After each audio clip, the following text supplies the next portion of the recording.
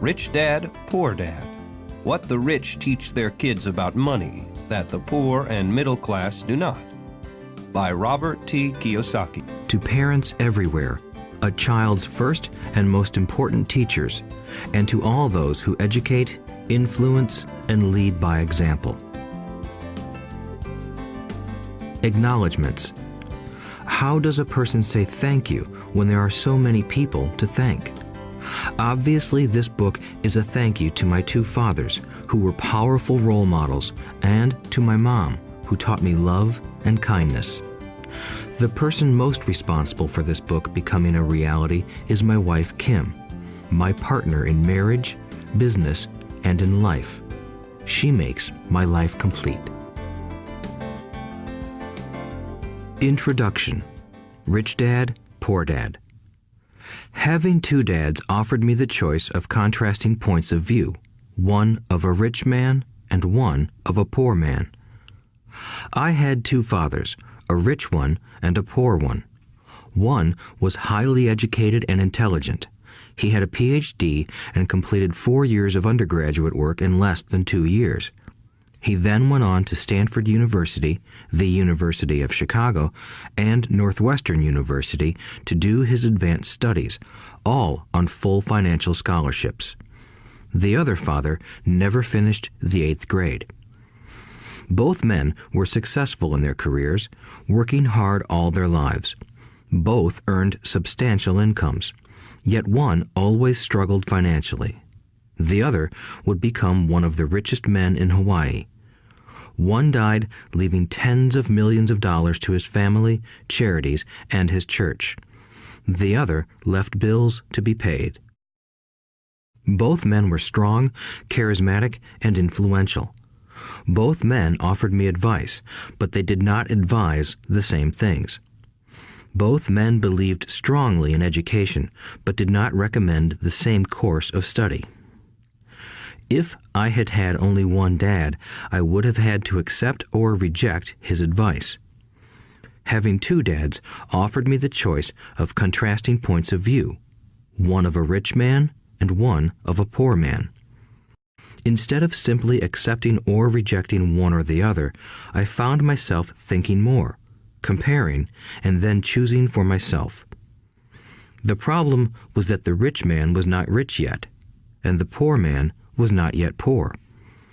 Both were just starting out on their careers, and both were struggling with money and families. But they had very different points of view about money. For example, one dad would say, "The love of money is the root of all evil." The other said, "The lack of money is the root of all evil." As a young boy, having two strong fathers, both influencing me, was difficult. I wanted to be a good son and listen, but the two fathers did not say the same things. The contrast in their points of view, particularly about money, was so extreme that I grew curious and intrigued. I began to start thinking for long periods of time about what each was saying. Much of my private time was spent reflecting, asking myself questions such as, "Why does he say that?" and then asking the same question of the other dad's statement. It would have been much easier to simply say, "Yeah, he's right, I agree with that," or to simply reject the point of view by saying, "The old man doesn't know what he's talking about." Instead, having two dads whom I loved forced me to think and ultimately choose a way of thinking for myself. As a process, choosing for myself turned out to be much more valuable in the long run than simply accepting or rejecting a single point of view. One of the reasons the rich get richer, the poor get poorer, and the middle class struggles in debt is that the subject of money is taught at home, not in school. Most of us learn about money from our parents, so what can poor parents tell their child about money? They simply say, "Stay in school and study hard." The child may graduate with excellent grades, but with a poor person's financial programming and mindset. Sadly, money is not taught in schools. Schools focus on scholastic and professional skills, but not on financial skills. This explains how smart bankers, doctors, and accountants who earned excellent grades may struggle financially all of their lives. Our staggering national debt is due in large part to highly educated politicians and government officials making financial decisions with little or no training in the subject of money. Today, I often wonder what will soon happen when we have millions of people who need financial and medical assistance. They will be dependent upon their families or the government for financial support. What will happen when Medicare and Social Security run out of money? How will a nation survive if teaching children about money continues to be left to parents, most of whom will be, or already are, poor? Because I had two influential fathers, I learned from both of them. I had to think about each dad's advice, and in doing so, I gained valuable insight into the power and effect of one's thoughts on one's life. For example, one dad had a habit of saying, "I can't afford it." The other dad forbade those words to be used. He insisted I ask, "How can I afford it?" One is a statement, and the other is a question. One lets you off the hook, and the other forces you to think. My soon-to-be rich dad would explain that by automatically saying the words, "I can't afford it," your brain stops working. By asking the question, "How can I afford it?" your brain is put to work. He did not mean that you should buy everything you want. He was fanatical about exercising your mind, the most powerful computer in the world. He'd say, "My brain gets stronger every day because I exercise it. The stronger it gets, the more money I can make." He believed that automatically saying, "I can't afford it," was a sign of mental laziness. Although both dads worked hard, I noticed that one dad had a habit of putting his brain to sleep when it came to finances, and the other had a habit of exercising his brain. The long-term result was that one dad grew stronger financially, and the other grew weaker. It is not much different from a person who goes to the gym to exercise on a regular basis versus someone who sits on the couch watching television. Proper physical exercise increases your chances for health, and proper mental exercise increases your chances for wealth.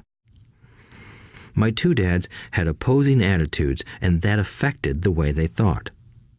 One dad thought that the rich should pay more in taxes to take care of those less fortunate. The other said, taxes punish those who produce and reward those who don't produce. One dad recommended, study hard so you can find a good company to work for. The other recommended, study hard so you can find a good company to buy. One dad said, the reason I'm not rich is because I have you kids. The other said, the reason I must be rich is because I have you kids. One encouraged talking about money and business at the dinner table, while the other forbade the subject of money to be discussed over a meal. One said, when it comes to money, play it safe. Don't take risks. The other said, learn to manage risk. One believed, our home is our largest investment and our greatest asset. The other believed, my house is a liability, and if your house is your largest investment, you're in trouble. Both dads paid their bills on time, yet one paid his bills first while the other paid his bills last. One dad believed in a company or the government taking care of you and your needs. He was always concerned about pay raises, retirement plans, medical benefits, sick leave, vacation days, and other perks. He was impressed with two of his uncles who joined the military and earned a retirement and entitlement package for life after 20 years of active service. He loved the idea of medical benefits and PX privileges the military provided its retirees. He also loved the tenure system available through the university. The idea of job protection for life and job benefits seemed more important at times than the job. He would often say, I've worked hard for the government and I'm entitled to these benefits. The other believed in total financial self-reliance. He spoke out against the entitlement mentality and how it created weak and financially needy people. He was emphatic about being financially competent. One dad struggled to save a few dollars. The other created investments. One dad taught me how to write an impressive resume so I could find a good job. The other taught me how to write strong business and financial plans so I could create jobs. Being a product of two strong dads allowed me the luxury of observing the effects different thoughts have on one's life. I noticed that people really do shape their lives through their thoughts. For example, my poor dad always said, "I'll never be rich," and that prophecy became reality. My rich dad, on the other hand, always referred to himself as rich. He would say things like, "I'm a rich man and rich people don't do this." Even when he was flat broke after a major financial setback, he continued to refer to himself as a rich man. He would cover himself by saying, "There is a difference between being poor and being broke. Broke is temporary. Poor is eternal." My poor dad would say, "I'm not interested in money," or "money doesn't matter." My rich dad always said, "Money is power."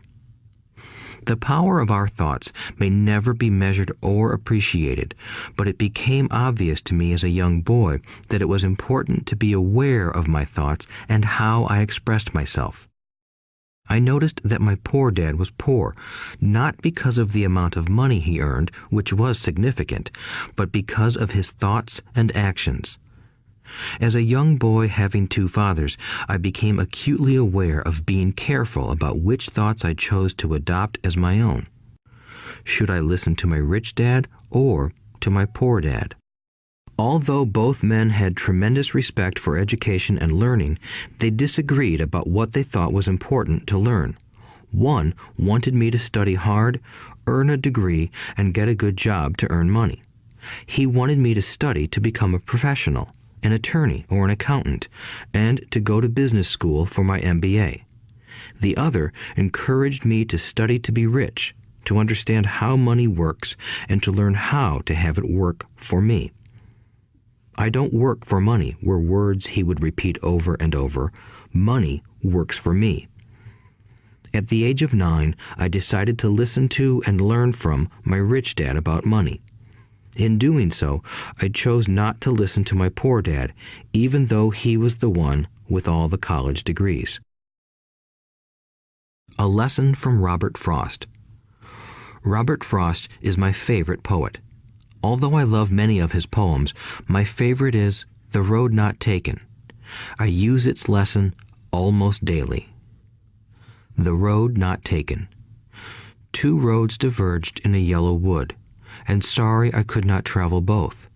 And be one traveler long I stood, and looked down one as far as I could, to where it bent in the undergrowth, then took the other as just as fair, and having perhaps the better claim, because it was grassy and wanted wear. Though as for that the passing there had worn them really about the same, and both that morning equally lay in leaves no step had trodden black. Oh, I kept the first for another day, yet knowing how way leads on to way, I doubted if I should ever come back. I shall be telling this with a sigh, somewhere ages and ages hence. Two roads diverged in a wood, and I took the one less traveled by, and that has made all the difference. And that has made all the difference. Over the years, I have often reflected upon Robert Frost's poem. Choosing not to listen to my highly educated dad's advice and attitude about money was a painful decision, but it was a decision that shaped the rest of my life. Once I made up my mind about whom to listen to, my education about money began. My rich dad taught me over a period of 30 years until I was 39 years old. He stopped once he realized that I knew and fully understood what he had been trying to drum into my often thick skull. Money is one form of power, but what is more powerful is financial education. Money comes and goes, but if you have the education about how money works, you gain power over it and can begin building wealth. The reason positive thinking alone does not work is because most people went to school and never learned how money works, so they spend their lives working for money. Because I was only 9 years old when I started, the lessons my rich dad taught me were simple. And when it was all said and done, there were only 6 main lessons, repeated over 30 years. This audiobook is about those 6 lessons, put as simply as possible, just as simply as my rich dad put forth those lessons to me. The lessons are meant not to be answers, but guideposts that will assist you and your children to grow wealthier no matter what happens in a world of increasing change and uncertainty. Chapter 1. Lesson 1. The rich don't work for money. The poor and the middle class work for money. The rich have money work for them. Dad, can you tell me how to get rich?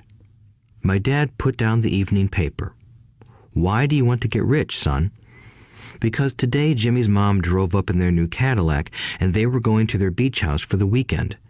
He took 3 of his friends, but Mike and I weren't invited. They told us we weren't invited because we were poor kids.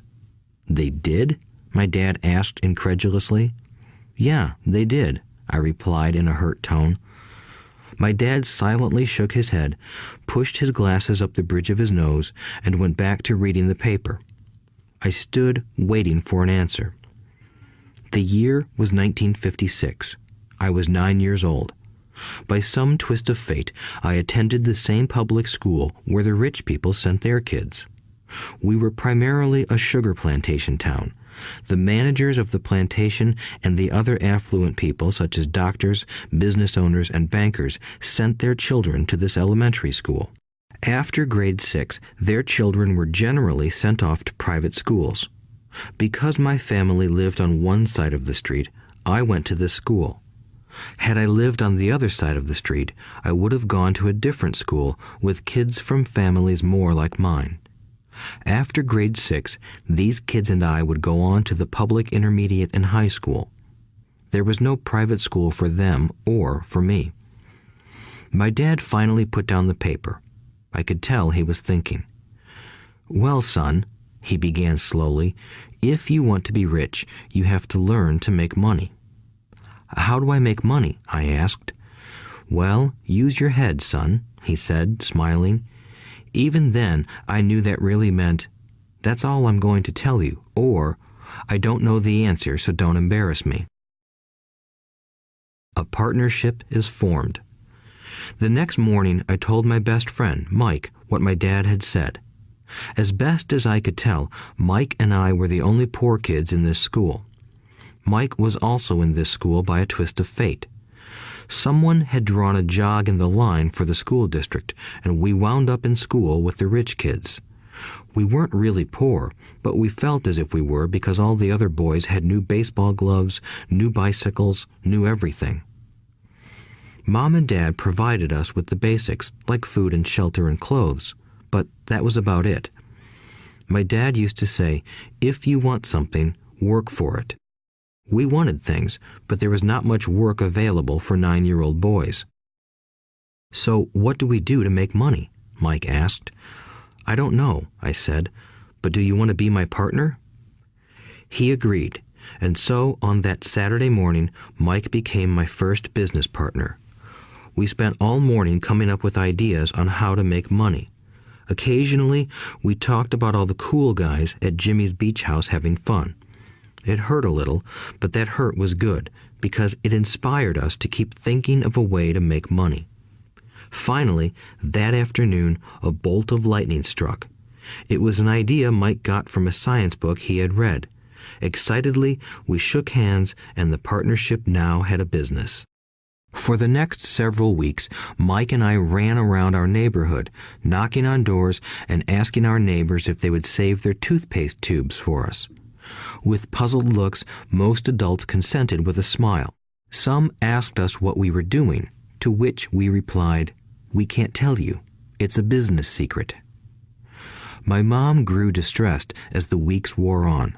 We had selected a site next to her washing machine as the place we would stockpile our raw materials. In a brown cardboard box that at one time held ketchup bottles, our little pile of used toothpaste tubes began to grow. Finally, my mom put her foot down. The sight of her neighbor's messy, crumpled used toothpaste tubes had gotten to her. "What are you boys doing?" she asked, "and I don't want to hear again that it's a business secret. Do something with this mess or I'm going to throw it out." Mike and I pleaded and begged, explaining that we would soon have enough and then we would begin production.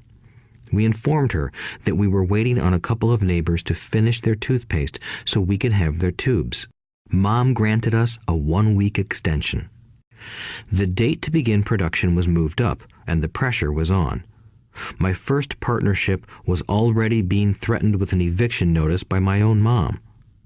It became Mike's job to tell the neighbors to quickly use up their toothpaste, saying their dentist wanted them to brush more often anyway.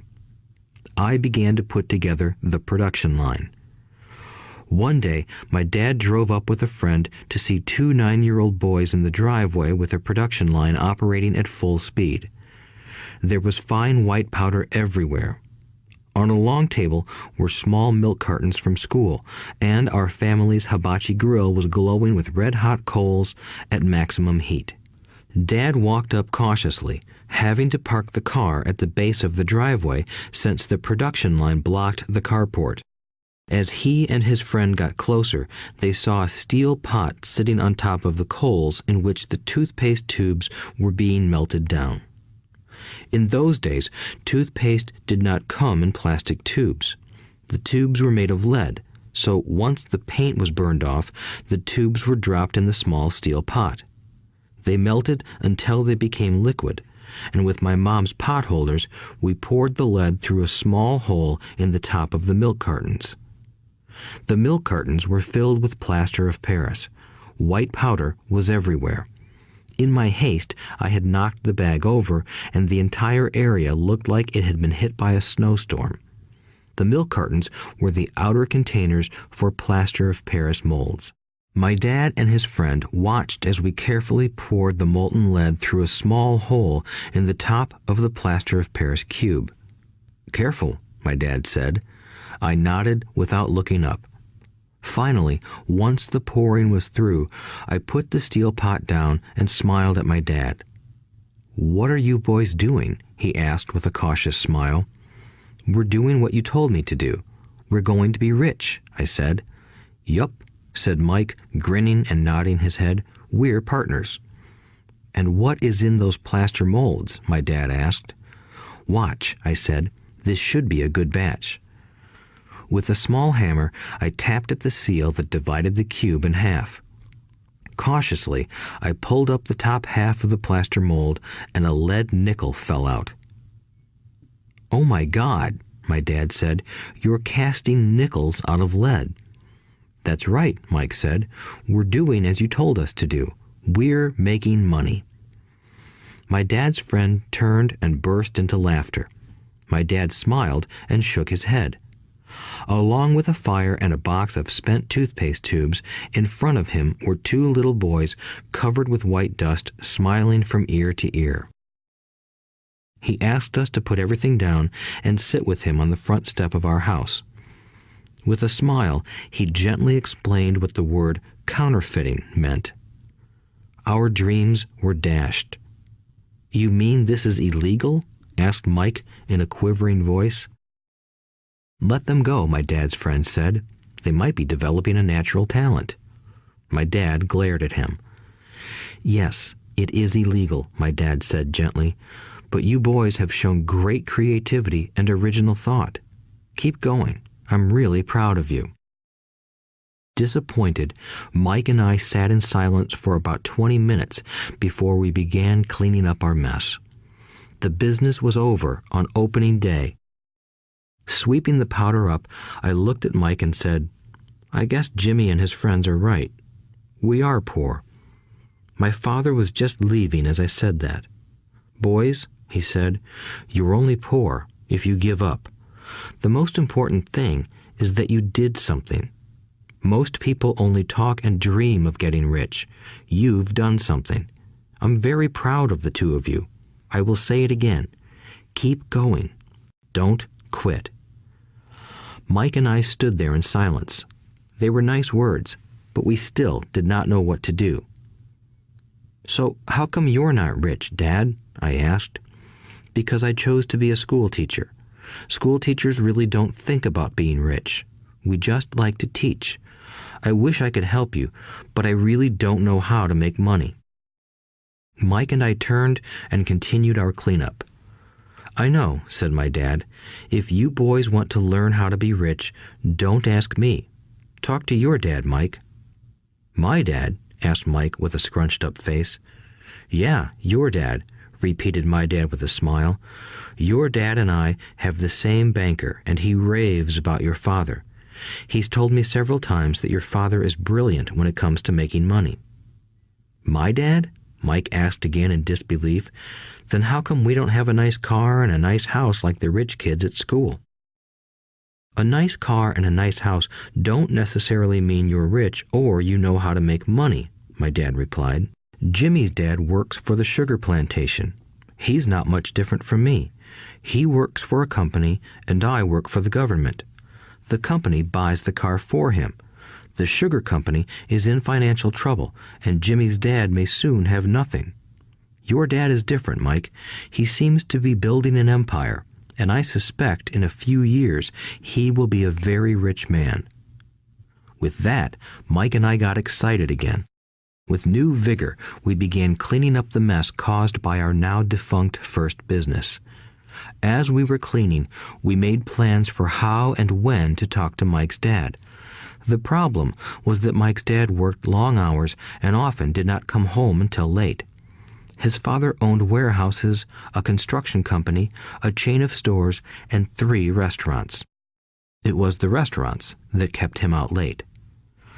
Mike caught the bus home after we had finished cleaning up. He was going to talk to his dad when he got home that night and ask him if he would teach us how to become rich. Mike promised to call as soon as he had talked to his dad, even if it was late. The phone rang at 8:30 p.m. "Okay," I said, "next Saturday." I put the phone down. Mike's dad had agreed to meet with us. On Saturday, I caught the 7:30 a.m. bus to the poor side of town. The lessons begin. Mike and I met with his dad that morning at 8 o'clock. He was already busy, having been at work for more than an hour. His construction supervisor was just leaving in his pickup truck as I walked up to his simple, small, and tidy home. Mike met me at the door. "Dad's on the phone, and he said to wait on the back porch," Mike said as he opened the door. The old wooden floor creaked as I stepped across the threshold of the aging house. There was a cheap mat just inside the door.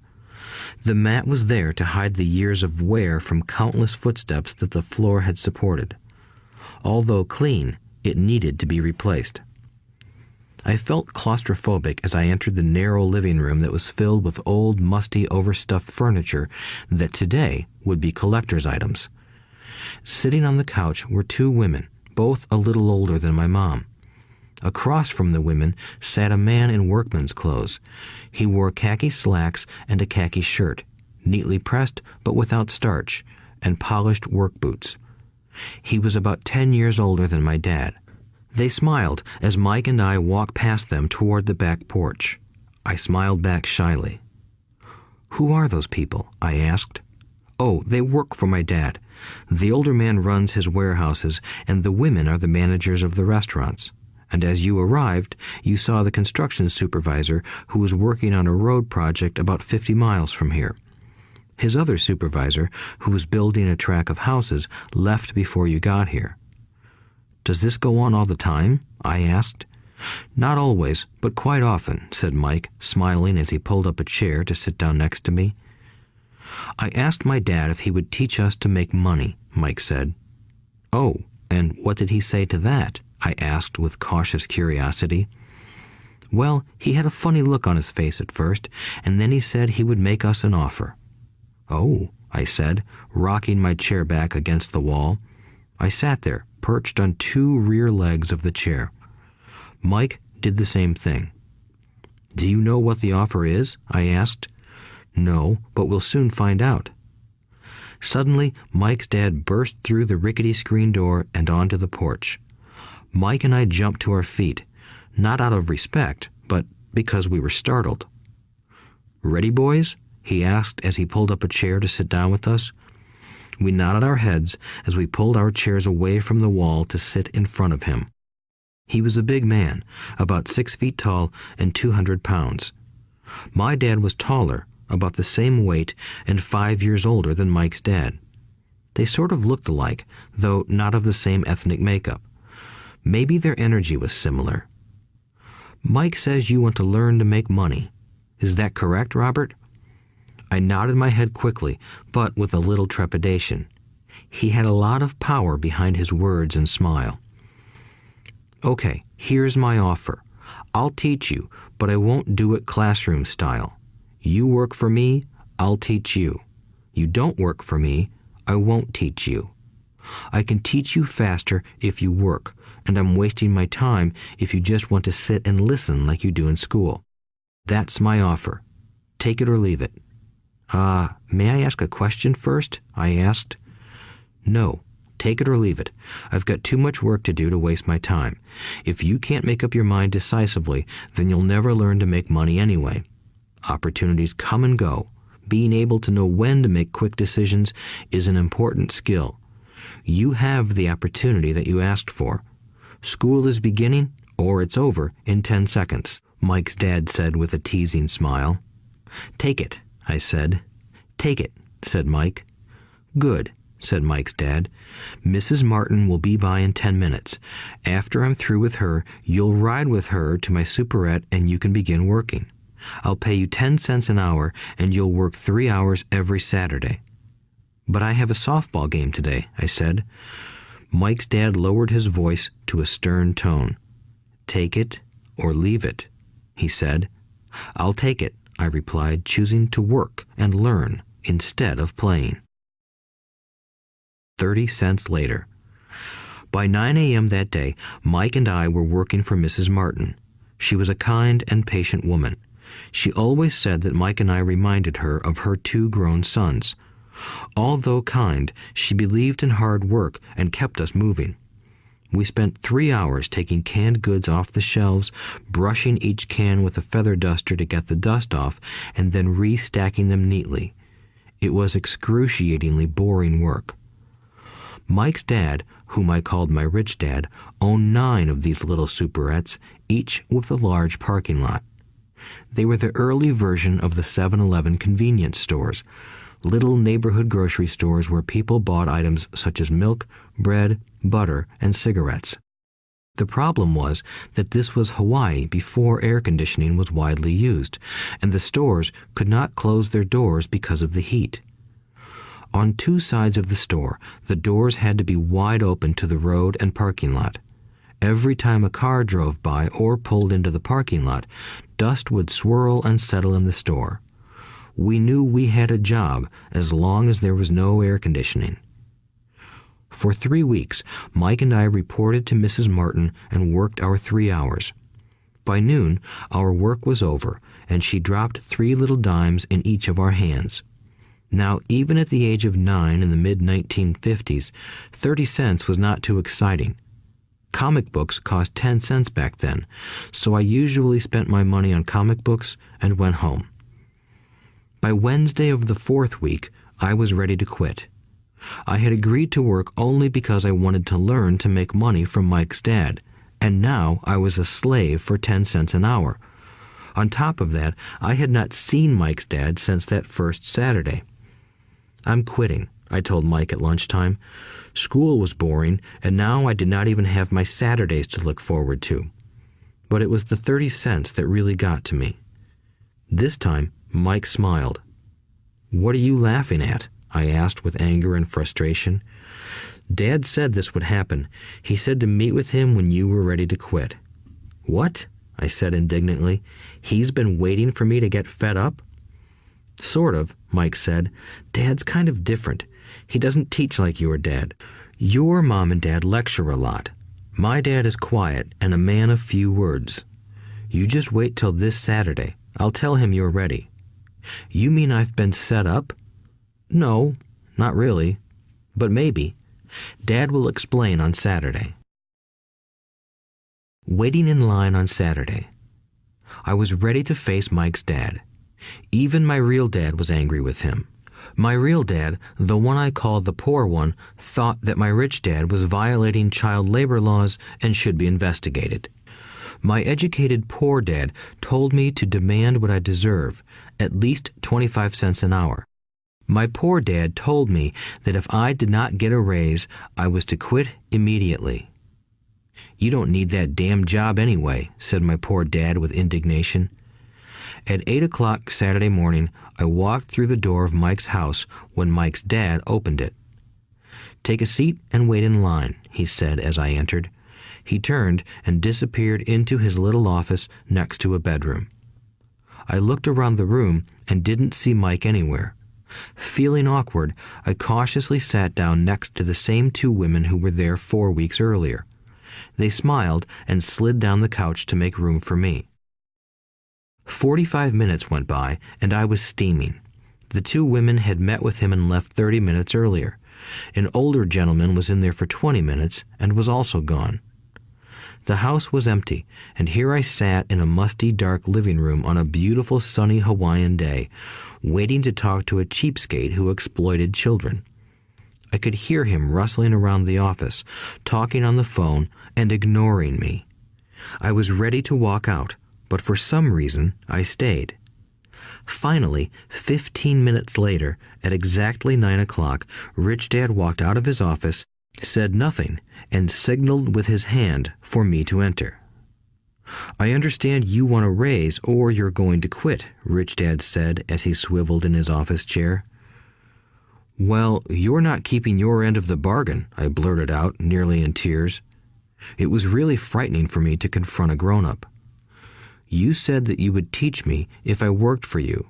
Well, I've worked for you. I've worked hard. I've given up my baseball games to work for you, but you haven't kept your word, and you haven't taught me anything. You are a crook like everyone in town thinks you are. You're greedy. You want all the money and don't take care of your employees. You made me wait and don't show me any respect. I'm only a little boy, but I deserve to be treated better. Rich Dad rocked back in his swivel chair, hands up to his chin, and stared at me. Not bad, he said. In less than a month, you sound like most of my employees. What? I asked. Not understanding what he was saying, I continued with my grievance. I thought you were going to keep your end of the bargain and teach me. Instead, you want to torture me? That's cruel. That's really cruel. I am teaching you, Rich Dad said quietly. What have you taught me? Nothing, I said angrily. You haven't even talked to me once since I agreed to work for peanuts. 10 cents an hour. Ha! I should notify the government about you. We have child labor laws, you know. My dad works for the government, you know. Wow, said Rich Dad. Now you sound just like most of the people who used to work for me. People I've either fired or who have quit. So, what do you have to say? I demanded, feeling pretty brave for a little kid. You lied to me. I've worked for you, and you have not kept your word. You haven't taught me anything. How do you know that I've not taught you anything? Asked Rich Dad calmly. Well, you've never talked to me. I've worked for 3 weeks, and you have not taught me anything, I said with a pout. Does teaching mean talking or a lecture? Rich Dad asked. Well, yes, I replied. That's how they teach you in school, he said, smiling. But that is not how life teaches you, and I would say that life is the best teacher of all. Most of the time, life does not talk to you. It just sort of pushes you around. Each push is life saying, wake up, there's something I want you to learn. What is this man talking about? I asked myself silently. Life pushing me around was life talking to me? Now I knew I had to quit my job. I was talking to someone who needed to be locked up. If you learn life's lessons, you will do well. If not, life will just continue to push you around. People do two things. Some just let life push them around. Others get angry and push back. But they push back against their boss, or their job, or their husband or wife. They do not know it's life that's pushing. I had no idea what he was talking about. Life pushes all of us around. Some people give up and others fight. A few learn the lesson and move on. They welcome life pushing them around. To these few people, it means they need and want to learn something. They learn and move on. Most quit, and a few, like you, fight. Rich Dad stood and shut the creaky old wooden window that needed repair. If you learn this lesson, you will grow into a wise, wealthy, and happy young man. If you don't, you will spend your life blaming a job, low pay, or your boss for your problems. You'll live life always hoping for that big break that will solve all your money problems. Rich Dad looked over at me to see if I was still listening. His eyes met mine. We stared at each other, communicating through our eyes. Finally, I looked away once I had absorbed his message. I knew he was right. I was blaming him, and I did ask to learn. I was fighting. Rich Dad continued, "Or, if you are the kind of person who has no guts, you just give up every time life pushes you.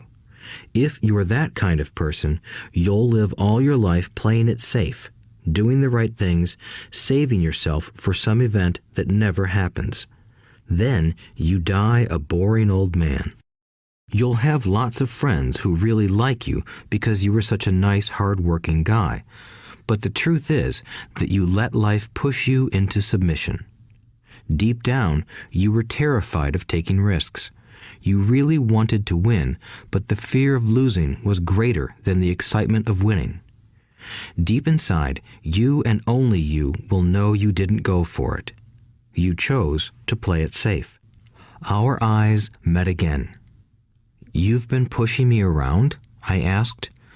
"Some people might say that," smiled Rich Dad. "I would say that I just gave you a taste of life." "What taste of life?" I asked, still angry, but now curious and ready to learn. "You boys are the first people that have ever asked me to teach them how to make money. I have more than 150 employees, and not one of them has asked me what I know about money. They ask me for a job and a paycheck, but never to teach them about money. So most will spend the best years of their lives working for money, not really understanding what it is they are working for." I sat there listening intently. "So when Mike told me you wanted to learn how to make money, I decided to design a course that mirrored real life. I could talk until I was blue in the face, but you wouldn't hear a thing. So I decided to let life push you around a bit so you could hear me. That's why I only paid you 10 cents. "So what is the lesson I learned from working for only 10 cents an hour?" I asked. "That you're cheap and exploit your workers?" Rich Dad rocked back and laughed heartily. Finally, he said, "You'd best change your point of view. Stop blaming me and thinking I'm the problem. If you think I'm the problem, then you have to change me. If you realize that you're the problem, then you can change yourself, learn something, and grow wiser. Most people want everyone else in the world to change but themselves. Let me tell you, it's easier to change yourself than everyone else." "I don't understand," I said. "Don't blame me for your problems," Rich Dad said, growing impatient. "But you only pay me 10 cents. "So what are you learning?" Rich Dad asked, smiling. "That you're cheap," I said with a sly grin. "See, you think I'm the problem," said Rich Dad. "But you are. Well, keep that attitude and you'll learn nothing. Keep the attitude that I'm the problem, and what choices do you have?" "Well, if you don't pay me more or show me more respect and teach me, I'll quit." "Well put," Rich Dad said, "and that's exactly what most people do. They quit and go looking for another job, a better opportunity and higher pay, actually thinking that this will solve the problem. In most cases, it won't. So what should I do? I asked. Just take this measly 10 cents an hour and smile? Rich Dad smiled. That's what the other people do. But that's all they do, waiting for a raise, thinking that more money will solve their problems. Most just accept it, and some take a second job working harder, but again, accepting a small paycheck. I sat staring at the floor, beginning to understand the lesson Rich Dad was presenting. I could sense it was a taste of life. Finally, I looked up and asked, "So what will solve the problem?" "This," he said, leaning forward in his chair and tapping me gently on the head. "This stuff between your ears." It was at that moment that Rich Dad shared the pivotal point of view that separated him from his employees and my poor dad, and led him to eventually become one of the richest men in Hawaii, while my highly educated but poor dad struggled financially all his life. It was a singular point of view that made all the difference over a lifetime. Rich Dad said this point of view over and over, which I call lesson number 1. The poor and the middle class work for money. The rich have money work for them.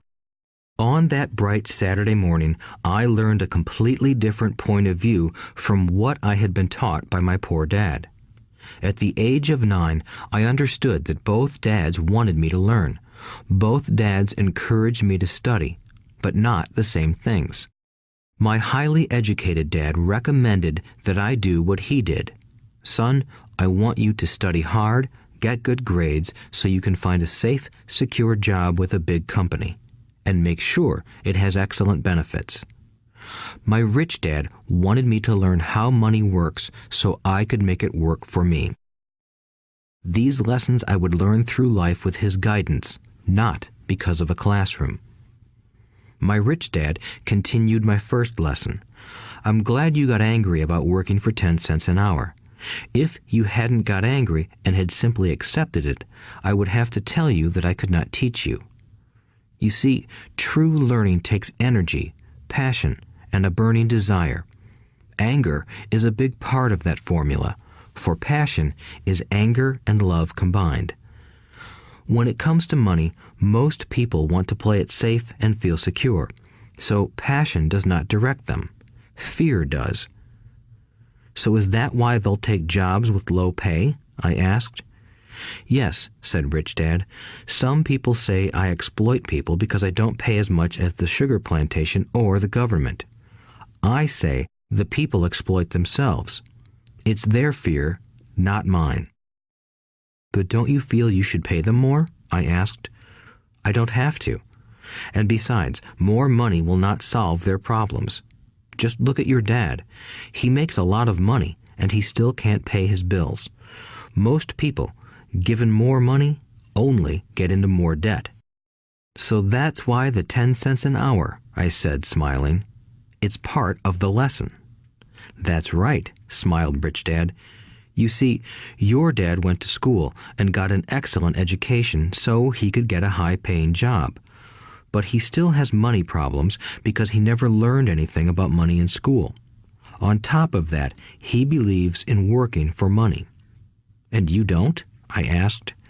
"No, not really," said Rich Dad. "If you want to learn to work for money, then stay in school. That is a great place to learn to do that.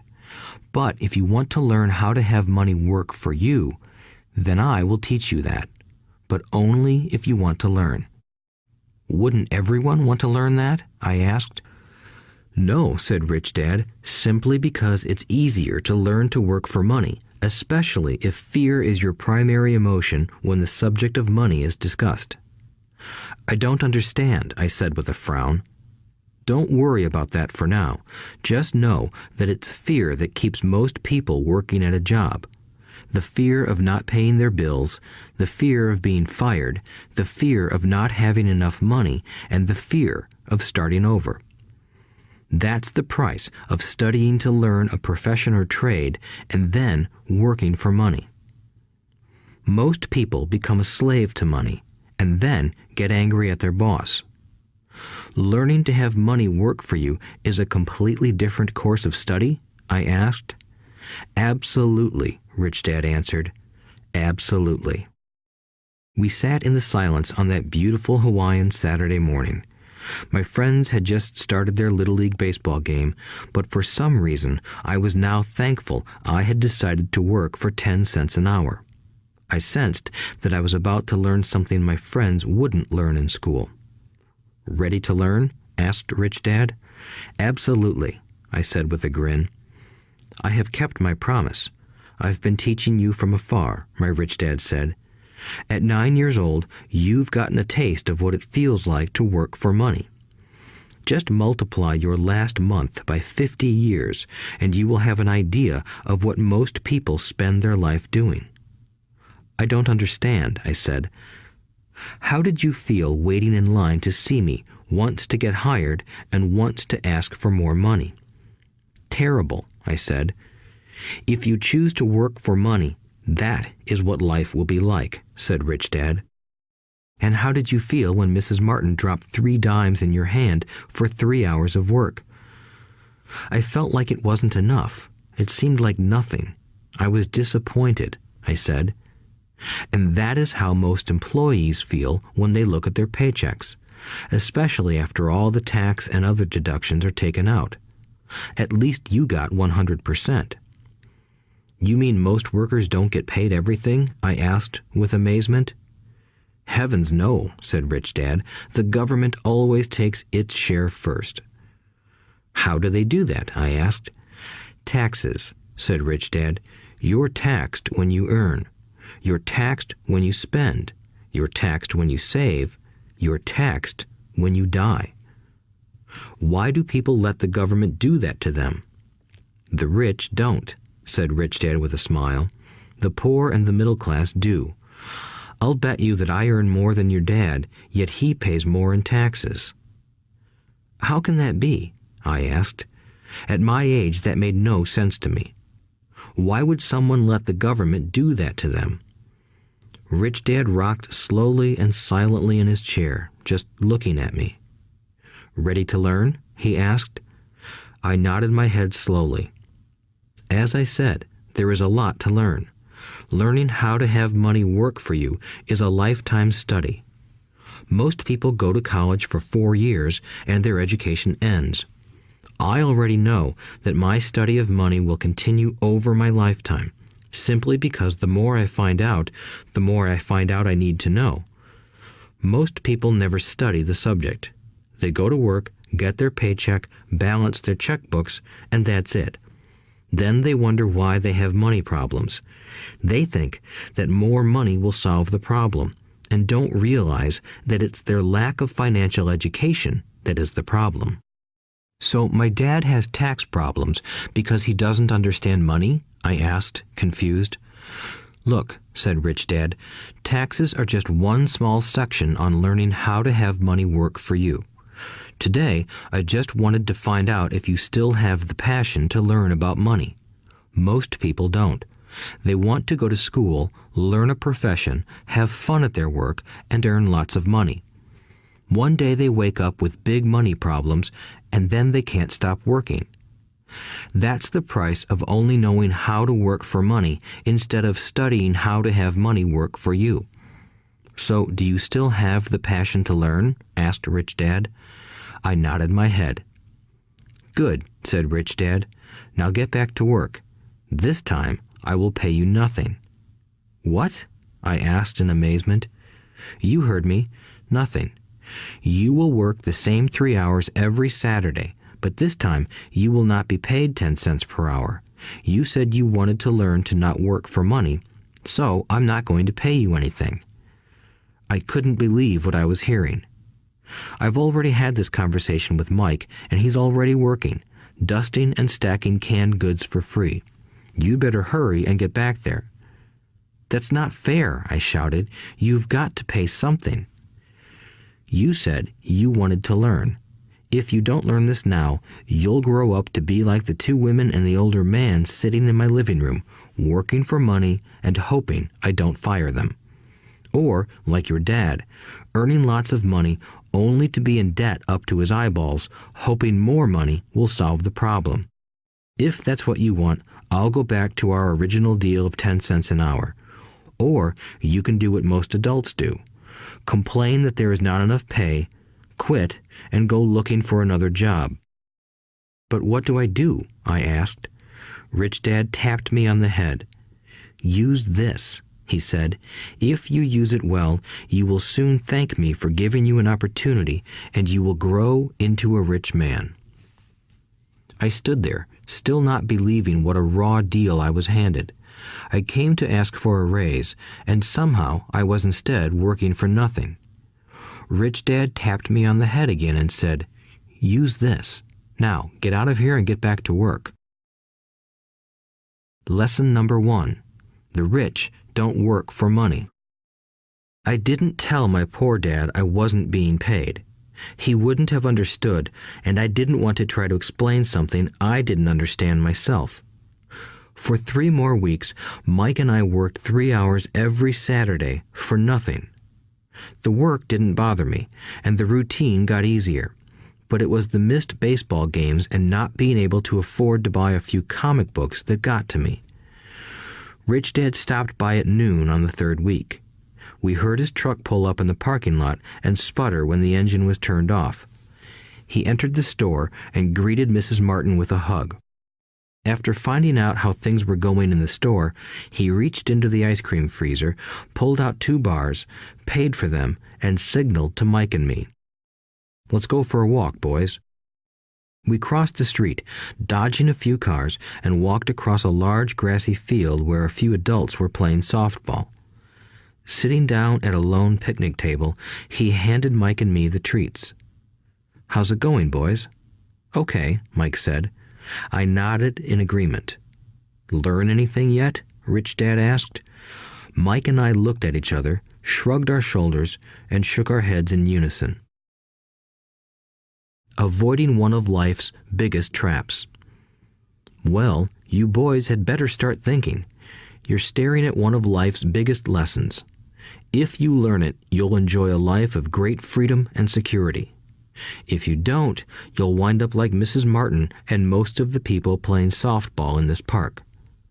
They work very hard for little money, clinging to the illusion of job security and looking forward to a 3-week vacation each year and maybe a skimpy pension after 45 years of service. If that excites you, I'll give you a raise to 25 cents an hour. But these are good, hard-working people. Are you making fun of them? I demanded. A smile came over Rich Dad's face. Mrs. Martin is like a mother to me. I would never be that cruel. I may sound unkind because I'm doing my best to point something out to the 2 of you. I want to expand your point of view so you can see something most people never have the benefit of seeing because their vision is too narrow.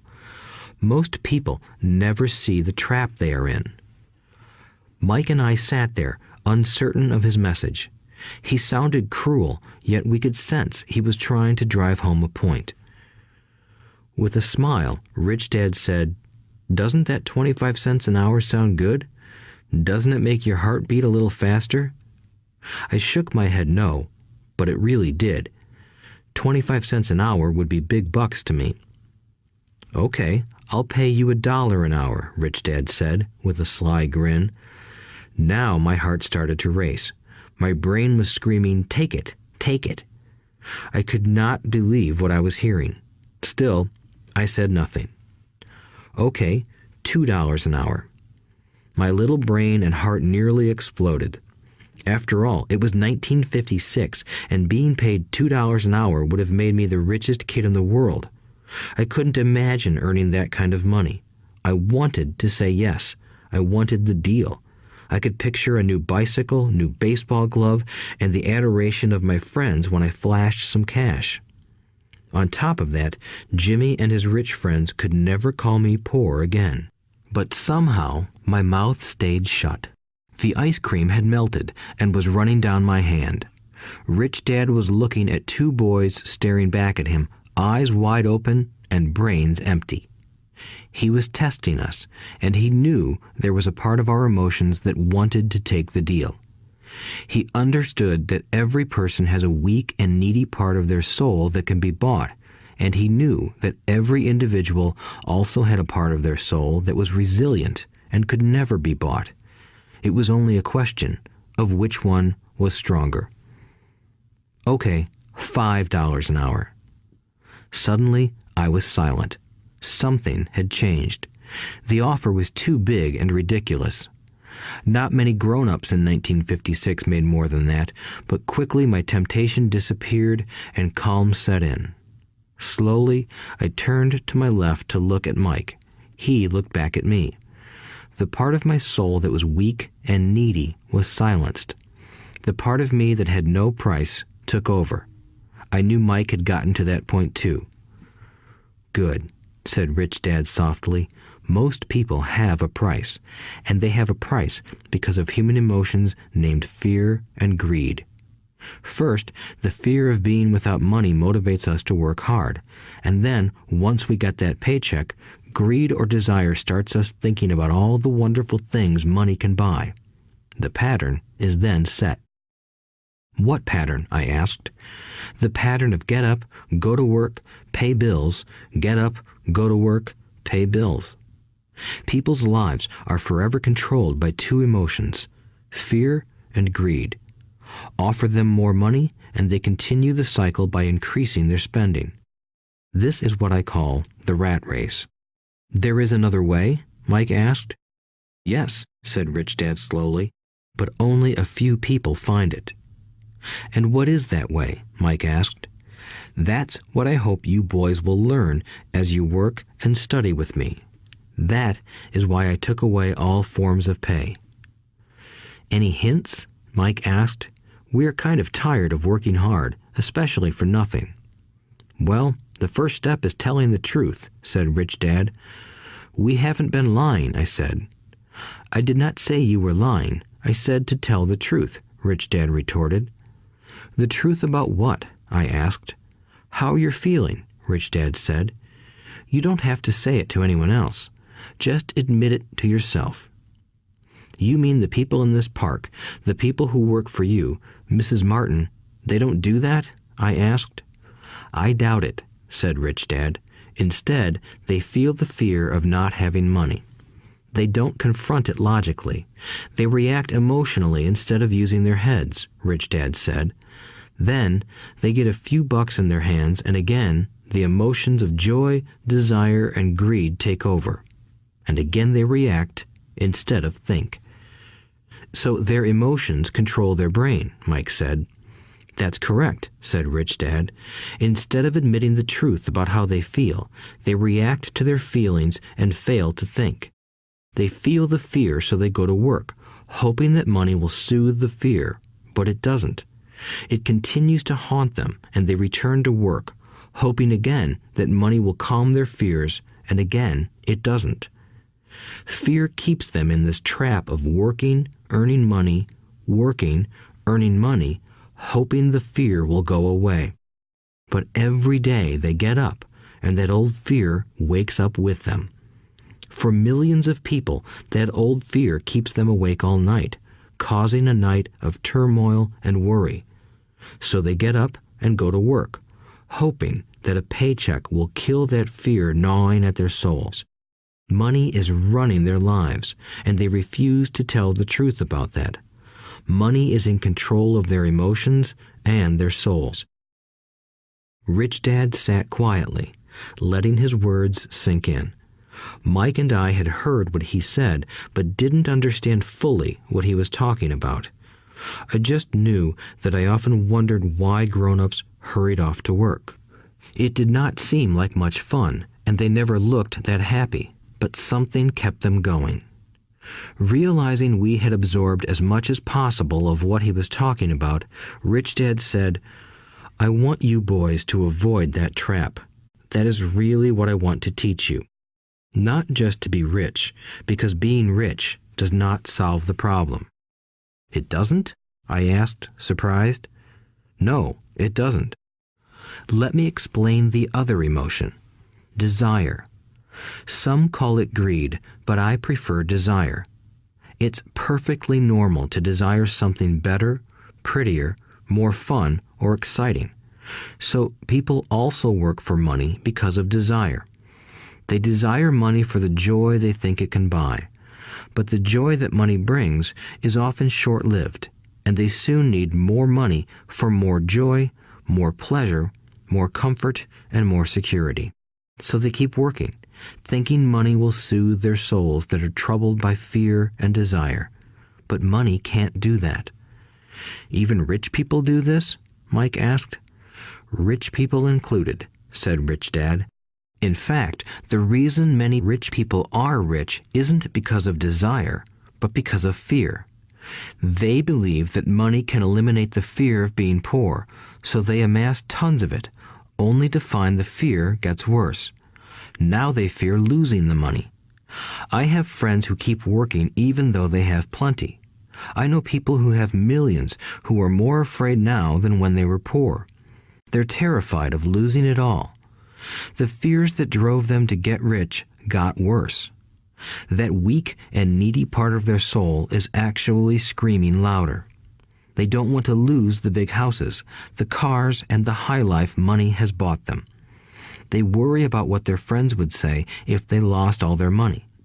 Many are emotionally desperate and neurotic, although they look rich and have more money. So, is a poor man happier? I asked. No, I don't think so, replied Rich Dad. The avoidance of money is just as psychotic as being attached to money. As if on cue, the town derelict went past our table, stopping by the large rubbish can and rummaging around in it. The three of us watched him with great interest, when before we probably would have just ignored him. Rich Dad pulled $1 out of his wallet and gestured to the older man. Seeing the money, the derelict came over immediately, took the bill, thanked Rich Dad profusely, and hurried off, ecstatic with his good fortune. He's not much different from most of my employees, said Rich Dad. I've met so many people who say, "Oh, I'm not interested in money," yet they'll work at a job for 8 hours a day. That's a denial of truth. If they weren't interested in money, then why are they working? That kind of thinking is probably more psychotic than a person who hoards money. As I sat there listening to my Rich Dad, my mind flashed back to the countless times my own dad said, "I'm not interested in money." He said those words often. He also covered himself by always saying, "I work because I love my job." So, what do we do? I asked. Not work for money until all traces of fear and greed are gone? No, that would be a waste of time, said Rich Dad. Emotions are what make us human. The word emotion stands for energy in motion. Be truthful about your emotions and use your mind and emotions in your favor, not against yourself. Whoa, said Mike. Don't worry about what I just said.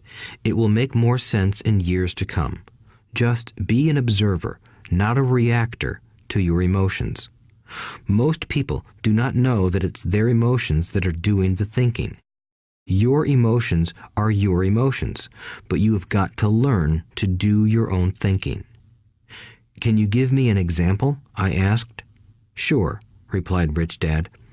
When a person says, "I need to find a job," it's most likely an emotion doing the thinking. Fear of not having money generates that thought. But people do need money if they have bills to pay, I said. Sure they do, smiled Rich Dad. All I'm saying is that it's fear that is all too often doing the thinking. I don't understand, said Mike. For example, said Rich Dad, if the fear of not having enough money arises, instead of immediately running out to get a job, they instead might ask themselves this question. Will a job be the best solution to this fear over the long run? In my opinion, the answer is no. A job is really a short-term solution to a long-term problem. But my dad is always saying, stay in school and get good grades so you can find a safe, secure job, I interjected, somewhat confused. Yes, I understand he says that, said Rich Dad, smiling. Most people recommend that, and it's a good path for most people. But people make that recommendation primarily out of fear. You mean my dad says that because he's afraid? Yes, said Rich Dad. He's terrified that you won't earn enough money and won't fit into society. Don't get me wrong. He loves you and wants the best for you. I, too, believe an education and a job are important, but it won't handle the fear. You see, that same fear that makes him get up in the morning to earn a few bucks is the fear that is causing him to be so fanatical about your going to school. So what do you recommend? I asked. I want to teach you to master the power of money instead of being afraid of it. They don't teach that in school, and if you don't learn it, you become a slave to money. It was finally making sense. He wanted us to widen our views and to see what the Mrs. Martins of this world couldn't see. He used examples that sounded cruel at the time, but I've never forgotten them. My vision widened that day, and I began to see the trap that lay ahead for most people. You see, we're all employees ultimately. We just work at different levels, said Rich Dad. I just want you boys to have a chance to avoid the trap caused by those two emotions, fear and desire. Use them in your favor, not against you. That's what I want to teach you. I'm not interested in just teaching you to make a pile of money. That won't handle the fear or desire. If you don't first handle fear and desire, and you get rich, you'll only be a highly paid slave. So how do we avoid the trap? I asked. The main cause of poverty or financial struggle is fear and ignorance, not the economy or the government or the rich. It's self-inflicted fear and ignorance that keep people trapped. So you boys go to school and get your college degrees, and I'll teach you how to stay out of the trap. The pieces of the puzzle were appearing. My highly educated dad had a great education and a great career, but school never told him how to handle money or his fear of it. It became clear that I could learn different and important things from two fathers. So you've been talking about the fear of not having money. How does the desire for money affect our thinking? Mike asked. How did you feel when I tempted you with a pay raise? Did you notice your desires rising? We nodded our heads. By not giving in to your emotions, you were able to delay your reactions and think. That is important. We will always have emotions of fear and greed. From here on in, it's imperative for you to use those emotions to your advantage, and for the long term to not let your emotions control your thinking. Most people use fear and greed against themselves. That's the start of ignorance. Most people live their lives chasing paychecks, pay raises, and job security because of the emotions of desire and fear, not really questioning where those emotion-driven thoughts are leading them. It's just like the picture of a donkey dragging a cart with its owner dangling a carrot just in front of its nose. The donkey's owner may be going where he wants to, but the donkey is chasing an illusion. Tomorrow, there will only be another carrot for the donkey. You mean the moment I pictured a new baseball glove, candy, and toys, that's like a carrot to a donkey? Mike asked. Yes, and as you get older, your toys get more expensive. A new car, a boat, and a big house to impress your friends, said Rich Dad with a smile. Fear pushes you out the door, and desire calls to you. That's the trap. So what's the answer? Mike asked. What intensifies fear and desire is ignorance. That is why rich people with lots of money often have more fear the richer they get. Money is the carrot, the illusion. If the donkey could see the whole picture, it might rethink its choice to chase the carrot. Rich Dad went on to explain that a human's life is a struggle between ignorance and illumination. He explained that once a person stops searching for information and self-knowledge, ignorance sets in.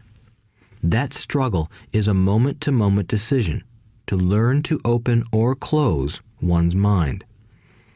Look, school is very important. You go to school to learn a skill or profession to become a contributing member of society. Every culture needs teachers, doctors, mechanics, artists, cooks, business people, police officers, firefighters, and soldiers. Schools train them so society can thrive and flourish, said Rich Dad. Unfortunately, for many people, school is the end, not the beginning. There was a long silence. Rich Dad was smiling. I didn't comprehend everything he said that day, but as with most great teachers, his words continued to teach for years. I've been a little cruel today, said Rich Dad, but I want you to always remember this talk. I want you to always think of Mrs. Martin, and I want you always to remember that donkey. Never forget that fear and desire can lead you into life's biggest trap if you are not aware of them controlling your thinking. To spend your life living in fear, never exploring your dreams, is cruel. To work hard for money, thinking that it will buy you things that will make you happy, is also cruel. To wake up in the middle of the night terrified about paying bills is a horrible way to live. To live a life dictated by the size of a paycheck is not really living a life. Thinking that a job makes you secure is lying to yourself. That's cruel, and that's the trap I want you to avoid. I've seen how money runs people's lives. Don't let that happen to you. Please, don't let money run your life. A softball rolled under our table. Rich Dad picked it up and threw it back. So what does ignorance have to do with greed and fear? I asked. Because it is ignorance about money that causes so much greed and fear, said Rich Dad. Let me give you some examples. A doctor, wanting more money to better provide for his family, raises his fees. By raising his fees, it makes healthcare more expensive for everyone. It hurts the poor people the most, so they have worse health than those with money. Because the doctors raise their fees, the attorneys raise their fees. Because the attorneys' fees have gone up, school teachers want a raise, which raises our taxes, and on and on and on. Soon, there will be such a horrifying gap between the rich and the poor that chaos will break out and another great civilization will collapse. History proves that great civilizations collapse when the gap between the haves and have-nots is too great. Sadly, America is on that same course because we haven't learned from history. We only memorize historical dates and names, not the lesson. Aren't prices supposed to go up? I asked. In an educated society with a well-run government, prices should actually come down. Of course, that is often only true in theory. Prices go up because of greed and fear caused by ignorance.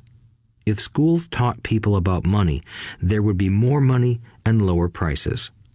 But schools focus only on teaching people to work for money, not how to harness money's power. But don't we have business schools? Mike asked. And haven't you encouraged me to go for my MBA? Yes, said Rich Dad, but all too often business schools train employees to become sophisticated bean counters. Heaven forbid a bean counter takes over a business. All they do is look at the numbers, fire people, and kill the business. I know this because I hire bean counters. All they think about is cutting costs and raising prices, which cause more problems. Bean counting is important. I wish more people knew it, but it, too, is not the whole picture, added Rich Dad angrily. So, is there an answer? Asked Mike. Yes, said Rich Dad. Learn to use your emotions to think, not think with your emotions. When you boys mastered your emotions by agreeing to work for free, I knew there was hope. When you again resisted your emotions when I tempted you with more money, you were again learning to think in spite of being emotionally charged. That's the first step. Why is that step so important? I asked. Well, that's up to you to find out. If you want to learn, I'll take you boys into the briar patch, a place almost everyone else avoids. If you go with me, you'll let go of the idea of working for money and instead learn to have money work for you. And what will we get if we go with you? What if we agree to learn from you? What will we get? I asked. The same thing Brer Rabbit got, said Rich Dad, referring to the classic children's story. Is there a briar patch? I asked. Yes, said Rich Dad. The briar patch is our fear and greed. Confronting fear, weaknesses, and neediness by choosing our own thoughts is the way out. Choosing our thoughts? Mike asked, puzzled. Yes, choosing what we think rather than reacting to our emotions. Instead of just getting up and going to work because not having the money to pay your bills is scaring you, ask yourself, is working harder at this the best solution to this problem? Most people are too afraid to rationally think things through and instead run out the door to a job they hate. The tar baby is in control. That's what I mean by choosing your thoughts. And how do we do that? Mike asked. That's what I will teach you. I'll teach you to have a choice of thoughts rather than a knee-jerk reaction, like gulping down your morning coffee and running out the door. Remember what I said before. A job is only a short-term solution to a long-term problem. Most people have only one problem in mind, and it's short-term.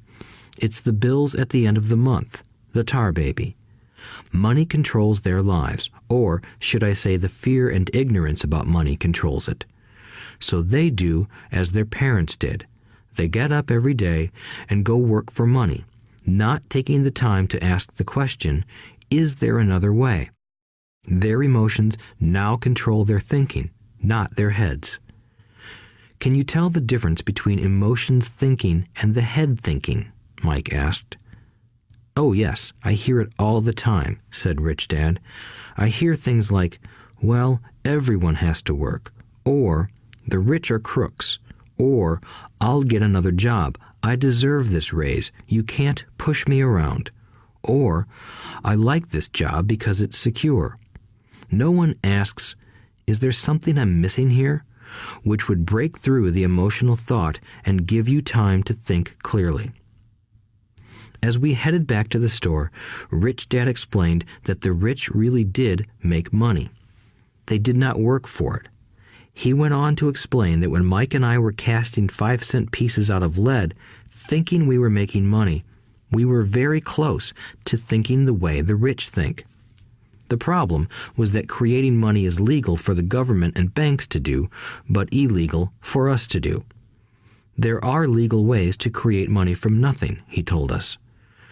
Rich Dad went on to explain that the rich know that money is an illusion, truly like the carrot for the donkey. It's only out of fear and greed that the illusion of money is held together by billions of people who believe that money is real. It's not. Money is really made up. It is only because of the illusion of confidence and the ignorance of the masses that this house of cards stands. He talked about the gold standard that America was on, and that each dollar bill was actually a silver certificate. What concerned him was the rumor that we would someday go off the gold standard and our dollars would no longer be backed by something tangible.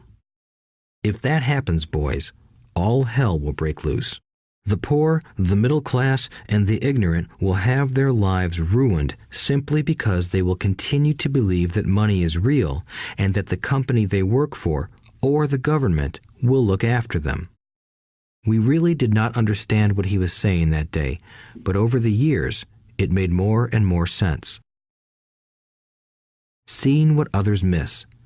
As he climbed into his pickup truck outside his convenience store, Rich Dad said, "Keep working, boys, but the sooner you forget about needing a paycheck, the easier your adult life will be. Keep using your brain, work for free, and soon your mind will show you ways of making money far beyond what I could ever pay you. You will see things that other people never see. Most people never see these opportunities because they're looking for money and security, so that's all they get. The moment you see one opportunity, you'll see them for the rest of your life. The moment you do that, I'll teach you something else. Learn this, and you'll avoid one of life's biggest traps. Mike and I picked up our things from the store and waved goodbye to Mrs. Martin. We went back to the park, to the same picnic bench, and spent several more hours thinking and talking. We spent the next week at school thinking and talking too. For 2 more weeks, we kept thinking, talking, and working for free. At the end of the second Saturday, I was again saying goodbye to Mrs. Martin and looking at the comic book stand with a longing gaze. The hard thing about not even getting 30 cents every Saturday was that I didn't have any money to buy comic books. Suddenly, as Mrs. Martin said goodbye to Mike and me, I saw her do something I'd never seen her do before. Mrs. Martin was cutting the front page of the comic book in half. She kept the top half of the comic book cover and threw the rest of the book into a large cardboard box. When I asked her what she did with the comic books, she said, "I throw them away. I give the top half of the cover back to the comic book distributor for credit when he brings in the new comics. He's coming in an hour." Mike and I waited for an hour. Soon the distributor arrived, and I asked him if we could have the comic books. To my delight, he said, "You can have them if you work for this store and do not resell them." Remember our old business partnership? Well, Mike and I revived it. Using a spare room in Mike's basement, we began piling hundreds of comic books in that room. Soon, our comic book library was open to the public. We hired Mike's younger sister, who loved to study, to be head librarian. She charged each child 10 cents admission to the library, which was open from 2:30 p.m. to 4:30 p.m. every day after school. The customers, the children of the neighborhood, could read as many comics as they wanted in 2 hours. It was a bargain for them since a comic cost 10 cents each, and they could read 5 or 6 in 2 hours. Mike's sister would check the kids as they left to make sure they weren't borrowing any comic books. She also kept the books, logging in how many kids showed up each day, who they were, and any comments they might have. Mike and I averaged $9.50 per week over a 3-month period. We paid his sister $1 a week and allowed her to read the comics for free, which she rarely did since she was always studying. Mike and I kept our agreement by working in the store every Saturday and collecting all the comic books from the different stores. We kept our agreement to the distributor by not selling any comic books. We burned them once they got too tattered. We tried opening a branch office, but we could never quite find someone as trustworthy and dedicated as Mike's sister. At an early age, we found out how hard it was to find good staff. 3 months after the library first opened, a fight broke out in the room. Some bullies from another neighborhood pushed their way in, and Mike's dad suggested we shut down the business. So our comic book business shut down, and we stopped working on Saturdays at the convenience store. But Rich Dad was excited because he had new things he wanted to teach us. He was happy because we had learned our first lessons so well. We learned to make money work for us. By not getting paid for our work at the store, we were forced to use our imaginations to identify an opportunity to make money. By starting our own business, the comic book library, we were in control of our own finances, not dependent on an employer. The best part was that our business generated money for us even when we weren't physically there. Our money worked for us. Instead of paying us money, Rich Dad had given us so much more. Chapter 2. Lesson 2. Why teach financial literacy?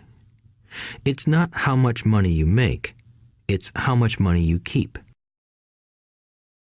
In 1990, Mike took over his father's empire and is, in fact, doing a better job than his dad did. We see each other once or twice a year on the golf course. He and his wife are wealthier than you can imagine. Rich Dad's empire is in great hands, and Mike is now grooming his son to take his place, as his dad had groomed us. In 1994, I retired at the age of 47, and my wife Kim was 37. Retirement does not mean not working. For us, it means that, barring unforeseen cataclysmic changes, we can work or not work, and our wealth grows automatically, staying ahead of inflation. Our assets are large enough to grow by themselves. It's like planting a tree. You water it for years, and then one day it doesn't need you anymore. Its roots are implanted deep enough. Then the tree provides shade for your enjoyment. Mike chose to run the empire, and I chose to retire. Whenever I speak to groups of people, they often ask what I would recommend that they do. How do I get started? Is there a book you would recommend? What should I do to prepare my children? What is your secret to success? How do I make millions? Whenever I hear one of these questions, I'm reminded of the following story. The Richest Businessmen. In 1923, a group of our greatest leaders and richest businessmen held a meeting at the Edgewater Beach Hotel in Chicago. Among them were Charles Schwab, head of the largest independent steel company; Samuel Insull, president of the world's largest utility; Howard Hobson, head of the largest gas company; Ivar Kruger, president of International Match Company, one of the world's largest companies at that time; Leon Fraser, president of the Bank of International Settlements; Richard Whitney, president of the New York Stock Exchange; Arthur Cotton and Jesse Livermore, two of the biggest stock speculators; and Albert Fall, a member of President Harding's cabinet. 25 years later, 9 of these titans ended their lives as follows. Schwab died penniless after living for 5 years on borrowed money. Insull died broke in a foreign land, and Kruger and Cotton also died broke. Hobson went insane. Whitney and Albert Fall were released from prison, and Fraser and Livermore committed suicide. I doubt if anyone can say what really happened to these men. If you look at the date, 1923, it was just before the 1929 market crash and the Great Depression, which I suspect had a great impact on these men and their lives. The point is this. Today, we live in times of greater and faster change than these men did. I suspect there will be many booms and busts in the coming years that will parallel the ups and downs these men faced. I am concerned that too many people are too focused on money and not on their greatest wealth, their education. If people are prepared to be flexible, keep an open mind and learn, they will grow richer and richer despite tough changes. If they think money will solve problems, they will have a rough ride. Intelligence solves problems and produces money. Money without financial intelligence is money soon gone. Most people fail to realize that in life, it's not how much money you make, it's how much money you keep. We've all heard stories of lottery winners who are poor, then suddenly rich, and then poor again. They win millions, yet are soon back where they started. Or stories of professional athletes who at the age of 24 are earning millions, but are sleeping under a bridge 10 years later. I remember a story of a young basketball player who a year ago had millions. Today, at just 29, he claims his friends, attorney, and accountant took his money and he was forced to work at a car wash for minimum wage. He was fired from the car wash because he refused to take off his championship ring as he was wiping off the cars. His story made national news, and he is appealing his termination, claiming hardship and discrimination. He claims that the ring is all he has left, and if it was stripped away, he'll crumble. I know so many people who became instant millionaires, and while I am glad some people have become richer and richer, I caution them that in the long run, it's not how much money you make, it's how much you keep and how many generations you keep it. So when people ask, "Where do I get started?" or tell me how to get rich quick, they often are greatly disappointed with my answer. I simply say to them what my rich dad said to me when I was a little kid. If you want to be rich, you need to be financially literate. That idea was drummed into my head every time we were together. As I said, my educated dad stressed the importance of reading books, while my rich dad stressed the need to master financial literacy.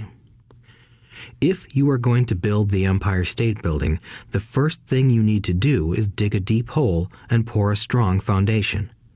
If you are going to build a home in the suburbs, all you need to do is pour a 6-inch slab of concrete.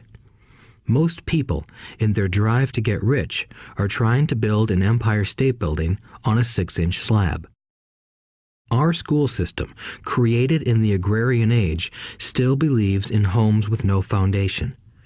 Dirt floors are still the rage, so kids graduate from school with virtually no financial foundation. One day, sleepless and deep in debt in suburbia, living the American dream, they decide that the answer to their financial problems is to find a way to get rich quick. Construction on the skyscraper begins. It goes up quickly, and soon, instead of the Empire State Building, we have the Leaning Tower of suburbia. The sleepless nights return. As for Mike and me in our adult years, both of our choices were possible because we were taught to pour a strong financial foundation when we were just kids. Accounting is possibly the most confusing, boring subject in the world, but if you want to be rich long term, it could be the most important subject. For Rich Dad, the question was how to take a boring and confusing subject and teach it to kids. The answer he found was to make it simple by teaching it in pictures. My rich dad poured a strong financial foundation for Mike and me. Since we were just kids, he created a simple way to teach us. For years, he only drew pictures and used few words. Mike and I understood the simple drawings, the jargon, the movement of money, and then in later years, Rich Dad began adding numbers. Today, Mike has gone on to master much more complex and sophisticated accounting analysis because he had to in order to run his empire. I am not as sophisticated because my empire is smaller, yet we come from the same simple foundation. Over the following pages, we will discuss those same simple line drawings Mike's dad created for us. Though basic, those drawings helped guide two little boys in building great sums of wealth on a solid and deep foundation.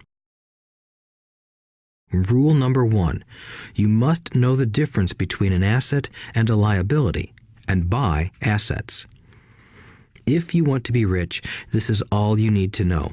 It is rule number 1. It is the only rule. This may sound absurdly simple, but most people have no idea how profound this rule is. Most people struggle financially because they do not know the difference between an asset and a liability. Rich people acquire assets. The poor and middle class acquire liabilities that they think are assets, said Rich Dad. When Rich Dad explained this to Mike and me, we thought he was kidding. Here we were, nearly teenagers, and waiting for the secret to getting rich. And this was his answer. It was so simple that we stopped for a long time to think about it. "What is an asset?" asked Mike. "Don't worry right now," said Rich Dad. "Just let the idea sink in. If you can comprehend the simplicity, your life will have a plan and be financially easy. It is simple. That is why the idea is missed." "You mean all we need to know is what an asset is, acquire them, and we'll be rich?" I asked. Rich Dad nodded his head. "It's that simple." "If it's that simple, how come everyone is not rich?" I asked. Rich Dad smiled. "Because people do not know the difference between an asset and a liability." I remember asking, how could adults be so misguided? If it is that simple, if it is that important, why would everyone not want to find out? It took Rich Dad only a few minutes to explain what assets and liabilities were. As an adult, I have difficulty explaining it to other adults. The simplicity of the idea escapes them because they have been educated differently. They were taught by other educated professionals, such as bankers, accountants, real estate agents, financial planners, and so forth. The difficulty comes in asking adults to unlearn or become children again. An intelligent adult often feels it is demeaning to pay attention to simplistic definitions. Rich Dad believed in the KISS principle: keep it simple, stupid, or keep it super simple. So he kept it simple for us, and that made our financial foundation strong. So what causes the confusion? How could something so simple be so screwed up? Why would someone buy an asset that was really a liability? The answer is found in basic education. We focus on the word literacy and not financial literacy. What defines something to be an asset or a liability are not words. In fact, if you really want to be confused, look up the words asset and liability in the dictionary. I know the definition may sound good to a trained accountant, but for the average person, it makes no sense. But we adults are often too proud to admit that something does not make sense. To us young boys, Rich Dad said, "What defines an asset are not words, but numbers. And if you can't read the numbers, you can't tell an asset from a hole in the ground." In accounting, Rich Dad would say, it's not the numbers, but what the numbers are telling you. It's just like words.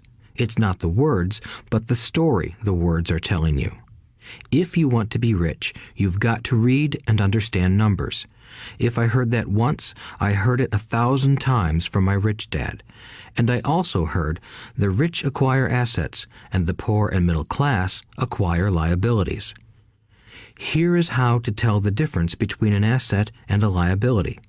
Most accountants and financial professionals do not agree with the definitions, but these simple drawings were the start of strong financial foundations for two young boys. An asset is something that puts money in my pocket. A liability is something that takes money out of my pocket. This is really all you need to know. If you want to be rich, simply spend your life buying assets. If you want to be poor or middle class, spend your life buying liabilities. Illiteracy, both in words and numbers, is the foundation of financial struggle. If people are having difficulties financially, there is something that they don't understand, either in words or numbers. The rich are rich because they are more literate in different areas than people who struggle financially. So if you want to be rich and maintain your wealth, it's important to be financially literate in words as well as numbers. Numbers alone mean little, just as words out of context mean little. It's the story that counts. In financial reporting, reading numbers is looking for the plot, the story of where the cash is flowing. In 80% of most families, the financial story paints a picture of hard work to get ahead. However, this effort is for naught because they spend their lives buying liabilities instead of assets. Everyone has living expenses, the need for food, shelter, and clothing. It is the cash flow that tells the story of how a person handles their money. The reason I started with the story of the richest men in America is to illustrate the flaw in believing that money will solve all problems. That is why I cringe whenever I hear people ask me how to get rich quicker or where they should start. I often hear, "I'm in debt, so I need to make more money." But more money will often not solve the problem. In fact, it may compound the problem. Money often makes obvious our tragic human flaws, putting a spotlight on what we don't know. That is why, all too often, a person who comes into a sudden windfall of cash, let's say an inheritance, a pay raise, or lottery winnings, soon returns to the same financial mess, if not worse than the mess they were in before. Money only accentuates the cash flow pattern running in your head. If your pattern is to spend everything you get, most likely an increase in cash will just result in an increase in spending. Thus the saying, "A fool and his money is one big party."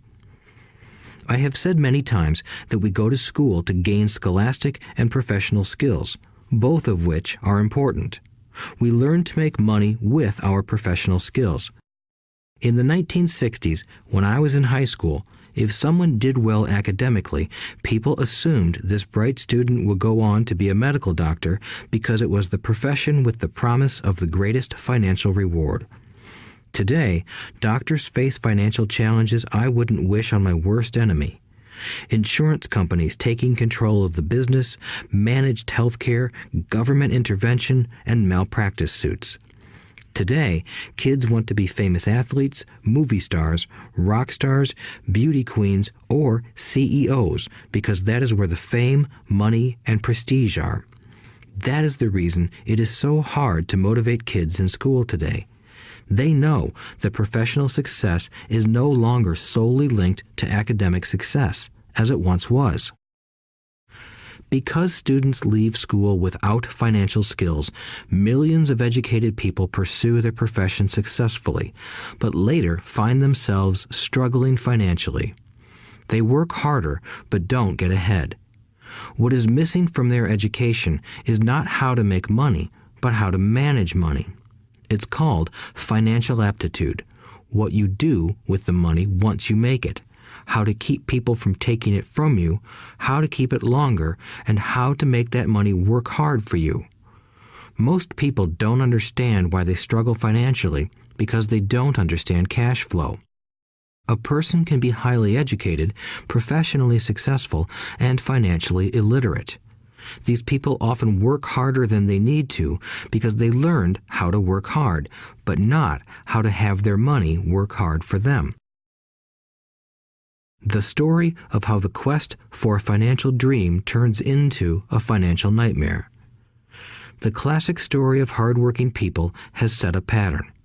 Recently married, the happy, highly educated young couple moves into one of their cramped, rented apartments.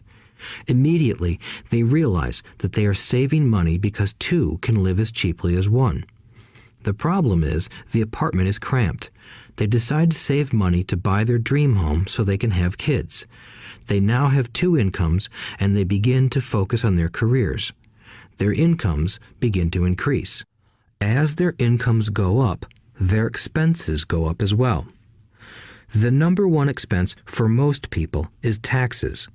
Many people think it's income tax, but for most Americans, their highest tax is Social Security.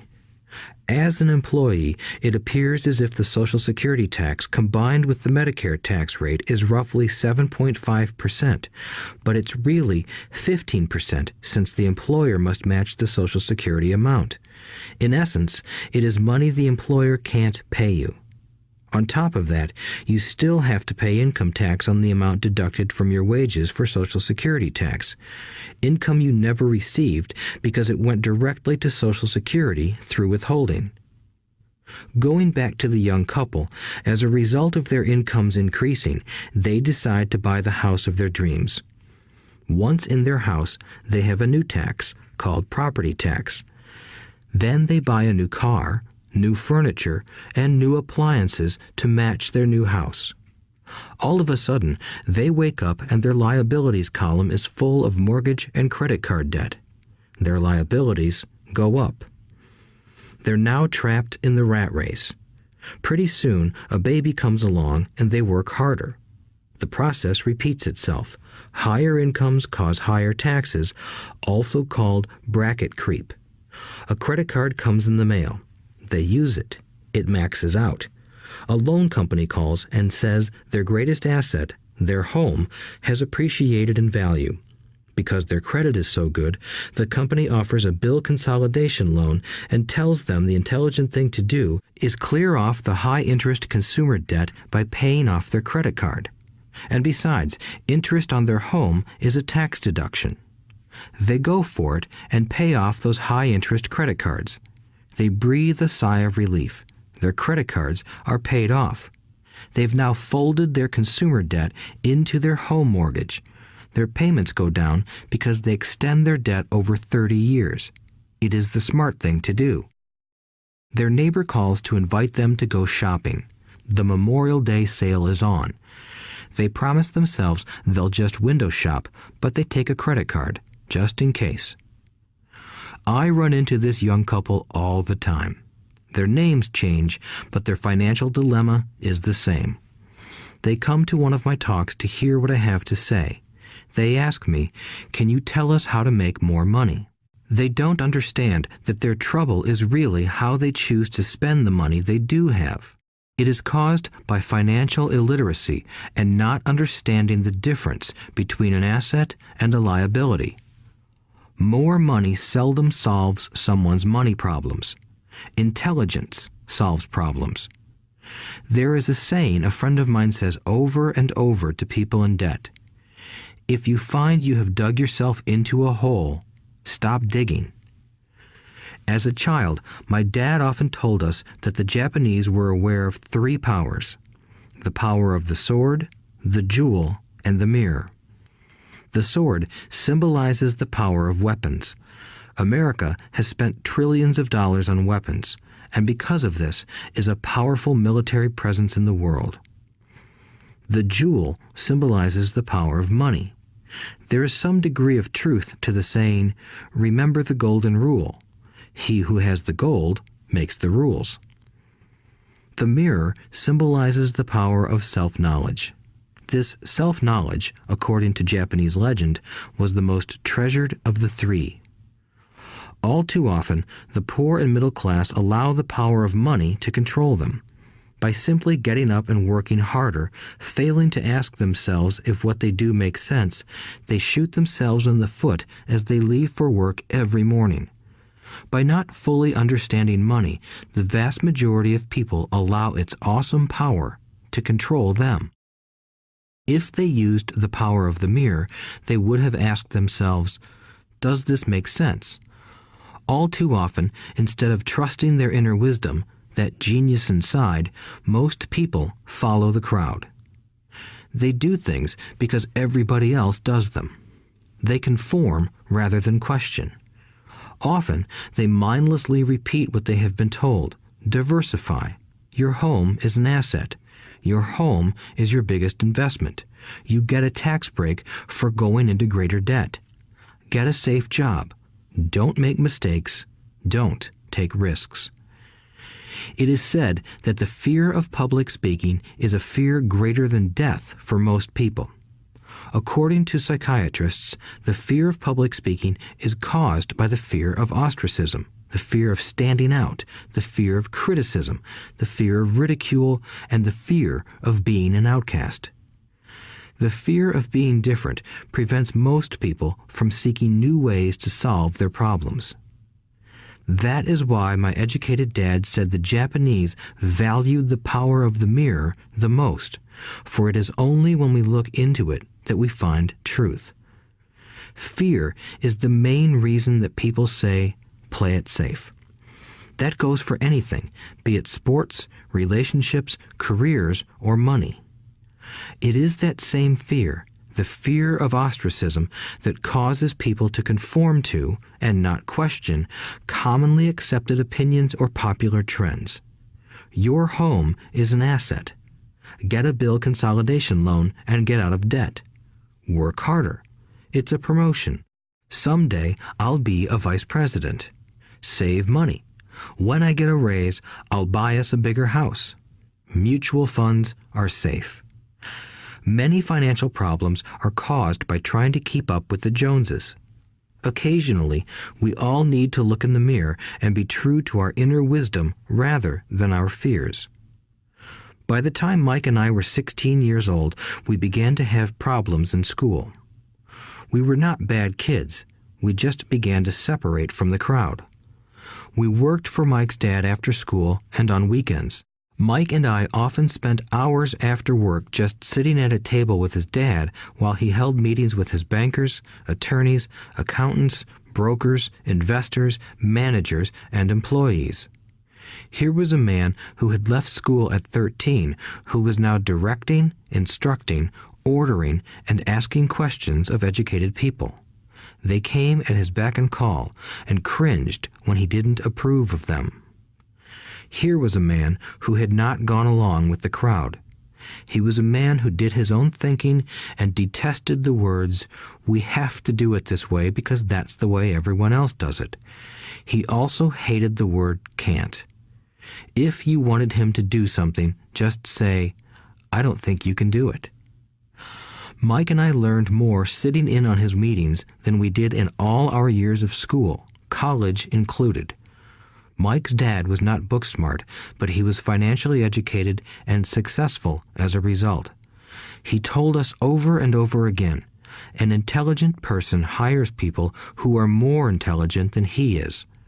So Mike and I had the benefit of spending hours listening to and learning from intelligent people. But because of this, Mike and I couldn't go along with the standard dogma our teachers preached, and that caused problems. Whenever the teacher said, "If you don't get good grades, you won't do well in the real world," Mike and I just raised our eyebrows. When we were told to follow set procedures and not deviate from the rules, we could see how school discouraged creativity. We started to understand why our rich dad told us that schools were designed to produce good employees instead of employers. Occasionally, Mike or I would ask our teachers how what we studied was applicable to the real world, or why we never studied money and how it worked. To the latter question, we often got the answer that money was not important, that if we excelled in our education, the money would follow. The more we knew about the power of money, the more distant we grew from the teachers and our classmates. My highly educated dad never pressured me about my grades, but we did begin to argue about money. By the time I was 16, I probably had a far better foundation with money than both my parents. I could keep books, I listened to tax accountants, corporate attorneys, bankers, real estate brokers, investors, and so forth. By contrast, my dad talked to other teachers. One day, my dad told me that our home was his greatest investment. A not too pleasant argument took place when I showed him why I thought a house was not a good investment. I showed him the ancillary expenses that went along with owning the home. A bigger home meant bigger expenses, and the cash flow kept going out through the expense column. Today, people still challenge me on the idea of a house not being an asset. I know that for many people, it is their dream as well as their largest investment. And owning your own home is better than nothing. I simply offer an alternative way of looking at this popular dogma. If my wife and I were to buy a bigger, flashier house, we realize it wouldn't be an asset. It would be a liability since it would take money out of our pocket. So here is the argument I put forth. I really don't expect most people to agree with it because your home is an emotional thing, and when it comes to money, high emotions tend to lower financial intelligence. I know from personal experience that money has a way of making every decision emotional. 1. When it comes to houses, most people work all their lives paying for a home they never own. In other words, most people buy a new house every few years, each time incurring a new 30-year loan to pay off the previous one. 2. Even though people receive a tax deduction for interest on mortgage payments, they pay for all their other expenses with after-tax dollars, even after they pay off their mortgage. 3. My wife's parents were shocked when the property taxes on their home increased to $1,000 a month. This was after they had retired, so the increase put a strain on their retirement budget and they felt forced to move. 4. Houses do not always go up in value. I have friends who owe $1 million for a home that today would sell for far less. 5. The greatest losses of all are those from missed opportunities. If all your money is tied up in your house, you may be forced to work harder because your money continues blowing out of the expense column instead of adding to the asset column, the classic middle-class cash flow pattern. If a young couple would put more money into their asset column early on, their later years would be easier. Their assets would have grown and would be available to help cover expenses. All too often, a house only serves as a vehicle for incurring a home equity loan to pay for mounting expenses. In summary, the end result in making a decision to own a house that is too expensive in lieu of starting an investment portfolio impacts an individual in at least the following 3 ways. 1. Loss of time during which other assets could have grown in value. 2. Loss of additional capital which could have been invested instead of paying for high maintenance expenses related directly to the home. 3. Loss of education. Too often, people count their house and savings and retirement plans as all they have in their asset column. Because they have no money to invest, they simply don't invest. This costs them investment experience. Most never become what the investment world calls a sophisticated investor. And the best investments are usually first sold to sophisticated investors, who then turn around and sell them to the people playing it safe. I am not saying don't buy a house. What I'm saying is that you should understand the difference between an asset and a liability. When I want a bigger house, I first buy assets that will generate the cash flow to pay for the house. My educated dad's personal financial statement best demonstrates the life of someone caught in the rat race. His expenses match his income, never allowing him enough left over to invest in assets.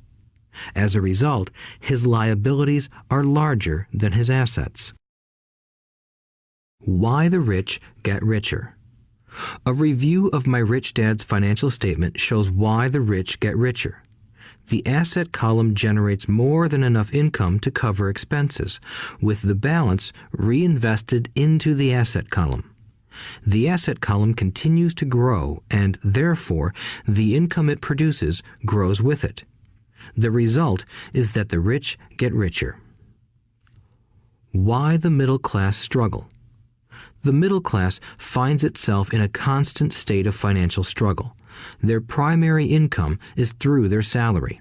As their wages increase, so do their taxes. Their expenses tend to increase in proportion to their salary increase, hence the phrase, the rat race. They treat their home as their primary asset instead of investing in income-producing assets. This pattern of treating your home as an investment and the philosophy that a pay raise means you can buy a larger home or spend more is the foundation of today's debt-ridden society. Increased spending throws families into greater debt and into more financial uncertainty, even though they may be advancing in their jobs and receiving raises on a regular basis. This is high-risk living caused by weak financial education. The massive loss of jobs in recent times proves how shaky the middle class really is financially. Company pension plans are being replaced by 401k plans. Social Security is obviously in trouble and can't be relied upon as a source for retirement. Panic has set in for the middle class. Today, mutual funds are popular because they supposedly represent safety. Average mutual fund buyers are too busy working to pay taxes and mortgages, save for their children's college, and pay off credit cards. They do not have time to study investing, so they rely on the expertise of the manager of a mutual fund. Also, because the mutual fund includes many different types of investments, they feel their money is safer because it is diversified. This educated middle class subscribes to the dogma put out by mutual fund brokers and financial planners. Play it safe, avoid risk. The real tragedy is that the lack of early financial education is what creates the risk faced by average middle class people. The reason they have to play it safe is because their financial positions are tenuous at best. Their balance sheets are not balanced. Instead, they are loaded with liabilities and have no real assets that generate income.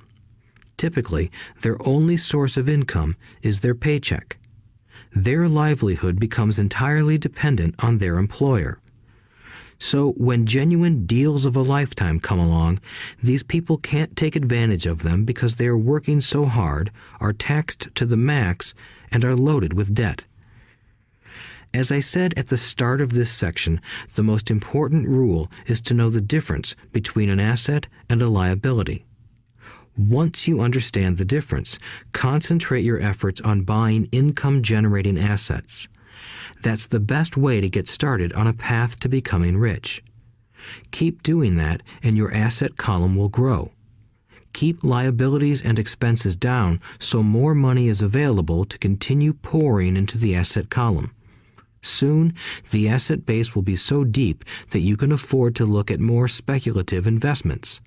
Investments that may have returns of 100% to infinity. $5,000 investments that are soon turned into $1 million or more. Investments that the middle class calls too risky. The investment is not risky for the financially literate. As an employee who is also a homeowner, your working efforts are generally as follows. 1. You work for the company. Employees make their business owner or the shareholders rich, not themselves. Your efforts and success will help provide for the owner's success and retirement. 2. You work for the government. The government takes its share from your paycheck before you even see it. By working harder, you simply increase the amount of taxes taken by the government. Most people work from January to May just for the government. 3. You work for the bank.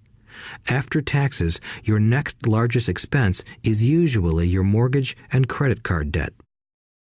The problem with simply working harder is that each of these 3 levels takes a greater share of your increased efforts. You need to learn how to have your increased efforts benefit you and your family directly. Once you have decided to concentrate on minding your own business, focusing your efforts on acquiring assets instead of a bigger paycheck, how do you set your goals?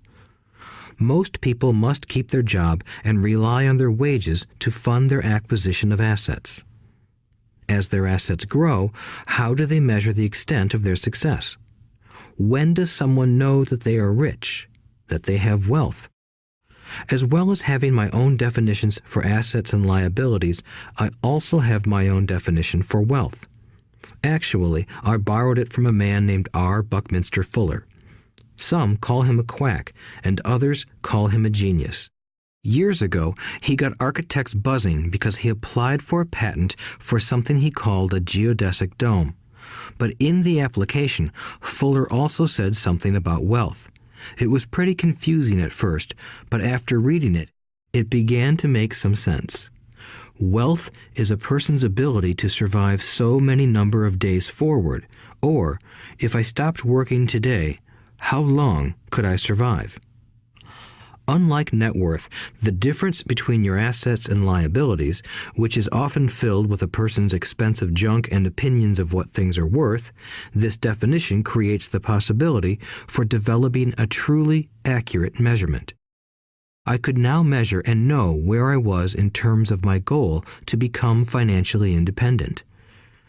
Although net worth often includes non-cash producing assets, like stuff you bought that now sits in your garage, wealth measures how much money your money is making and, therefore, your financial survivability. Wealth is the measure of the cash flow from the asset column compared with the expense column. Let's use an example. Let's say I have cash flow from my asset column of $1,000 a month, and I have monthly expenses of $2,000 a month. What is my wealth? Let's go back to Buckminster Fuller's definition. Using his definition, how many days forward can I survive? Assuming a 30-day month, I have enough cash flow for half a month. When I achieve $2,000 a month cash flow from my assets, then I will be wealthy. So, while I'm not yet rich, I am wealthy. I now have income generated from assets each month that fully cover my monthly expenses. If I want to increase my expenses, I first must increase my cash flow to maintain this level of wealth. Also note that it is at this point that I'm no longer dependent on my wages.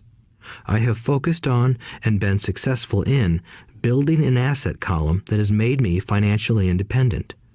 If I quit my job today, I would be able to cover my monthly expenses with the cash flow from my assets. My next goal would be to have the excess cash flow from my assets reinvested into the asset column. The more money that goes into my asset column, the more my asset column grows. The more my assets grow, the more my cash flow grows. And as long as I keep my expenses less than the cash flow from these assets, I grow richer with more and more income from sources other than my physical labor. As this reinvestment process continues, I am well on my way to becoming rich. Just remember this simple observation. The rich buy assets. The poor only have expenses. The middle class buy liabilities they think are assets. So how do I start minding my own business? What is the answer? Listen to the founder of McDonald's in the next chapter. Chapter 3. Lesson 3. Mind your own business. The rich focus on their asset columns while everyone else focuses on their income statements. In 1974, Ray Kroc, the founder of McDonald's, was asked to speak to the MBA class at the University of Texas at Austin. A friend of mine was a student in that MBA class. After a powerful and inspiring talk, the class adjourned and the students asked Ray if he would join them at their favorite hangout to have a few beers. Ray graciously accepted. "What business am I in?" Ray asked once the group had all their beers in hand. Everyone laughed, my friend said. Most of the MBA students thought Ray was just fooling around. No one answered, so Ray asked again. "What business do you think I'm in?" The students laughed again, and finally one brave soul yelled out, "Ray, who in the world doesn't know that you're in the hamburger business?" Ray chuckled. "That's what I thought you would say." He paused and then quickly added, "Ladies and gentlemen, I'm not in the hamburger business. My business is real estate." As my friend tells the story, Ray spent a good amount of time explaining his viewpoint. In his business plan, Ray knew that the primary business focus was to sell hamburger franchises, but what he never lost sight of was the location of each franchise. He knew that the land and its location were the most significant factors in the success of each franchise. Basically, the person who bought the franchise was also buying the real estate under the franchise for Ray Kroc's organization.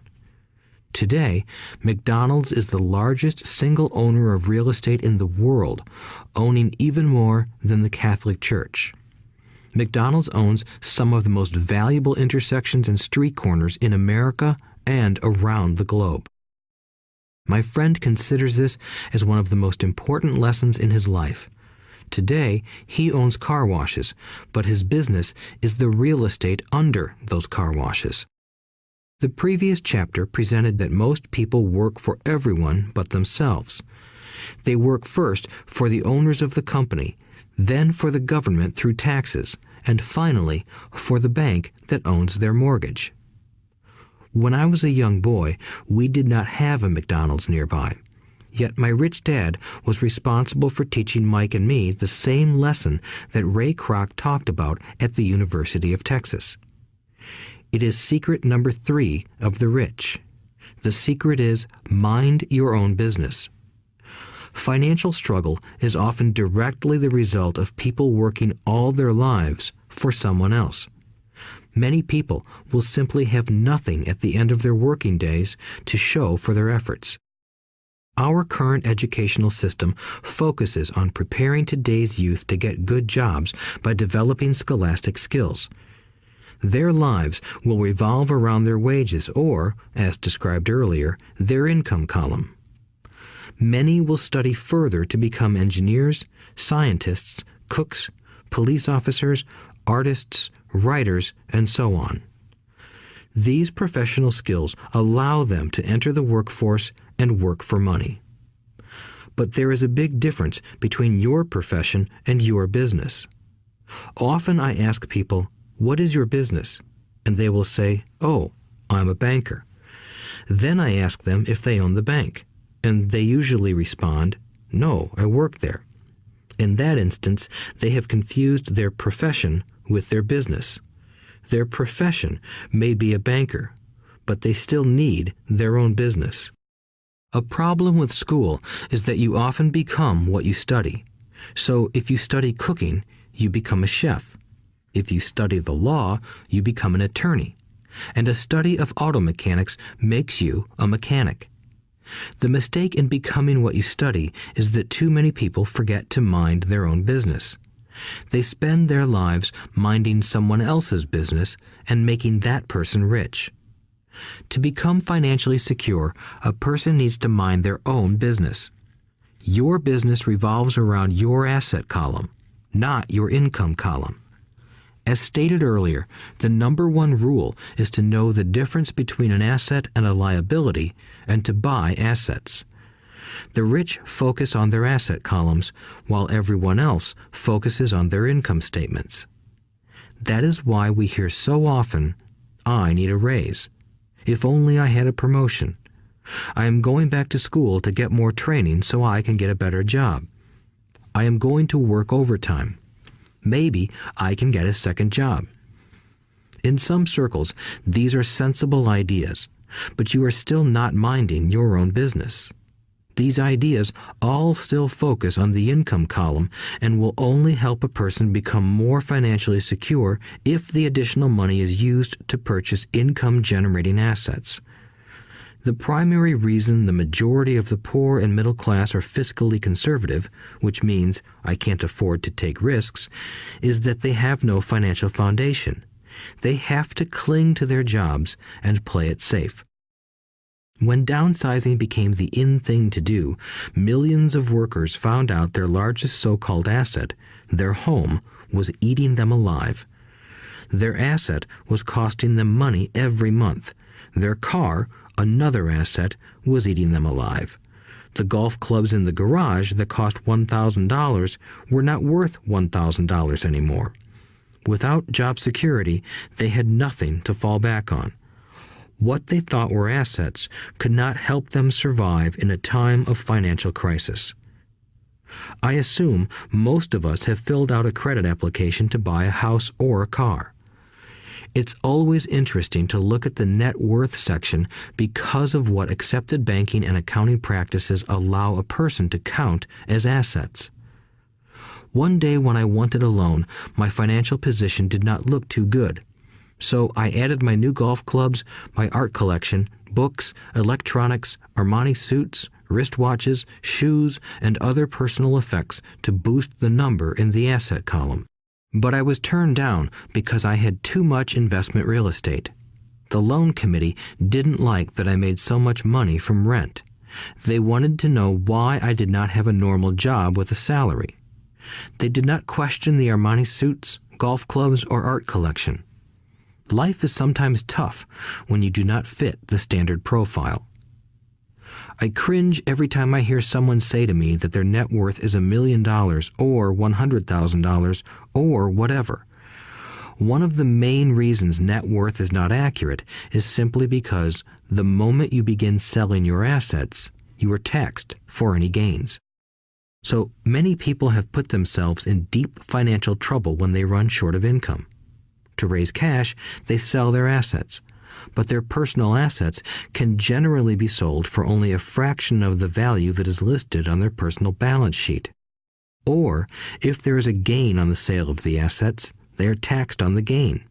So again, the government takes its share, thus reducing the amount available to help them out of debt. That is why I say someone's net worth is often worth less than they think. Start minding your own business. Keep your daytime job, but start buying real assets, not liabilities or personal effects that have no real value once you get them home. A new car loses nearly 25% of the price you pay for it the moment you drive it off the lot.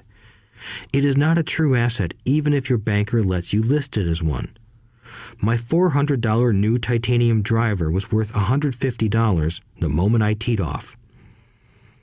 Keep expenses low, reduce liabilities, and diligently build a base of solid assets. For young people who have not yet left home, it is important for parents to teach them the difference between an asset and a liability. Get them to start building a solid asset column before they leave home, get married, buy a house, have kids, and get stuck in a risky financial position, clinging to a job and buying everything on credit. I see so many young couples who get married and trap themselves into a lifestyle that will not let them get out of debt for most of their working years. For many people, just as the last child leaves home, the parents realize they have not adequately prepared for retirement and they begin to scramble to put some money away. Then their own parents become ill and they find themselves with new responsibilities. So, what kind of assets am I suggesting that you or your children acquire? In my world, real assets fall into the following categories. Businesses that do not require my presence. I own them, but they are managed or run by other people. If I have to work there, it's not a business. It becomes my job. Stocks, bonds, income-generating real estate, notes, IOUs, royalties from intellectual property such as music, scripts, and patents. Anything else that has value, produces income, or appreciates, and has a ready market. As a young boy, my educated dad encouraged me to find a safe job, but my rich dad encouraged me to begin acquiring assets that I loved. If you don't love it, you won't take care of it. I collect real estate simply because I love buildings and land. I love shopping for them, and I could look at them all day long. When problems arise, the problems aren't so bad that it changes my love for real estate. For people who hate real estate, they shouldn't buy it. I also love stocks of small companies, especially startups, because I am an entrepreneur, not a corporate person. In my early years, I worked in large organizations such as Standard Oil of California, the U.S. Marine Corps, and Xerox Corporation. I enjoyed my time with those organizations and have fond memories, but I know deep down I am not a company man. I like starting companies, not running them. So my stock buys are usually of small companies. Sometimes I even start the company and take it public. Fortunes are made in new stock issues, and I love the game. Many people are afraid of small-cap companies and call them risky, and they are. But that risk is diminished if you love what the investment is, understand it, and know the game. With small companies, my investment strategy is to be out of the stock in a year. On the other hand, my real estate strategy is to start small and keep trading up for bigger properties, and, therefore, delay paying taxes on the gain. This allows the value to increase dramatically. I generally hold real estate less than 7 years. For years, even while I was with the Marine Corps and Xerox, I did what my rich dad recommended. I kept my day job, but I still minded my own business. I was active in my asset column trading real estate and small stocks. Rich Dad always stressed the importance of financial literacy. The better I was at understanding the accounting and cash management, the better I would be at analyzing investments and eventually starting and building my own company. I don't encourage anyone to start a company unless they really want to. Knowing what I know about running a company, I wouldn't wish that task on anyone. There are times when people can't find employment and starting a company seems like the best solution. But the odds are against success. 9 out of 10 companies fail in 5 years. Of those that survive the first 5 years, 9 out of every 10 of those eventually fail as well. So only if you really have the desire to own your own company do I recommend it. Otherwise, keep your day job and mind your own business. When I say mind your own business, I mean to build and keep your asset column strong. Once a dollar goes into it, never let it come out. Think of it this way. Once a dollar goes into your asset column, it becomes your employee. The best thing about money is that it works 24 hours a day and can work for generations. Keep your day job, be a great hard-working employee, but keep building that asset column. As your cash flow grows, you can indulge in some luxuries. An important distinction is that rich people buy luxuries last, while the poor and middle class tend to buy luxuries first. The poor and the middle class often buy luxury items like big houses, diamonds, furs, jewelry, or boats because they want to look rich. They look rich, but in reality they just get deeper in debt on credit. The old money people, the long-term rich, build their asset column first. Then the income generated from the asset column buys their luxuries. The poor and middle class buy luxuries with their own sweat, blood, and children's inheritance. A true luxury is a reward for investing in and developing a real asset. For example, when my wife Kim and I had extra money coming from our apartment houses, she went out and bought her Mercedes. It didn't take any extra work or risk on her part because the apartment house bought the car. She did, however, have to wait 4 years while the real estate investment portfolio grew and began generating enough extra cash flow to pay for the car. But the luxury, the Mercedes, was a true reward because she proved she knew how to grow her asset column. That car now means a lot more to her than simply another pretty car. It means she used her financial intelligence to afford it. Instead, most people impulsively go out and buy a new car or some other luxury on credit. They may feel bored and just want a new toy. Buying a luxury on credit often causes a person to eventually resent that luxury because the debt becomes a financial burden. After you've taken the time and invested in and built your own business, you are now ready to learn the biggest secret of the rich, the secret that puts the rich way ahead of the pack. Chapter 4. Lesson 4. The History of Taxes and the Power of Corporations. My rich dad just played the game smart, and he did it through corporations, the biggest secret of the rich. I remember in school being told the story of Robin Hood and his merry men. My teacher thought it was a wonderful story of a romantic hero who robbed from the rich and gave to the poor. My rich dad did not see Robin Hood as a hero. He called Robin Hood a crook. Robin Hood may be long gone, but his followers live on.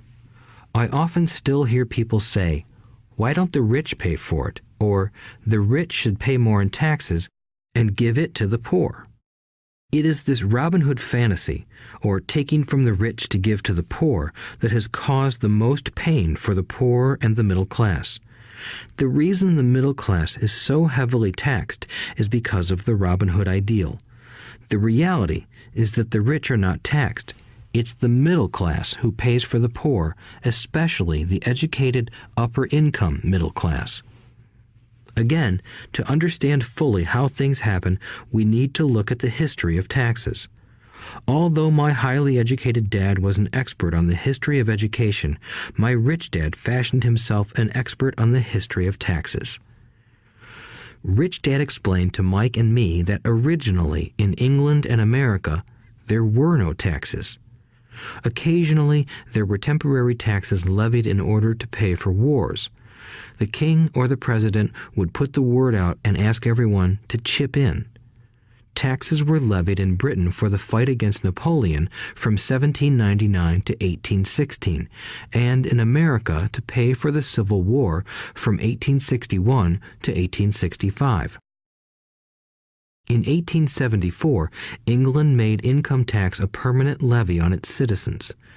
In 1913, an income tax became permanent in the United States with the adoption of the 16th Amendment to the U.S. Constitution. At one time, Americans were anti-tax. It had been the tax on tea that led to the famous Tea Party in Boston Harbor, an incident that helped ignite the Revolutionary War. It took approximately 50 years in both England and the United States to sell the idea of a regular income tax. What these historical dates fail to reveal is that both of these taxes were initially levied against only the rich. It was this point that Rich Dad wanted Mike and me to understand. He explained that the idea of taxes was made popular and accepted by the majority by telling the poor and the middle class that taxes were created only to punish the rich. This is how the masses voted for the law, and it became constitutionally legal. Although it was intended to punish the rich, in reality it wound up punishing the very people who voted for it, the poor and middle class. Once government got a taste of money, its appetite grew, said Rich Dad. Your dad and I are exactly opposite. He's a government bureaucrat, and I am a capitalist. We get paid, and our success is measured on opposite behaviors. He gets paid to spend money and hire people. The more he spends and the more people he hires, the larger his organization becomes. In the government, a large organization is a respected organization. On the other hand, within my organization, the fewer people I hire and the less money I spend, the more I am respected by my investors. That's why I don't like government people. They have different objectives than most business people.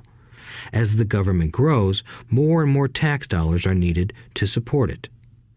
My educated dad sincerely believed that government should help people. He loved John F. Kennedy and especially the idea of the Peace Corps. He loved the idea so much that both he and my mom worked for the Peace Corps, training volunteers to go to Malaysia, Thailand, and the Philippines. He always strived for additional grants and budget increases so he could hire more people, both in his job with the Education Department and in the Peace Corps.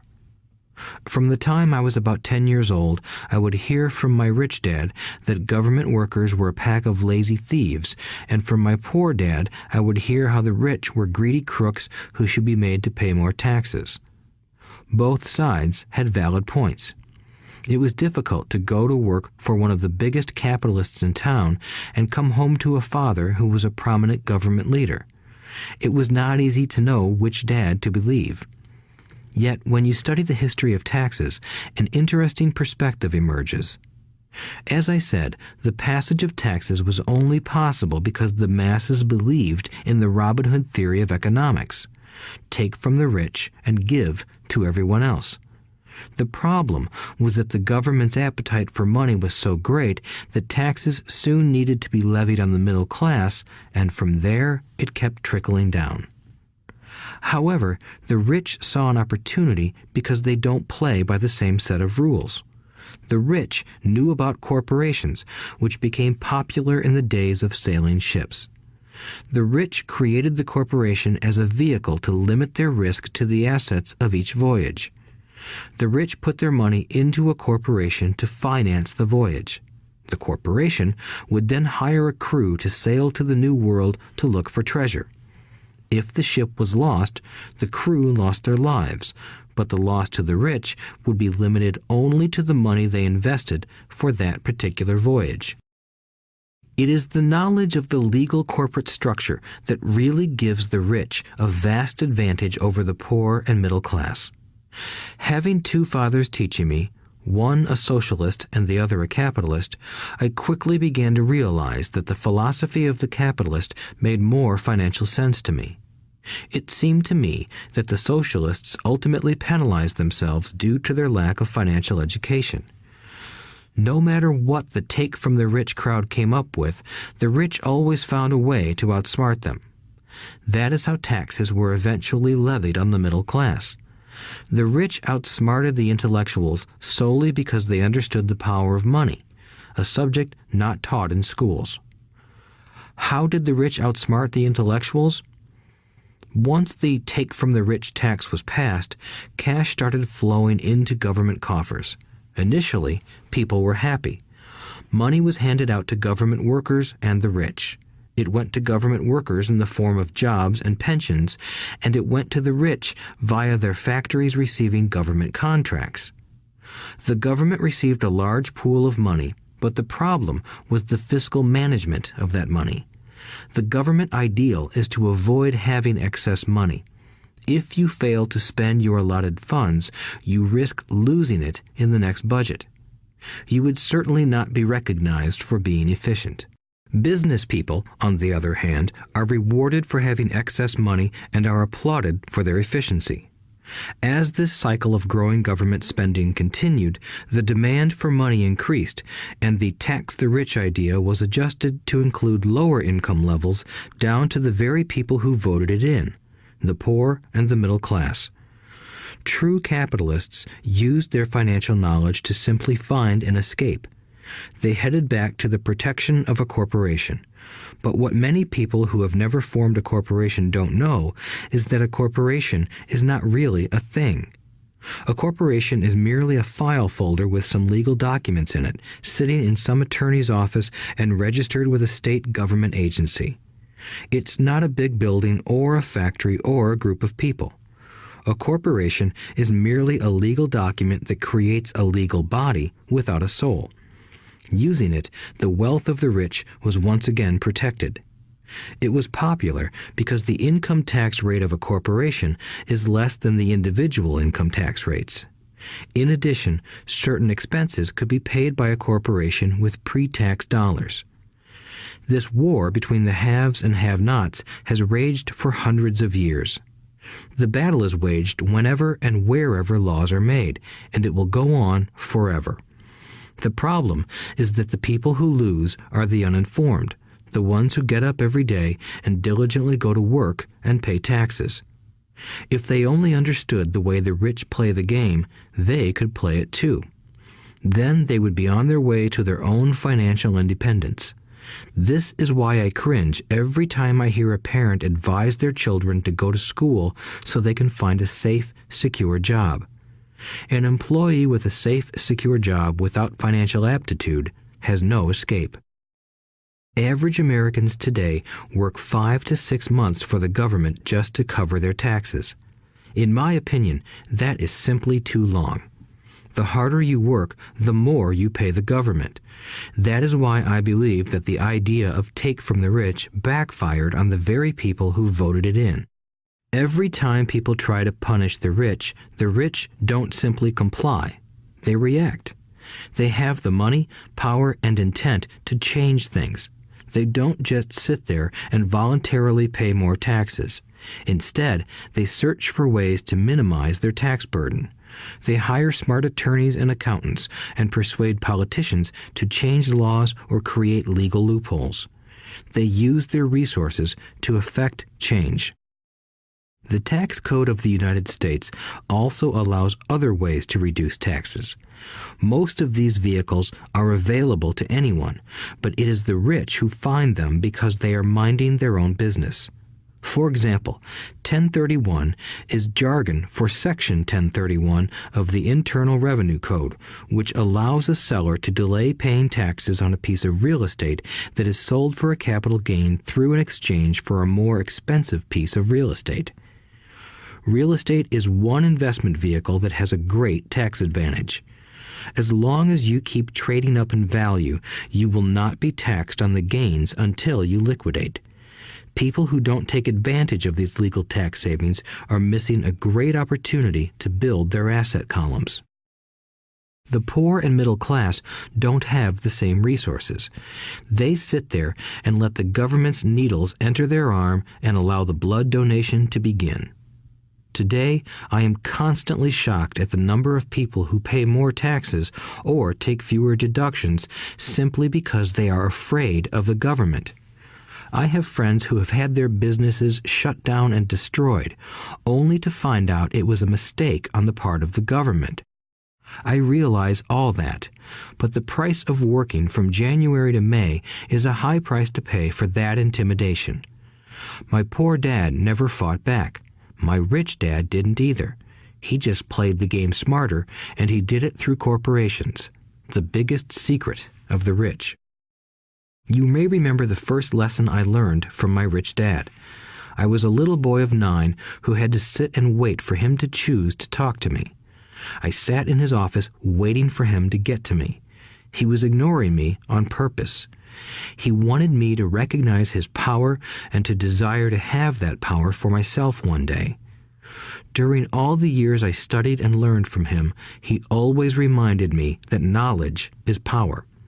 And with money comes great power that requires the right knowledge to keep it and make it multiply. Without that knowledge, the world pushes you around. Rich Dad constantly reminded Mike and me that the biggest bully was not the boss or the supervisor, but the tax man. The tax man will always take more if you let him. The first lesson of having money work for you, as opposed to you working for money, is all about power. If you work for money, you give the power to your employer. If money works for you, you keep the power and control it. Once we had this knowledge of the power of money working for us, he wanted us to be financially smart and not let anyone or anything push us around. If you're ignorant, it's easy to be bullied. If you know what you're talking about, you have a fighting chance. That is why he paid so much for smart tax accountants and attorneys. It was less expensive to pay them than to pay the government. His best lesson to me was, be smart and you won't be pushed around as much.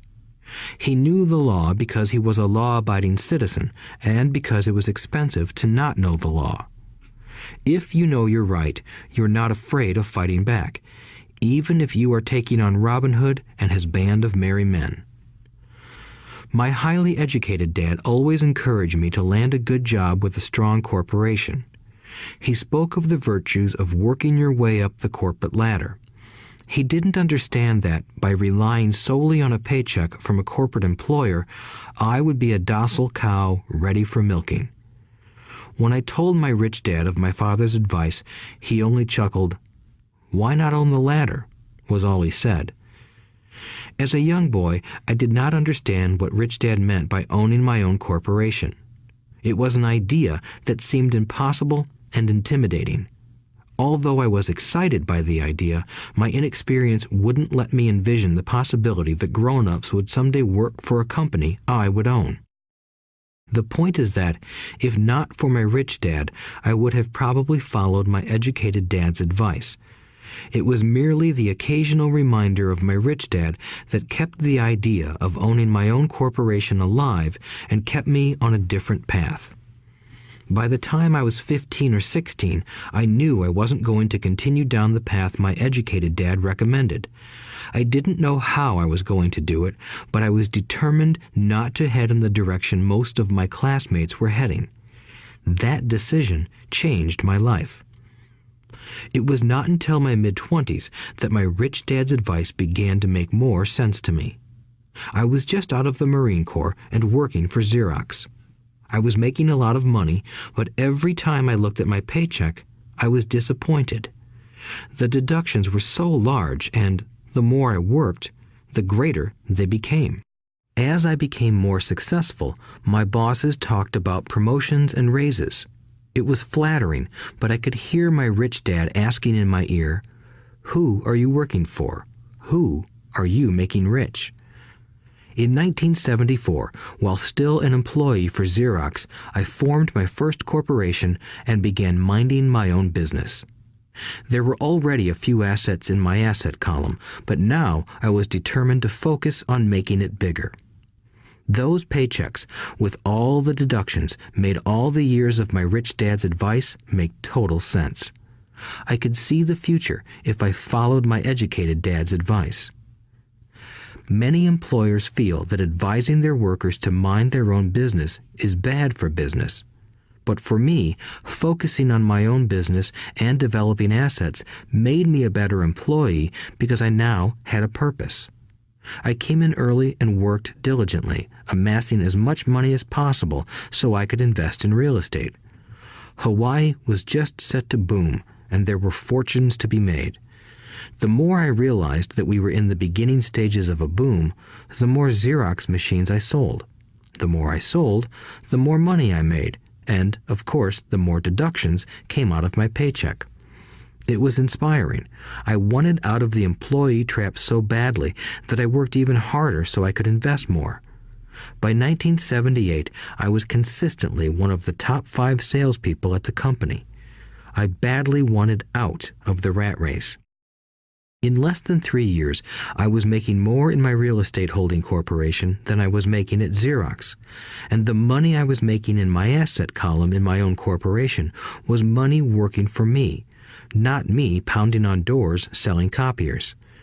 My rich dad's advice made much more sense. Soon, the cash flow from my properties were so strong that my company bought me my first Porsche. My fellow Xerox salespeople thought I was spending my commissions. I wasn't. I was investing my commissions in assets. My money was working hard to make more money. Each dollar in my asset column was a great employee, working hard to make more employees and buy the boss a new Porsche with before-tax dollars. I began to work harder for Xerox. The plan was working, and my Porsche was the proof. By using the lessons I learned from my rich dad, I was able to get out of the proverbial rat race at an early age. It was made possible because of the strong financial knowledge I had acquired through Rich Dad's lessons. Without this financial knowledge, which I call financial intelligence or financial IQ, my road to financial independence would have been much more difficult. I now teach others in the hope that I may share my knowledge with them. I remind people that financial IQ is made up of knowledge from 4 broad areas of expertise. 1. Accounting. Accounting is financial literacy or the ability to read numbers. This is a vital skill if you want to build an empire. The more money you are responsible for, the more accuracy is required, or the house comes tumbling down. This is the left brain side, or the details. Financial literacy is the ability to read and understand financial statements, which allows you to identify the strengths and weaknesses of any business. 2. Investing. Investing is the science of money making money. This involves strategies and formulas which use the creative right brain side. 3. Understanding markets. Understanding markets is the science of supply and demand. You need to know the technical aspects of the market, which are emotion-driven, in addition to the fundamental or economic aspects of an investment. Does an investment make sense or does it not make sense based on current market conditions? 4. The law. A corporation wrapped around the technical skills of accounting, investing, and markets can contribute to explosive growth. A person who understands the tax advantages and protections provided by a corporation can get rich so much faster than someone who is an employee or a small business sole proprietor. It's like the difference between someone walking and someone flying. The difference is profound when it comes to long-term wealth. Tax advantages. A corporation can do many things that an employee cannot, like pay expenses before paying taxes. That is a whole area of expertise that is very exciting. Employees earn and get taxed and then try to live on what is left. A corporation earns, spends everything it can, and is taxed on anything that is left. It's one of the biggest legal tax loopholes that the rich use. They're easy to set up and are not expensive if you own investments that are producing good cash flow. For example, by owning your own corporation, your vacations can be board meetings in Hawaii. Car payments, insurance, repairs, and health club memberships are company expenses. Most restaurant meals are partial expenses, and on. But it's done legally with pre-tax dollars. Protection from lawsuits. We live in a litigious society. Everybody wants a piece of your action. The rich hide much of their wealth using vehicles such as corporations and trusts to protect their assets from creditors. When someone sues a wealthy individual, they are often met with layers of legal protection and often find that the wealthy person actually owns nothing. They control everything, but own nothing. The poor and middle class try to own everything and lose it to the government or to fellow citizens who like to sue the rich. They learned it from the Robin Hood story. Take from the rich and give it to the poor. It is not the purpose of this audiobook to go into the specifics of owning a corporation. But I will say that if you own any kind of legitimate assets, I would consider finding out more about the benefits and protection offered by a corporation as soon as possible. There are many books written on the subject that will detail the benefits and even walk you through the steps necessary to set up a corporation. Garrett Sutton's books on corporations provide wonderful insight into the power of personal corporations. Financial IQ is actually the synergy of many skills and talents. I would say it is the combination of the 4 technical skills listed above that make up basic financial intelligence. If you aspire to great wealth, it is the combination of these skills that will greatly amplify your financial intelligence. In summary, business owners with corporations 1. Earn, 2. Spend, 3. Pay taxes. Employees who work for corporations 1. Earn, 2. Pay taxes, 3. Spend. As part of your overall financial strategy, I recommend that you learn about the protection that legal entities can provide for businesses and assets. Chapter 5. Lesson 5. The rich invent money. Often in the real world, it's not the smart who get ahead, but the bold. Last night, I took a break from writing and watched a TV program on the history of a young man named Alexander Graham Bell. Bell had just patented his telephone and was having growing pains because the demand for his new invention was so strong. Needing a bigger company, he then went to the giant at that time, Western Union, and asked them if they would buy his patent and his tiny company. He wanted $100,000 for the whole package. The president of Western Union scoffed at him and turned him down, saying the price was ridiculous. The rest is history. A multi-billion-dollar industry emerged, and AT&T was born.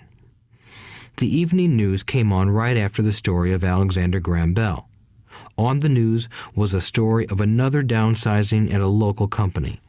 The workers were angry and complained that the company ownership was unfair.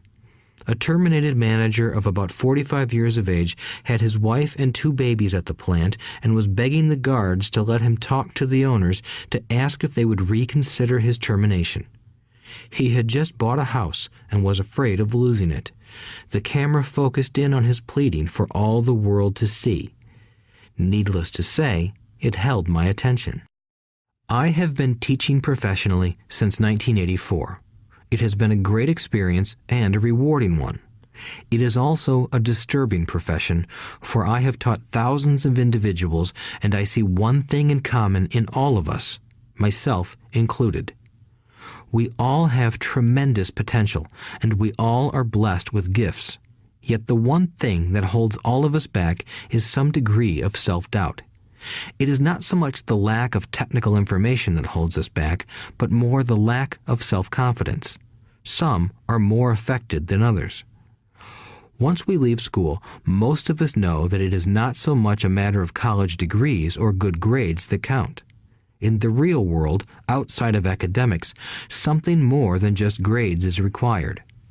I have heard it called many things: guts, chutzpah, balls, audacity, bravado, cunning, daring, tenacity, and brilliance.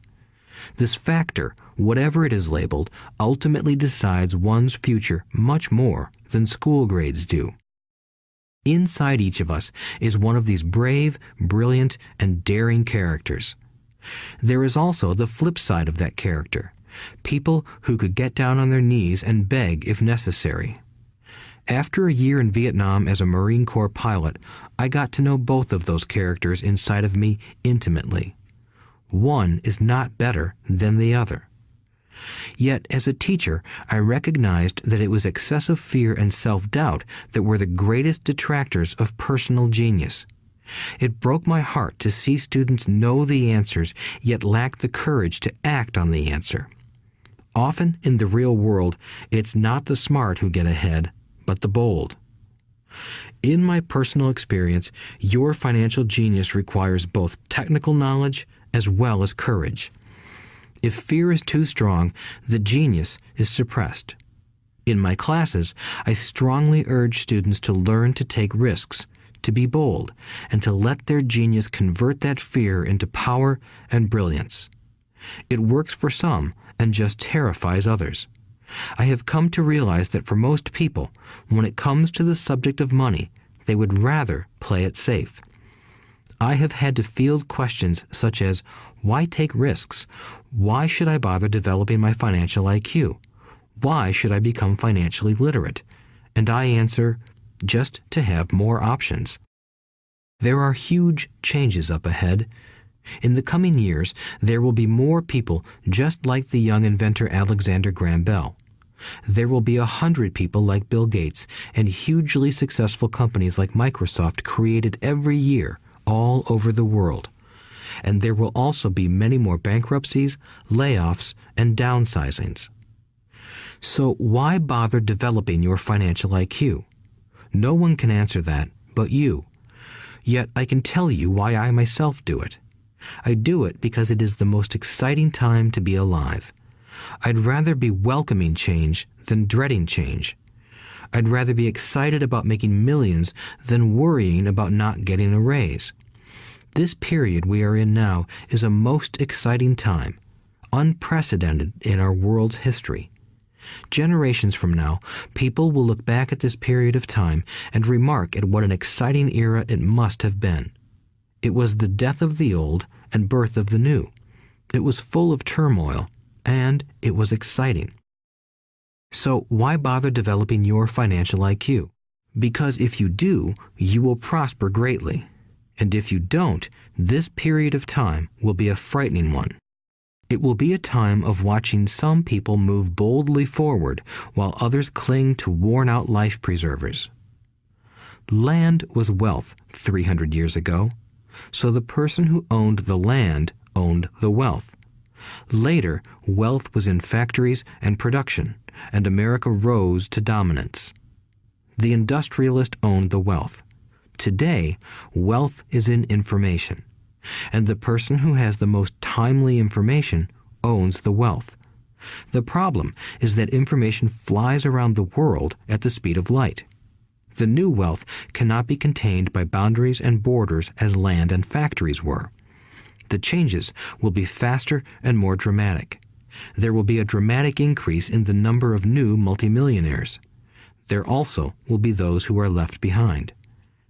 I find so many people struggling today, often working harder, simply because they cling to old ideas. They want things to be the way they were, and they resist change. I know people who are losing their jobs or their houses, and they blame technology or the economy or their boss. Sadly, they fail to realize that they might be the problem. Old ideas are their biggest liability.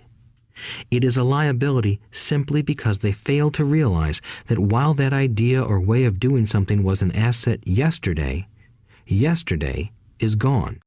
One afternoon, I was teaching how to invest using a board game I had invented, Cash Flow, as a teaching tool. A friend had brought someone along to attend the class. This friend of a friend was recently divorced, had been badly burned in the divorce settlement, and was now searching for some answers. Her friend thought the class might help. The game was designed to help people learn how money works. In playing the game, they learn about the interaction of the income statement with the balance sheet. They learn how cash flows between the two and how the road to wealth is through striving to increase your monthly cash flow from the asset column to the point that it exceeds your monthly expenses. Once you accomplish this, you are able to get out of the rat race and out onto the fast track. As I have said, some people hate the game, some love it, and others miss the point. This woman missed a valuable opportunity to learn something. In the opening round, she drew a doodad card with the boat on it. At first, she was happy. "Oh, I've got a boat." Then, as her friend tried to explain how the numbers worked on her income statement and balance sheet, she got frustrated because she had never liked math. The rest of her table waited while her friend continued explaining the relationship between the income statement, balance sheet, and monthly cash flow. Suddenly, when she realized how the numbers worked, it dawned on her that her boat was eating her alive. Later on in the game, she was also downsized and had a child. It was a horrible game for her. After the class, her friend came by and told me that she was upset. She had come to the class to learn about investing and did not like the idea that it took so long to play a silly game. Her friend attempted to tell her to look within herself to see if the game reflected her in any way. With that suggestion, the woman demanded her money back. She said that the very idea that a game could be a reflection of her was ridiculous. Her money was promptly refunded, and she left.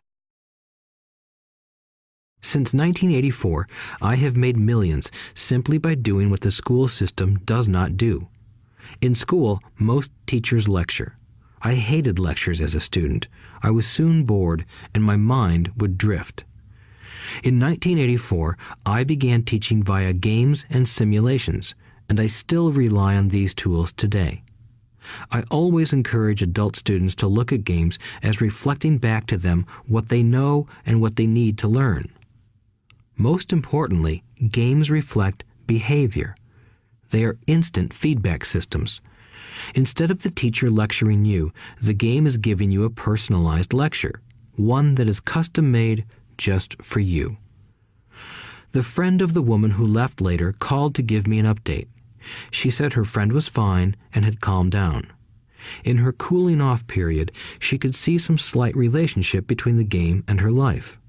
Although she and her husband did not own a boat, they did own everything else imaginable.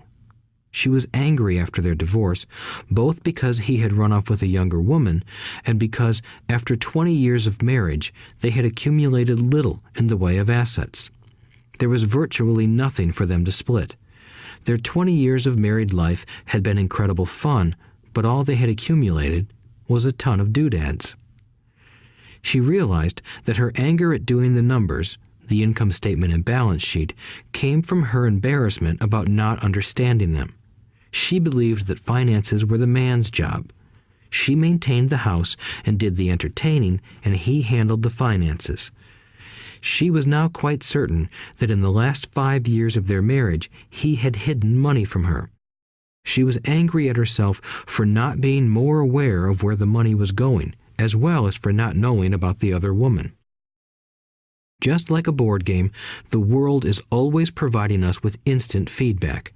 We could learn a lot if we tuned in more. One day, not long ago, I complained to my wife that the cleaners must have shrunk my pants. My wife gently smiled and poked me in the stomach to inform me that the pants had not shrunk. Something else had expanded. Me. The cash flow game was designed to give every player personal feedback. Its purpose is to give you options. If you draw the boat card and it puts you into debt, the question is, now what can you do?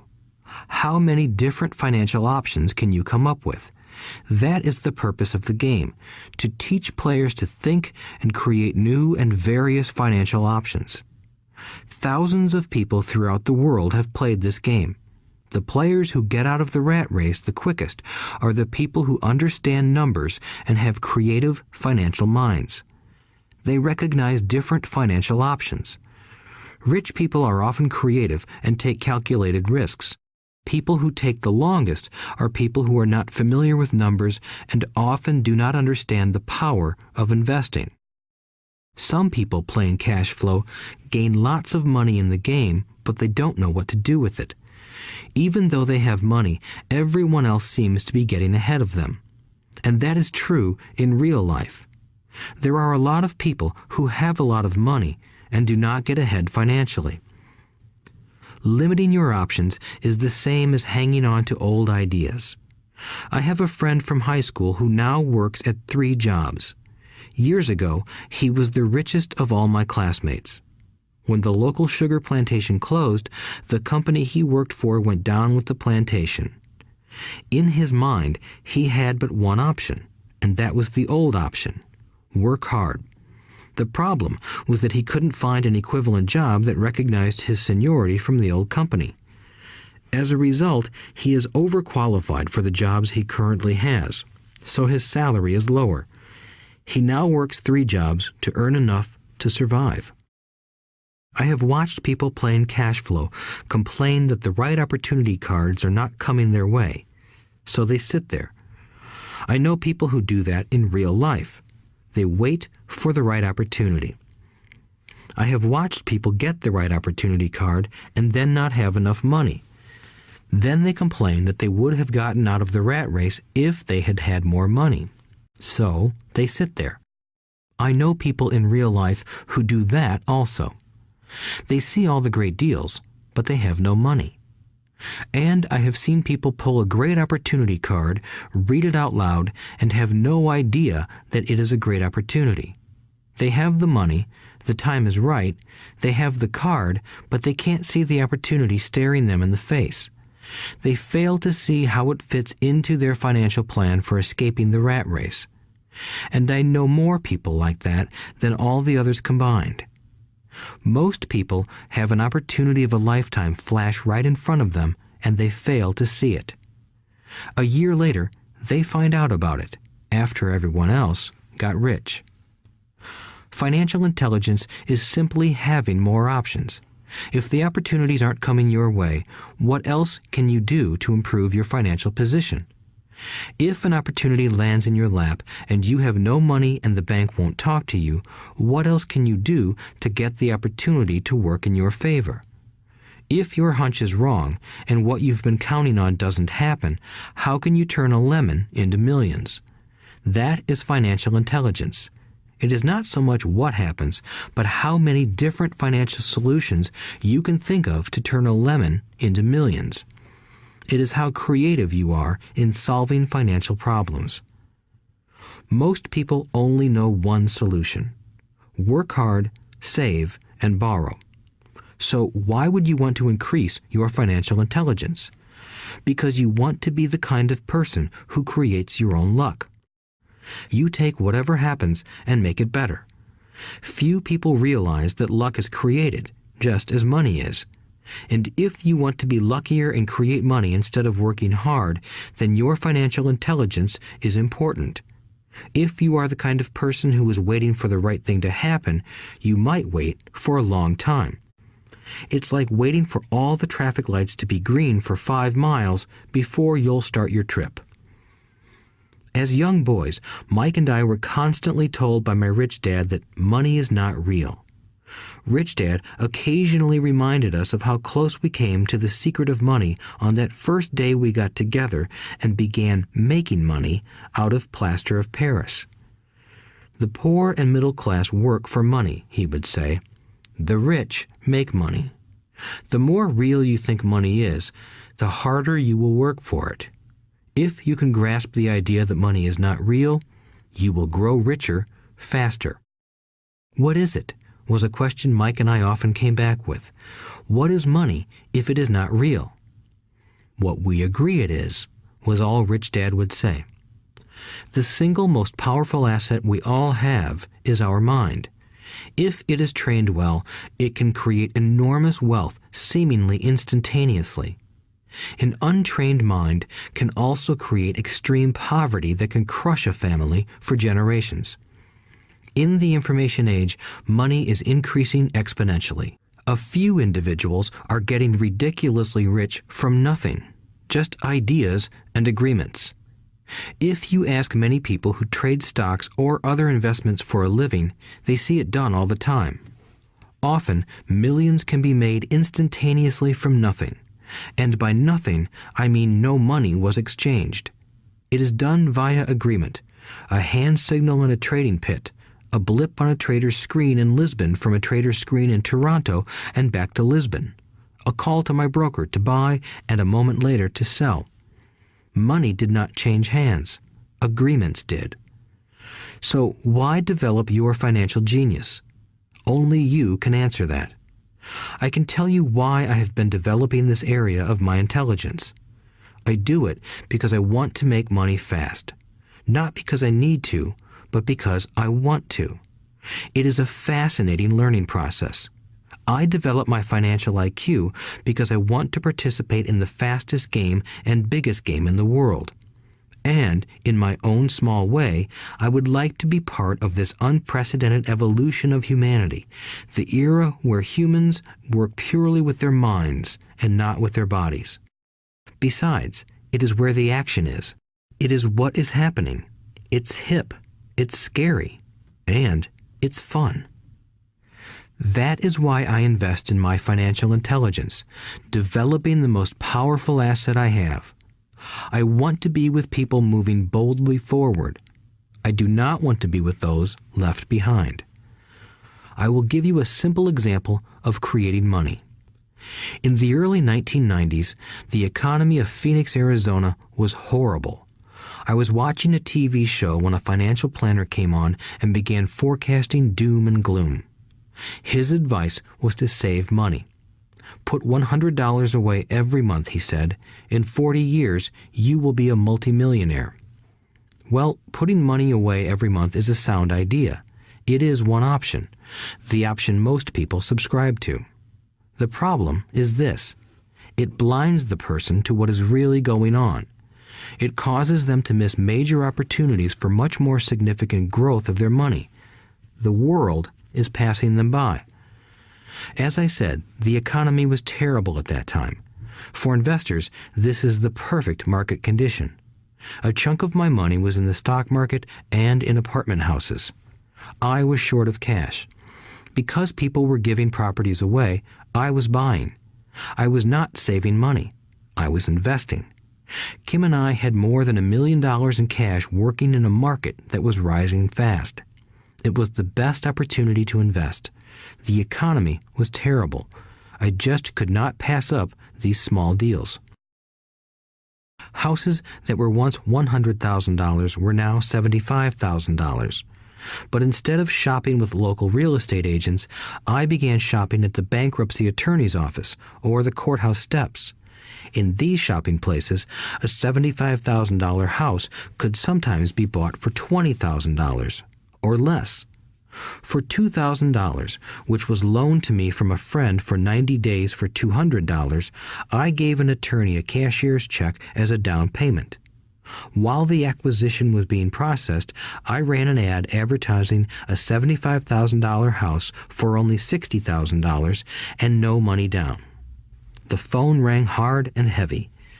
Prospective buyers were screened, and once the property was legally mine, all the prospective buyers were allowed to look at the house. It was a feeding frenzy. The house sold in a few minutes. I asked for a $2,500 processing fee, which they gladly handed over, and the escrow and title company took over from there. I returned the $2,000 to my friend with an additional $200.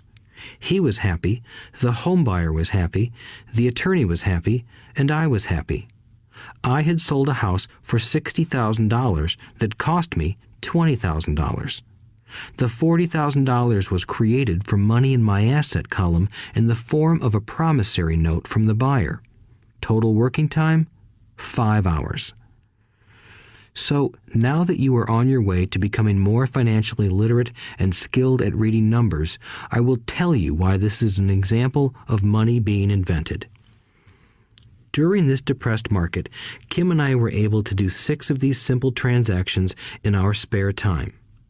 While the bulk of our money was in larger properties and the stock market, we were able to create more than $190,000 in assets, notes at 10% interest, in those 6 buy, create, and sell transactions.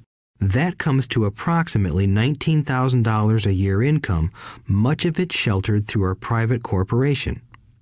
Much of that $19,000 a year goes to pay for our company cars, gas, trips, insurance, dinners with clients, and other things.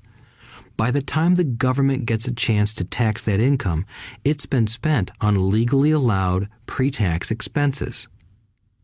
This was a simple example of how money is invented, created, and protected using financial intelligence. Ask yourself, how long would it take to save $190,000? Would the bank pay you 10% interest on your money?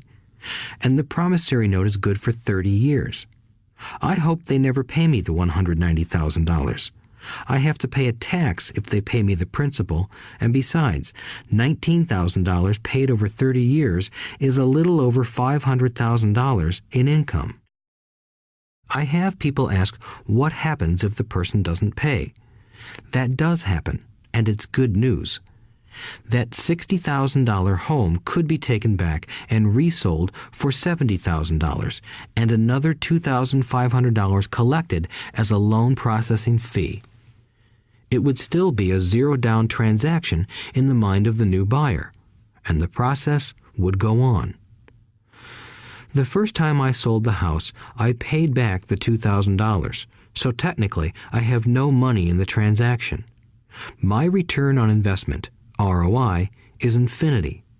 It's an example of no money making a lot of money. In the second transaction, when resold, I would have put $2,000 in my pocket and re-extended the loan to 30 years. What would my ROI be if I got paid money to make money? I do not know, but it sure beats saving $100 a month, which actually starts out as $150 because it's after-tax income for 40 years earning low interest. And again, you're taxed on the interest. That is not too intelligent. It may be safe, but it's not smart. A few years later, as the Phoenix real estate market strengthened, those houses we sold for $60,000 became worth $110,000. Foreclosure opportunities were still available, but became rare. It cost a valuable asset, my time, to go out looking for them. Thousands of buyers were looking for the few available deals. The market had changed. It was time to move on and look for other opportunities to put in the asset column. You cannot do that here. That is against the law. You're lying. I hear those comments much more often than, "Can you show me how to do that?" The math is simple. You do not need algebra or calculus, and the escrow company handles the legal transaction and the servicing of the payments. I have no roofs to fix or toilets to unplug because the owners do that. It's their house. Occasionally, someone does not pay, and that is wonderful because there are late fees, or they move out and the property is sold again. The court system handles that. And it may not work in your area. The market conditions may be different, but the example illustrates how a simple financial process can create hundreds of thousands of dollars with little money and low risk. It is an example of money being only an agreement. Anyone with a high school education can do it. Yet most people won't. Most people listen to the standard advice of work hard and save money. For about 30 hours of work, approximately $190,000 was created in the asset column, and no taxes were paid. Which one sounds harder to you? 1. Work hard, pay 50% in taxes, save what is left, your savings, then earn 5%, which is also taxed. Or 2. Take the time to develop your financial intelligence, harness the power of your brain and the asset column. If you use option number 1, be sure to factor in how much time it takes you to save $190,000. Time is one of your greatest assets. Now, you may understand why I silently shake my head when I hear parents say, "My child is doing well in school and receiving a good education." It may be good, but is it adequate? I know the above investment strategy is a small one. It is used to illustrate how small can grow into big. Again, my success reflects the importance of a strong financial foundation, which starts with a strong financial education. I have said it before, but it's worth repeating. Financial intelligence is made up of these 4 main technical skills. 1. Accounting. Accounting is financial literacy, or the ability to read numbers. This is a vital skill if you want to build businesses or investments. 2. Investing. Investing is the science of money making money. 3. Understanding markets.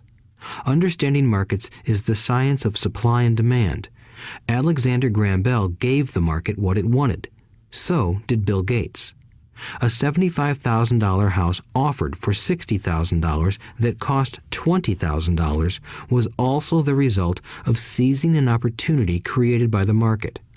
Somebody was buying, and someone was selling.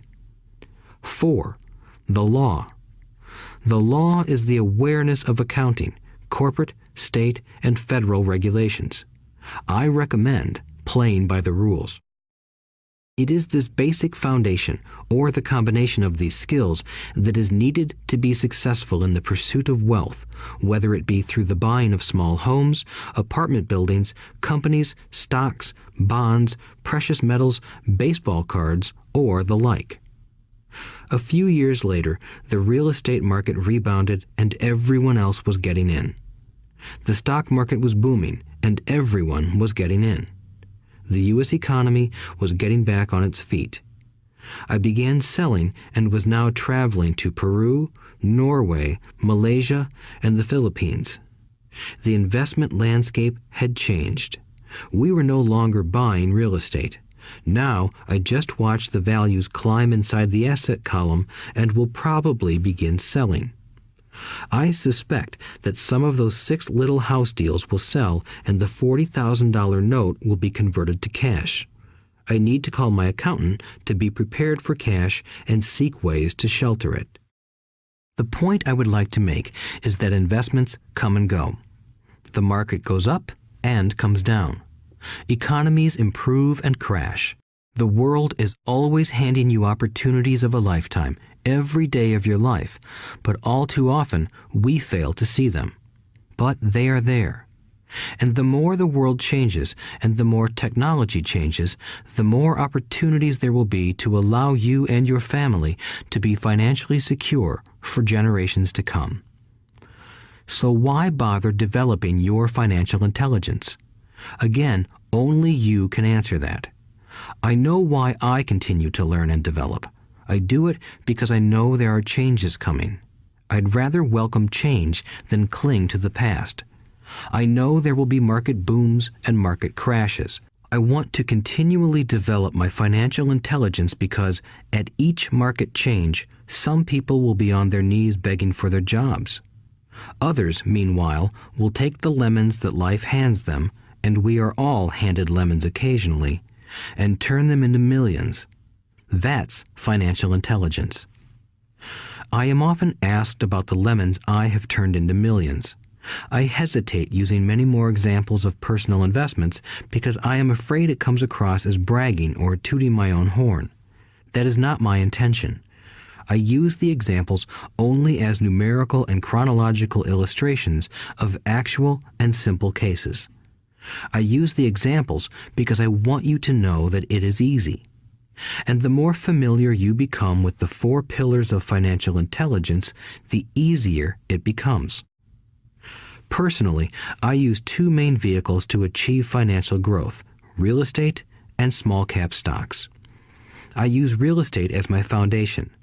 Day in and day out, my properties provide cash flow and occasional spurts of growth and value. The small cap stocks are used for fast growth. I do not recommend anything that I do. The examples are just that, examples. If the opportunity is too complex and I do not understand the investment, I don't do it. Simple math and common sense are all you need to do well financially. There are 5 reasons for using examples. 1. To inspire people to learn more. 2. To let people know it is easy if the foundation is strong. 3. To show that anyone can achieve great wealth. 4. To show that there are millions of ways to achieve your goals. 5. To show that it's not rocket science. In 1989, I used to jog through a lovely neighborhood in Portland, Oregon. It was a suburb that had little gingerbread houses. They were small and cute. I almost expected to see Little Red Riding Hood skipping down the sidewalk on her way to Granny's. There were for sale signs everywhere. The timber market was terrible. The stock market had just crashed, and the economy was depressed. On one street, I noticed a for sale sign that was up longer than most. It looked old. Jogging past it one day, I ran into the owner, who looked troubled. "What are you asking for your house?" I asked. The owner turned and smiled weakly. "Make me an offer," he said. "It's been for sale for over a year. Nobody even comes by anymore to look at it." "I'll look," I said, and I bought the house a half hour later for $20,000 less than his asking price. It was a cute little 2-bedroom home with gingerbread trim on all the windows. It was light blue with gray accents and had been built in 1930. Inside, there was a beautiful rock fireplace, as well as 2 tiny bedrooms. It was a perfect rental house. I gave the owner $5,000 down for a $45,000 house that was really worth $65,000, except that no one wanted to buy it.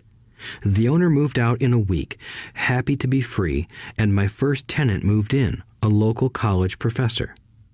After the mortgage, expenses, and management fees were paid, I put a little less than $40 in my pocket at the end of each month. Hardly exciting. A year later, the depressed Oregon real estate market had begun to pick up. California investors, flush with money from their still booming real estate market, were moving north and buying up Oregon and Washington. I sold that little house for $95,000 to a young couple from California who thought it was a bargain. My capital gains of approximately $40,000 were placed into a 1031 tax-deferred exchange, and I went shopping for a place to put my money.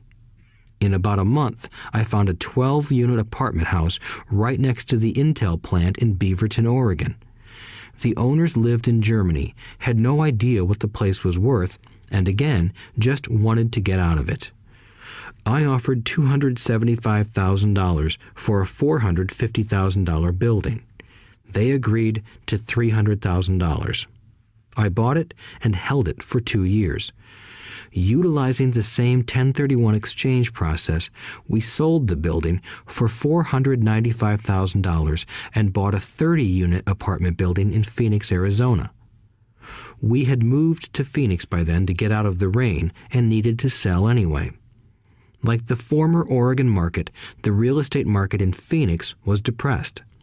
The price of the 30-unit apartment building in Phoenix was $875,000, with $225,000 down.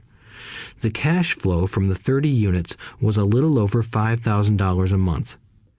The Arizona market began moving up, and a few years later, a Colorado investor offered us $1.2 million for the property. The point of this example is how a small amount can grow into a large amount. Again, it is a matter of understanding financial statements, investment strategies, a sense of the market, and the laws. If people are not versed in these subjects, then obviously they must follow standard dogma, which is to play it safe, diversify, and only invest in secure investments. The problem with secure investments is that they are often sanitized, that is, made so safe that the gains are less.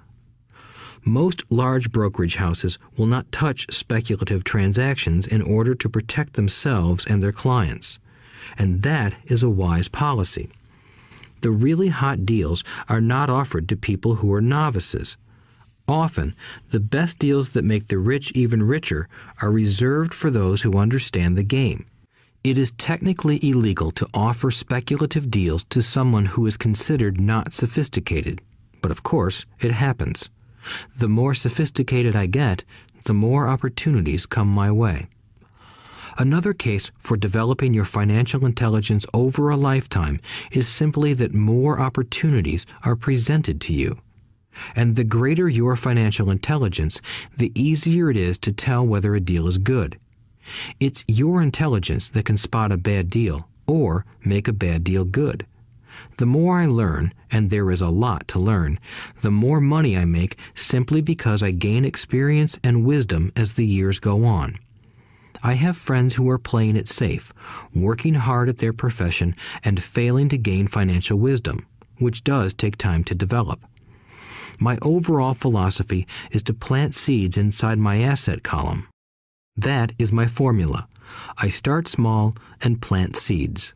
Some grow, some don't. Inside our real estate corporation, we have property worth several $million. It is our own right, or real estate investment trust. The point I'm making is that most of those millions started out as little $5,000 to $10,000 investments. All of those down payments were fortunate to catch a fast-rising market and increase tax-free. We traded in and out several times over a number of years.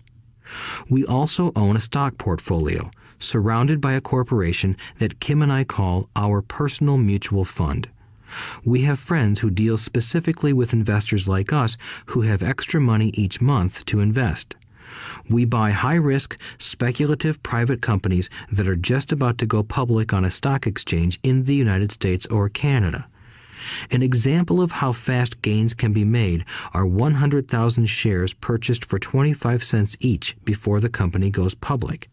6 months later, the company is listed, and the 100,000 shares now are worth $2 each. If the company is well managed, the price keeps going up, and the stock may go to $20 or more per share. There are years when our $25,000 has gone to $1 million in less than a year. It is not gambling if you know what you're doing. It is gambling if you're just throwing money into a deal and praying. The idea in anything is to use your technical knowledge, wisdom, and love of the game to cut the odds down, to lower the risk. Of course, there is always risk. It is financial intelligence that improves the odds. Thus, what is risky for one person is less risky to someone else. That is the primary reason I constantly encourage people to invest more in their financial education than in stocks, real estate, or other markets. The smarter you are, the better chance you have of beating the odds. The stock plays I personally invested in were extremely high risk for most people and absolutely not recommended. I have been playing that game since 1979 and have paid more than my share in dues. But if you will review why investments such as these are high risk for most people, you may be able to set your life up differently, so that the ability to take $25,000 and turn it into $1 million in a year is low risk for you. As stated earlier, nothing I have written is a recommendation. It is only used as an example of what is simple and possible. What I do is small potatoes in the grand scheme of things. Yet, for the average individual, a passive income of more than $100,000 a year is nice and not hard to achieve. Depending on the market and how smart you are, it could be done in 5 to 10 years. If you keep your living expenses modest, $100,000 coming in as additional income is pleasant, regardless of whether you work. You can work if you like, or take time off if you choose, and use the government tax system in your favor rather than against you. My personal basis is real estate. I love real estate because it's stable and slow-moving. I keep the base solid. The cash flow is fairly steady and, if properly managed, has a good chance of increasing in value. The beauty of a solid base of real estate is that it allows me to take greater risks, as I do with speculative stocks. If I make great profits in the stock market, I pay my capital gains tax on the gain and then reinvest what's left in real estate, again further securing my asset foundation. A last word on real estate. I have traveled all over the world and taught investing. In every city, I hear people say you cannot buy real estate cheap. That is not my experience. Even in New York or Tokyo, or just on the outskirts of the city, prime bargains are overlooked by most people. In Singapore, with their high real estate prices, there are still bargains to be found within a short driving distance. So whenever I hear someone say, "You can't do that here," pointing at me, I remind them that maybe the real statement is, "I don't know how to do that here. Yet." Great opportunities are not seen with your eyes. They are seen with your mind. Most people never get wealthy simply because they are not trained financially to recognize opportunities right in front of them. I am often asked, how do I start? In the final chapter of this audiobook, I offer 10 steps that I followed on the road to my financial freedom. But always remember to have fun. When you learn the rules and the vocabulary of investing and begin to build your asset column, I think you'll find that it's as fun a game as you've ever played. Sometimes you win, and sometimes you learn. But have fun. Most people never win because they're more afraid of losing. That is why I found school so silly. In school, we learn that mistakes are bad, and we are punished for making them. Yet if you look at the way humans are designed to learn, we learn by making mistakes. We learn to walk by falling down. If we never fell down, we would never walk. The same is true for learning to ride a bike. I still have scars on my knees, but today I can ride a bike without thinking. The same is true for getting rich. Unfortunately, the main reason most people are not rich is because they are terrified of losing. Winners are not afraid of losing, but losers are. Failure is part of the process of success. People who avoid failure also avoid success. I look at money much like my game of tennis. I play hard, make mistakes, correct, make more mistakes, correct, and I get better. If I lose the game, I reach across the net, shake my opponent's hand, smile, and say, "See you next Saturday." There are two kinds of investors. One, the first and most common type is a person who buys a packaged investment. They call a retail outlet, such as a real estate company, a stockbroker, or a financial planner, and they buy something. It could be a mutual fund, a right, a stock, or bond. It is a clean and simple way of investing. An analogy would be a shopper who goes to a computer store and buys a computer right off the shelf. 2. The second type is an investor who creates investments. This investor usually assembles a deal in the same way a person who buys components builds a computer. I do not know the first thing about putting components of a computer together, but I do know how to put pieces of opportunities together, or know people who know how. It is this second type of investor who is the more professional investor. Sometimes it may take years for all the pieces to come together, and sometimes they never do. It is this second type of investor that my rich dad encouraged me to be. It is important to learn how to put the pieces together, because that is where the huge wins reside, and sometimes some huge losses if the tide goes against you. If you want to be the second type of investor, you need to develop 3 main skills. These skills are in addition to those required to become financially intelligent. 1. Find an opportunity that everyone else missed. You see with your mind what others miss with their eyes. For example, a friend bought this run-down old house. It was spooky to look at. Everyone wondered why he bought it. What he saw that we did not was that the house came with 4 extra empty lots. He discovered that after going to the title company. After buying the house, he tore the house down and sold the 5 lots to a builder for 3 times what he paid for the entire package. He made $75,000 for 2 months of work. It's not a lot of money, but it sure beats minimum wage, and it's not technically difficult. 2. Raise money. The average person only goes to the bank. This second type of investor needs to know how to raise capital, and there are many ways that don't require a bank. To get started, I learned how to buy houses without a bank. It was the learned skill of raising money more than the houses themselves that was priceless. All too often, I hear people say, "The bank won't lend me money," or "I don't have the money to buy it." If you want to be a Type 2 investor, you need to learn how to do that which stops most people. In other words, a majority of people let their lack of money stop them from making a deal. If you can avoid that obstacle, you will be millions ahead of those who don't learn those skills. There have been many times I have bought a house, a stock, or an apartment building without a penny in the bank. I once bought an apartment house for $1.2 million. I did what is called tying it up with a written contract between seller and buyer.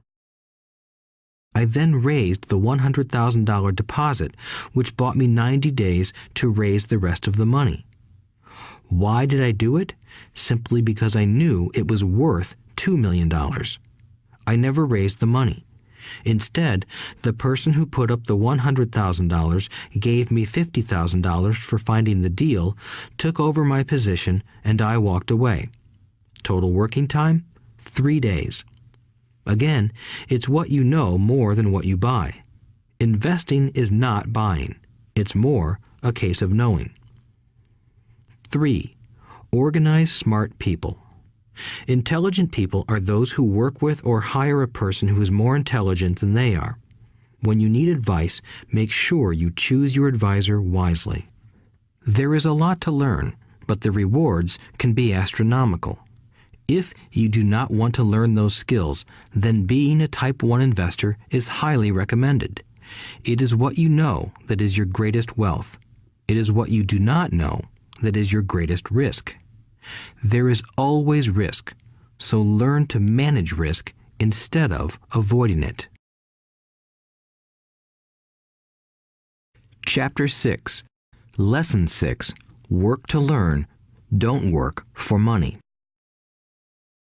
Job security meant everything to my educated dad. Learning meant everything to my rich dad. A few years ago, I granted an interview with a newspaper in Singapore. The young female reporter was on time, and the interview got underway immediately. We sat in the lobby of a luxurious hotel, sipping coffee and discussing the purpose of my visit to Singapore. I was to share the platform with Zig Ziglar. He was speaking on motivation, and I was speaking on the secrets of the rich. Someday, I would like to be a best-selling author like you, she said. I had seen some of the articles she had written for the paper, and I was impressed. She had a tough, clear style of writing. Her articles held a reader's interest. You have a great style, I said in reply. What holds you back from achieving your dream? My work does not seem to go anywhere, she said quietly. Everyone says that my novels are excellent, but nothing happens. So I keep my job with the paper. At least it pays the bills. Do you have any suggestions? Yes, I do, I said brightly. A friend of mine here in Singapore runs a school that trains people to sell. He runs sales training courses for many of the top corporations here in Singapore, and I think attending one of his courses would greatly enhance your career. She stiffened.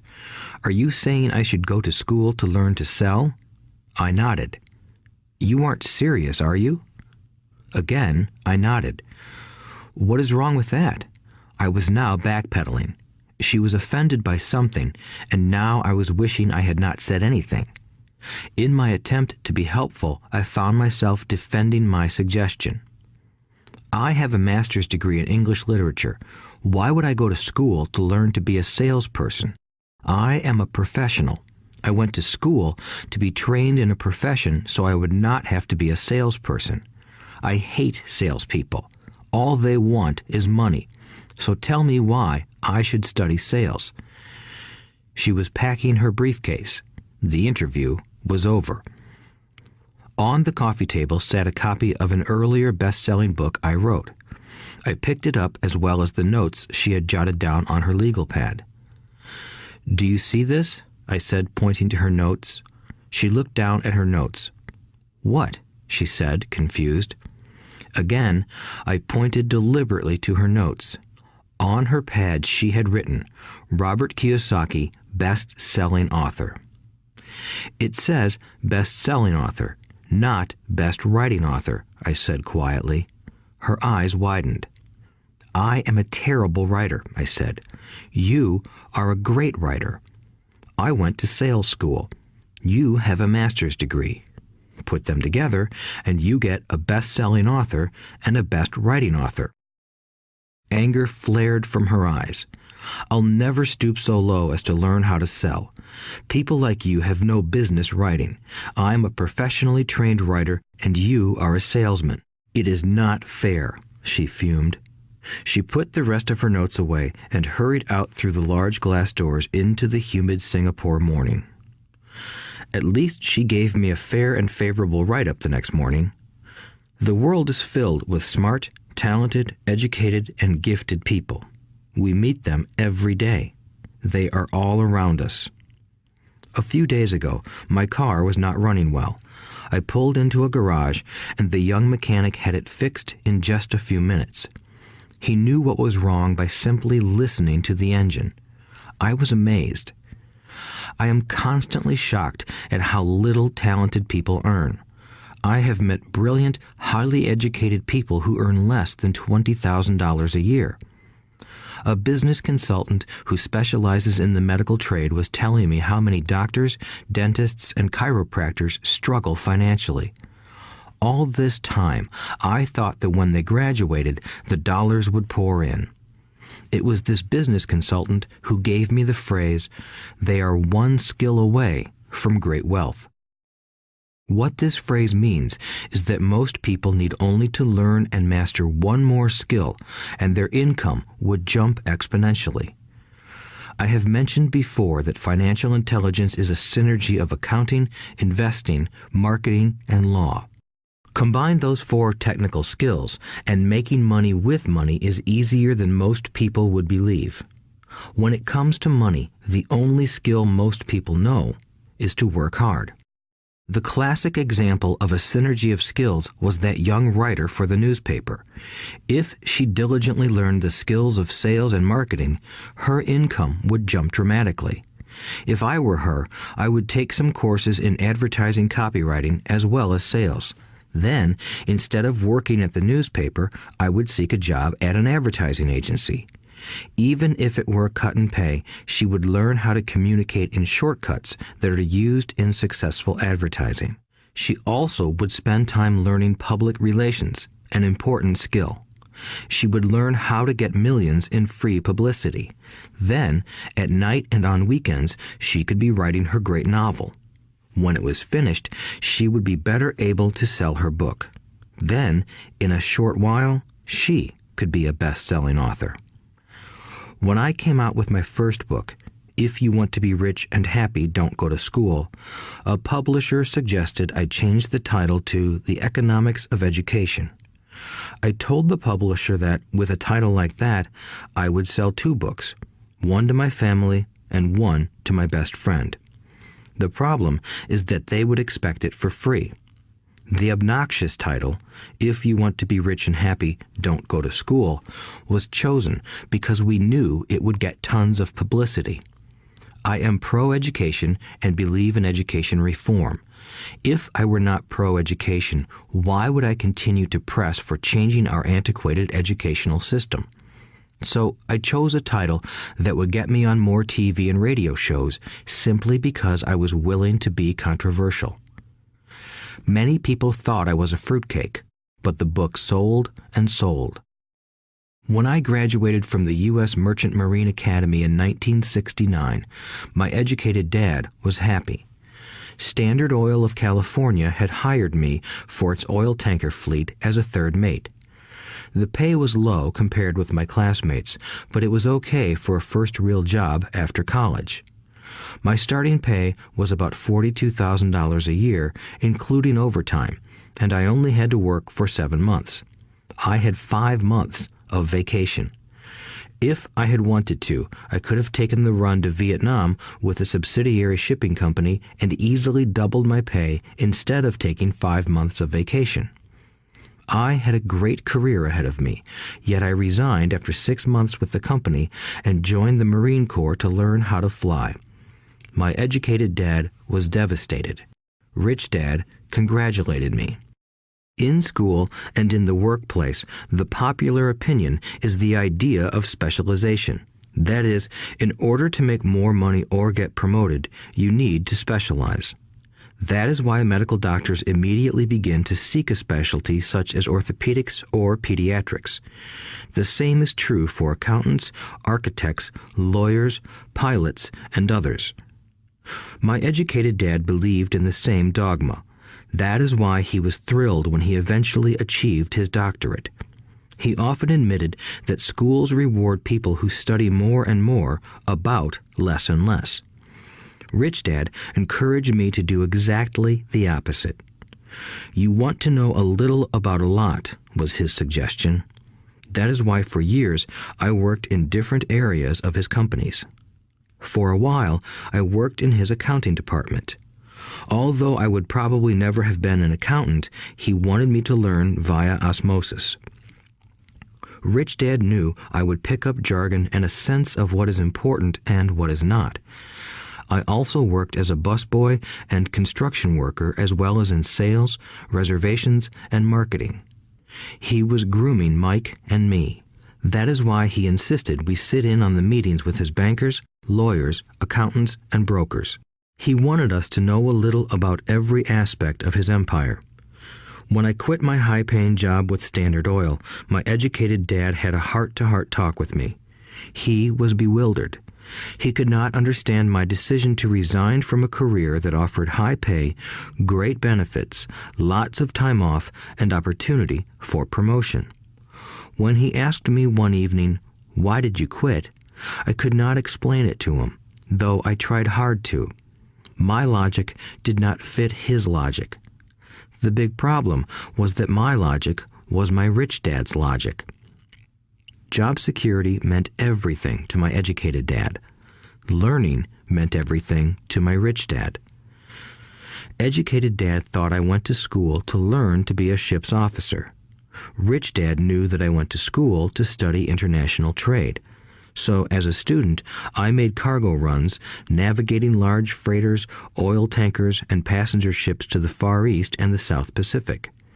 Rich Dad emphasized that I should stay in the Pacific instead of taking ships to Europe because he knew that the emerging nations were in Asia, not Europe. While most of my classmates, including Mike, were partying at their fraternity houses, I was studying trade, people, business styles, and cultures in Japan, Taiwan, Thailand, Singapore, Hong Kong, Vietnam, Korea, Tahiti, Samoa, and the Philippines. I was partying also, but it was not in any frat house. I grew up rapidly. Educated Dad just could not understand why I decided to quit and join the Marine Corps. I told him I wanted to learn to fly, but really I wanted to learn to lead troops. Rich Dad explained to me that the hardest part of running a company is managing people. He had spent 3 years in the Army. My educated dad was draft exempt. Rich Dad valued learning to lead men into dangerous situations. Leadership is what you need to learn next, he said. If you are not a good leader, you'll get shot in the back, just like they do in business. Returning from Vietnam in 1973, I resigned my commission, even though I loved flying. I found a job with Xerox Corporation. I joined it for one reason, and it was not for the benefits. I was a shy person, and the thought of selling was the most frightening subject in the world. Xerox has one of the best sales trainings programs in America.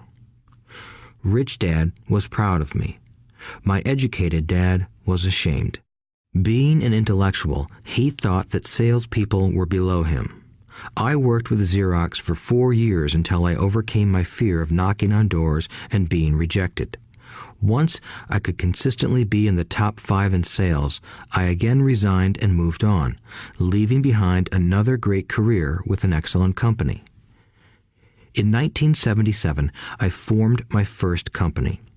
Rich Dad had groomed Mike and me to take over companies, so I now had to learn to form them and put them together.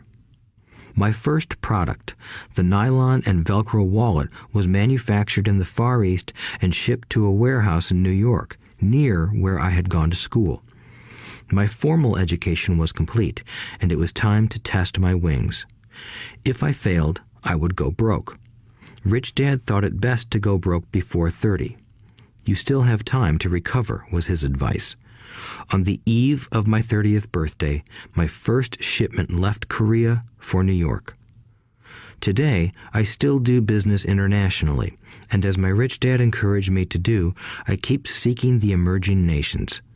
Today, my investment company invests in South American countries and Asian countries, as well as in Norway and Russia.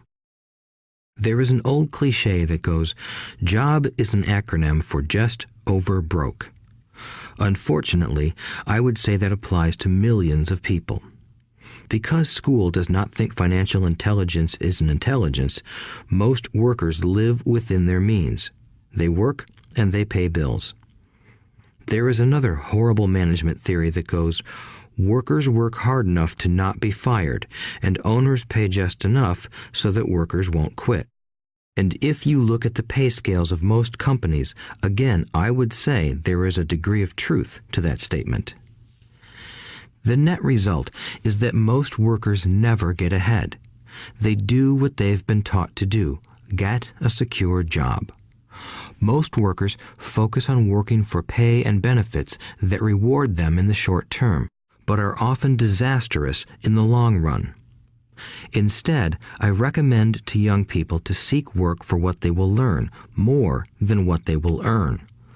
Look down the road at what skills they want to acquire before choosing a specific profession and before getting trapped in the rat race. Once people are trapped in the lifelong process of bill paying, they become like those little hamsters running around in those metal wheels. Their little furry legs are spinning furiously, the wheel is turning furiously, but come tomorrow morning, they'll still be in the same cage. Great job. In the movie Jerry Maguire, starring Tom Cruise, there are many great one-liners. Probably the most memorable is, "Show me the money."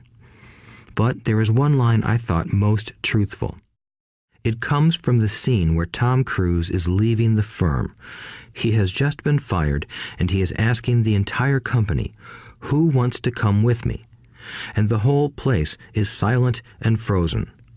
Only one woman speaks up and says, "I'd like to, but I'm due for a promotion in 3 months." That statement is probably the most truthful statement in the whole movie. It is the type of statement that people use to keep themselves busy, working away to pay bills. I know my educated dad looked forward to his pay raise every year, and every year he was disappointed. So he would go back to school to earn more qualifications so he could get another raise. Then, once again, there would be another disappointment.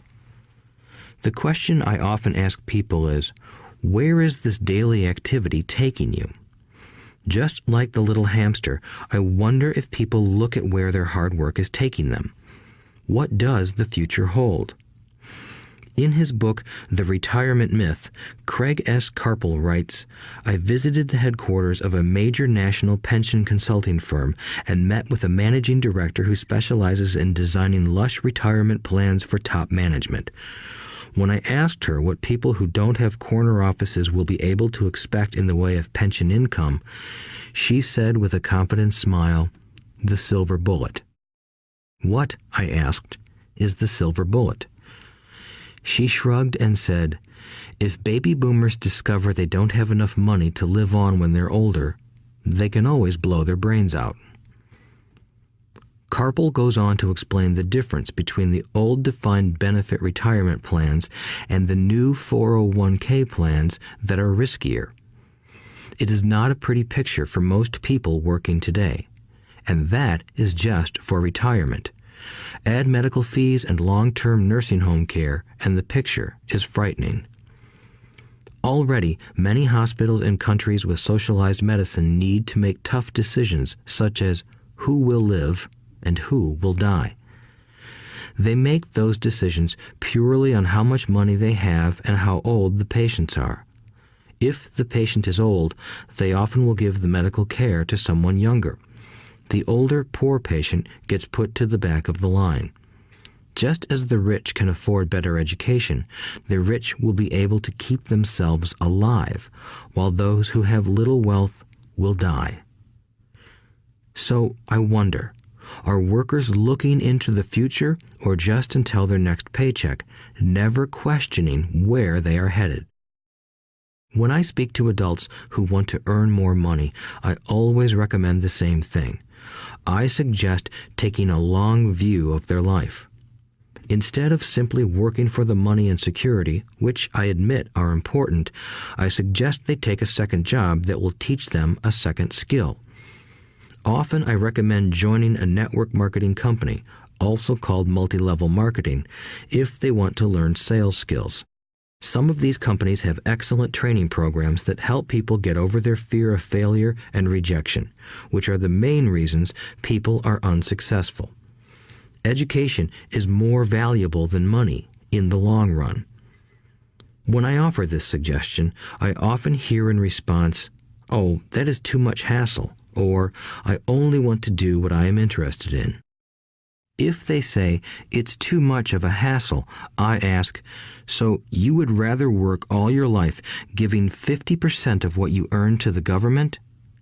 If they tell me, I only do what I am interested in, I say, I'm not interested in going to the gym, but I go because I want to feel better and live longer. Unfortunately, there is some truth to the old statement, you can't teach an old dog new tricks. Unless a person is used to changing, it's hard to change. But for those of you who might be on the fence when it comes to the idea of working to learn something new, I offer this word of encouragement. Life is much like going to the gym. The most painful part is deciding to go. Once you get past that, it's easy. There have been many days I have dreaded going to the gym, but once I am there and in motion, it is a pleasure. After the workout is over, I am always glad I talked myself into going. If you are unwilling to work to learn something new and instead insist on becoming highly specialized within your field, make sure the company you work for is unionized. Labor unions are designed to protect specialists. My educated dad, after falling from grace with the governor, became the head of the teachers' union in Hawaii. He told me that it was the hardest job he ever held. My rich dad, on the other hand, spent his life doing his best to keep his companies from becoming unionized. He was successful. Although the unions came close, Rich Dad was always able to fight them off. Personally, I take no sides because I can see the need for and the benefits of both sides. If you do as school recommends, become highly specialized, then seek union protection. For example, had I continued with my flying career, I would have sought a company that had a strong pilots' union. Why? Because my life would be dedicated to learning a skill that was valuable in only one industry. If I were pushed out of that industry, my life's skills would not be as valuable to another industry. A displaced senior pilot with 100,000 hours of heavy airline transport time, earning $150,000 a year, would have a hard time finding an equivalent high-paying job teaching in school. Skills do not necessarily transfer from industry to industry. Skills the pilots are paid for in the airline industry are not as important in, say, the school system. The same is true even for doctors today. With all the changes in medicine, many medical specialists are needing to conform to medical organizations such as HMOs. School teachers definitely need to be union members. Today in America, the teachers' union is the largest and the richest labor union of all. The NEA, the National Education Association, has tremendous political clout. Teachers need the protection of their union because their skills are also of limited value to an industry outside of education. So the rule of thumb is highly specialized, then unionize. It's the smart thing to do. When I ask the classes I teach, how many of you can cook a better hamburger than McDonald's, almost all the students raise their hands. I then ask, so if most of you can cook a better hamburger, how come McDonald's makes more money than you? The answer is obvious. McDonald's is excellent at business systems. The reason so many talented people are poor is because they focus on building a better hamburger and know little to nothing about business systems. A friend of mine in Hawaii is a great artist. He makes a sizable amount of money. One day, his mother's attorney called to tell him that she had left him $35,000. That is what was left of her estate after the attorney and the government took their shares. Immediately, he saw an opportunity to increase his business by using some of this money to advertise. 2 months later, his first 4-color full-page ad appeared in an expensive magazine that targeted the very rich. The ad ran for 3 months. He received no replies from the ad, and all of his inheritance is now gone. He now wants to sue the magazine for misrepresentation. This is a common case of someone who can build a beautiful hamburger but knows little about business. When I asked him what he learned, his only reply was, "Advertising salespeople are crooks." I then asked him if he would be willing to take a course in sales and a course in direct marketing. His reply, "I don't have the time, and I don't want to waste my money." The world is filled with talented poor people. All too often, they're poor or struggle financially or earn less than they are capable of, not because of what they know, but because of what they do not know. They focus on perfecting their skills at building a better hamburger rather than the skills of selling and delivering the hamburger. Maybe McDonald's does not make the best hamburger, but they are the best at selling and delivering a basic average burger. Poor Dad wanted me to specialize. That was his view on how to be paid more. Even after being told by the governor of Hawaii that he could no longer work in state government, my educated dad continued to encourage me to get specialized. Educated Dad then took up the cause of the teachers' union, campaigning for further protection and benefits for these highly skilled and educated professionals. We argued often, but I know he never agreed that over-specialization is what caused the need for union protection. He never understood that the more specialized you become, the more you are trapped and dependent on that specialty. Rich Dad advised that Mike and I groom ourselves.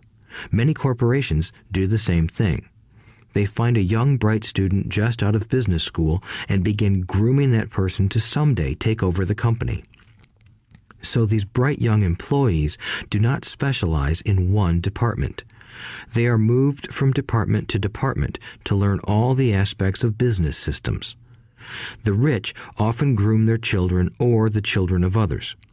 By doing so, their children gain an overall knowledge of the operations of the business and how the various departments interrelate. For the World War II generation, it was considered bad to skip from company to company. Today, it is considered smart. Since people will skip from company to company rather than seek greater specialization in skills, why not seek to learn more than to earn? In the short term, it may earn you less, but it will pay dividends in the long term. The main management skills needed for success are 1. Management of cash flow, 2. Management of systems, 3. Management of people. The most important specialized skills are sales and marketing. The ability to sell, to communicate to another human being, be it a customer, employee, boss, spouse, or child, is the base skill of personal success. Communication skills such as writing, speaking, and negotiating are crucial to a life of success. These are skills I work on constantly, attending courses or buying educational resources to expand my knowledge. As I have mentioned, my educated dad worked harder and harder the more competent he became. He also became more trapped the more specialized he got. Although his salary went up, his choices diminished. Soon after he was locked out of government work, he found out how vulnerable he really was professionally. It is like professional athletes who suddenly are injured or are too old to play. Their once high-paying position is gone, and they have limited skills to fall back on. I think that is why my educated dad sided so much with the unions after that. He realized how much a union would have benefited him. Rich Dad encouraged Mike and me to know a little about a lot. He encouraged us to work with people smarter than we were and to bring smart people together to work as a team. Today, it would be called a synergy of professional specialties. Today, I meet ex-school teachers earning hundreds of thousands of dollars a year. They earn that much because they have specialized skills in their field as well as other skills. They can teach as well as sell and market. I know of no other skills to be more important than selling and marketing. The skills of selling and marketing are difficult for most people, primarily due to their fear of rejection. The better you are at communicating, negotiating, and handling your fear of rejection, the easier life is. Just as I advise that newspaper writer who wanted to become a best-selling author, I advise anyone else today. Being technically specialized has its strengths as well as its weaknesses. I have friends who are geniuses, but they cannot communicate effectively with other human beings, and, as a result, their earnings are pitiful. I advise them to just spend a year learning to sell. Even if they earn nothing, their communication skills will improve, and that is priceless. In addition to being good learners, sellers, and marketers, we need to be good teachers as well as good students. To be truly rich, we need to be able to give as well as to receive. In cases of financial or professional struggle, there is often a lack of giving and receiving. I know many people who are poor because they are neither good students nor good teachers. Both of my dads were generous men. Both made it a practice to give first. Teaching was one of their ways of giving. The more they gave, the more they received. One glaring difference was in the giving of money. My rich dad gave lots of money away. He gave to his church, to charities, and to his foundation. He knew that to receive money, you had to give money. Giving money is the secret to most great wealthy families. That is why there are organizations like the Rockefeller Foundation and the Ford Foundation.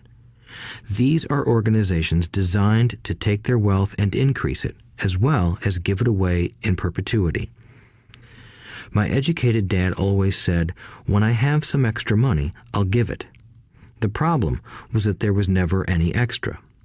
So he worked harder to draw more money in rather than focus on the most important law of money. Give and you shall receive. Instead, he believed in receive and then you give. In conclusion, I became both dads. One part of me is a hardcore capitalist who loves the game of money making money. The other part is a socially responsible teacher who is deeply concerned with this ever-widening gap between the haves and have-nots. I personally hold the archaic educational system primarily responsible for this growing gap. Chapter 7. Overcoming Obstacles. The primary difference between a rich person and a poor person is how they manage fear. Once people have studied and become financially literate, they may still face roadblocks to becoming financially independent. There are 5 main reasons why financially literate people may still not develop abundant asset columns that could produce a large cash flow. The 5 reasons are: 1. Fear. 2. Cynicism. 3. Laziness. 4. Bad habits. 5. Arrogance. Overcoming fear. I have never met anyone who really likes losing money. And in all my years, I have never met a rich person who has never lost money. But I have met a lot of poor people who have never lost a dime. Investing, that is. The fear of losing money is real. Everyone has it, even the rich. But it's not having fear that is the problem. It's how you handle fear. It's how you handle losing. It's how you handle failure that makes the difference in one's life. The primary difference between a rich person and a poor person is how they manage that fear. It's okay to be fearful. It's okay to be a coward when it comes to money. You can still be rich. We're all heroes at something and cowards at something else. My friend's wife is an emergency room nurse. When she sees blood, she flies into action. When I mention investing, she runs away. When I see blood, I don't run. I pass out. My rich dad understood phobias about money. Some people are terrified of snakes. Some people are terrified about losing money. Both are phobias, he would say. So his solution to the phobia of losing money was this little rhyme. If you hate risk and worry, start early. If you start young, it's easier to be rich. I won't go into it here, but there is a staggering difference between a person who starts investing at age 20 versus age 30. The purchase of Manhattan Island is said to be one of the greatest bargains of all time. New York was purchased for $24 in trinkets and beads. Yet if that $24 had been invested at 8% annually, that $24 would have been worth more than $28 trillion by 1995. Manhattan could be repurchased with money left over to buy much of Los Angeles. But what if you don't have much time left or would like to retire early? How do you handle the fear of losing money? My poor dad did nothing. He simply avoided the issue, refusing to discuss the subject. My rich dad, on the other hand, recommended that I think like a Texan. I like Texas and Texans, he used to say. In Texas, everything is bigger. When Texans win, they win big. And when they lose, it's spectacular. They like losing? I asked. That's not what I'm saying. Nobody likes losing. Show me a happy loser, and I'll show you a loser, said Rich Dad. It's a Texan's attitude toward risk, reward, and failure I'm talking about.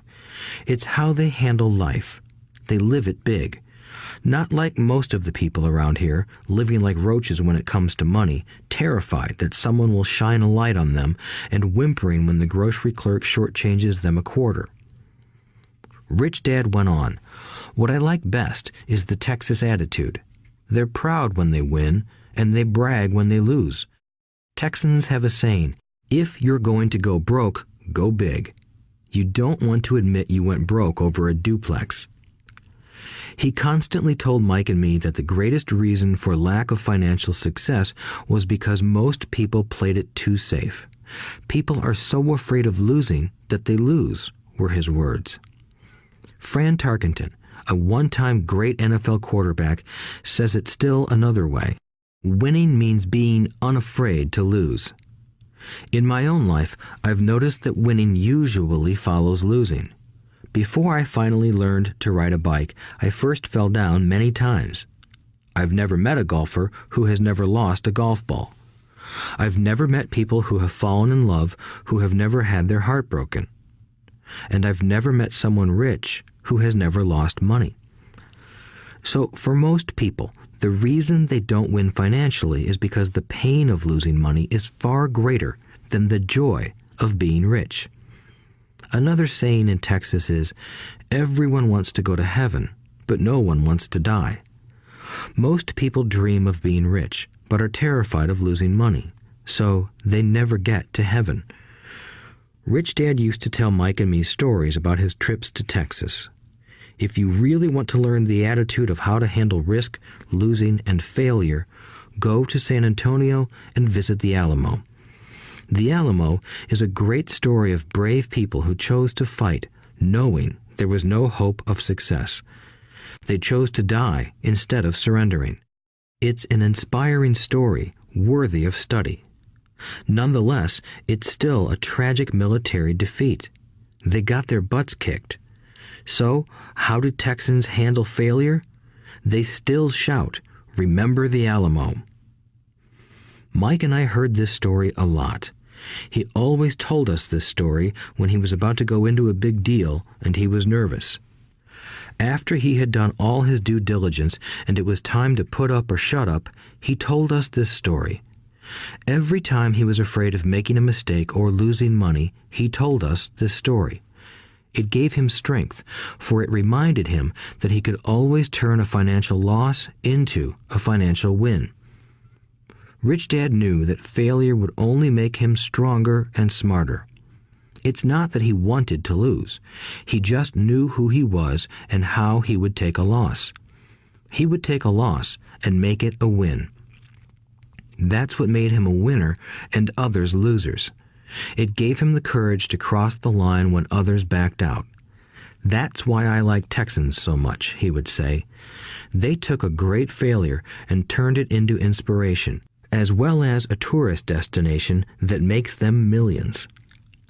But probably his words that mean the most to me today are these. Texans don't bury their failures. They get inspired by them.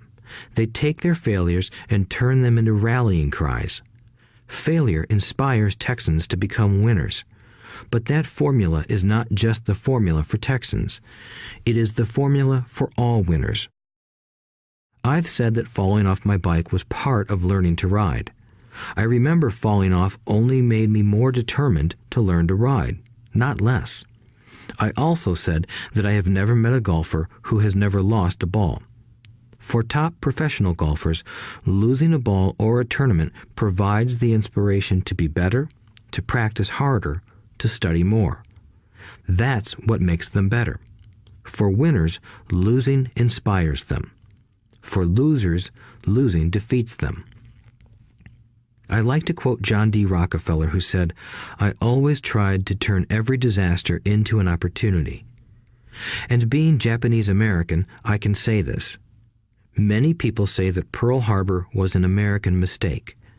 I say it was a Japanese mistake. From the movie Tora, Tora, Tora, a somber Japanese admiral says to his cheering subordinates, "I am afraid we have awakened a sleeping giant." Remember Pearl Harbor became a rallying cry. It turned one of America's greatest losses into the reason to win. This great defeat gave America strength, and America soon emerged as a world power. Failure inspires winners, and failure defeats losers. It is the biggest secret of winners. It's the secret that losers do not know. The greatest secret of winners is that failure inspires winning. Thus, they're not afraid of losing. Repeating Fran Tarkenton's quote, "Winning means being unafraid to lose." People like Fran Tarkenton are not afraid of losing because they know who they are. They hate losing, so they know that losing will only inspire them to become better. There is a big difference between hating losing and being afraid to lose. Most people are so afraid of losing money that they lose.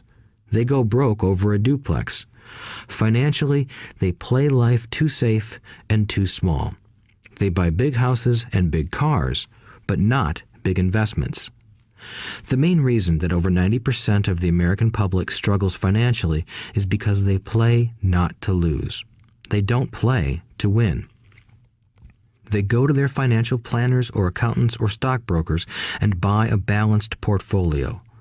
Most have lots of cash in CDs, low-yield bonds, mutual funds that can be traded within a mutual fund family, and a few individual stocks. It is a safe and sensible portfolio, but it is not a winning portfolio. It is a portfolio of someone playing not to lose. Don't get me wrong, it's probably a better portfolio than more than 70% of the population has, and that's frightening. It's a great portfolio for someone who loves safety. But playing it safe and balanced on your investment portfolio is not the way successful investors play the game. If you have little money and you want to be rich, you must first be focused, not balanced. If you look at any successful person, at the start they were not balanced. Balanced people go nowhere. They stay in one spot. To make progress, you must first go unbalanced. Just look at how you make progress walking. Thomas Edison was not balanced. He was focused. Bill Gates was not balanced. He was focused. Donald Trump is focused. George Soros is focused. George Patton did not take his tanks wide. He focused them and blew through the weak spots in the German line. The French went wide with the Maginot Line, and you know what happened to them. If you have any desire to be rich, you must focus. Do not do what poor and middle-class people do, put their few eggs in many baskets. Put a lot of your eggs in a few baskets and focus. Follow one course until successful. If you hate losing, play it safe. If losing makes you weak, play it safe. Go with balanced investments. If you're over 25 years old and are terrified of taking risks, don't change. Play it safe, but start early. Start accumulating your nest egg early because it will take time. But if you have dreams of freedom, of getting out of the rat race, the first question to ask yourself is, how do I respond to failure? If failure inspires you to win, maybe you should go for it, but only maybe. If failure makes you weak or causes you to throw temper tantrums, like spoiled brats who call attorneys to file lawsuits every time something doesn't go their way, then play it safe. Keep your daytime job, or buy bonds or mutual funds. But remember, there is risk in those financial instruments also, even though they may appear safe. I say all this, mentioning Texas and Fran Tarkenton, because stacking the asset column is easy. It's really a low-aptitude game. It doesn't take much education. Fifth-grade math will do. But building your asset column is a game in which attitude plays a major role.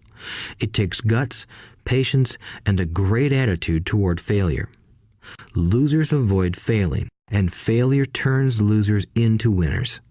Just remember the Alamo. Overcoming cynicism. The sky is falling. The sky is falling. Most of us know the story of Chicken Little, who ran around warning the barnyard of impending doom. We all know people who are that way. There's a Chicken Little inside each of us. As I stated earlier, the cynic is really a little chicken. We all get a little chicken when fear and doubt cloud our thoughts. All of us have doubts. I'm not smart. I'm not good enough. So-and-so is better than me. Our doubts often paralyze us. We play the what-if game. What if the economy crashes right after I invest? What if I lose control and I can't pay the money back? What if things don't go as I planned? Or we have friends or loved ones who will remind us of our shortcomings. They often say, "What makes you think you can do that? If it's such a good idea, how come someone else hasn't done it? That will never work. You don't know what you're talking about." These words of doubt often get so loud that we fail to act. A horrible feeling builds in our stomach. Sometimes we can't sleep. We fail to move forward. So we stay with what is safe, and opportunities pass us by. We watch life passing by as we sit immobilized with a cold knot in our body. We have all felt this at one time in our lives, some more than others.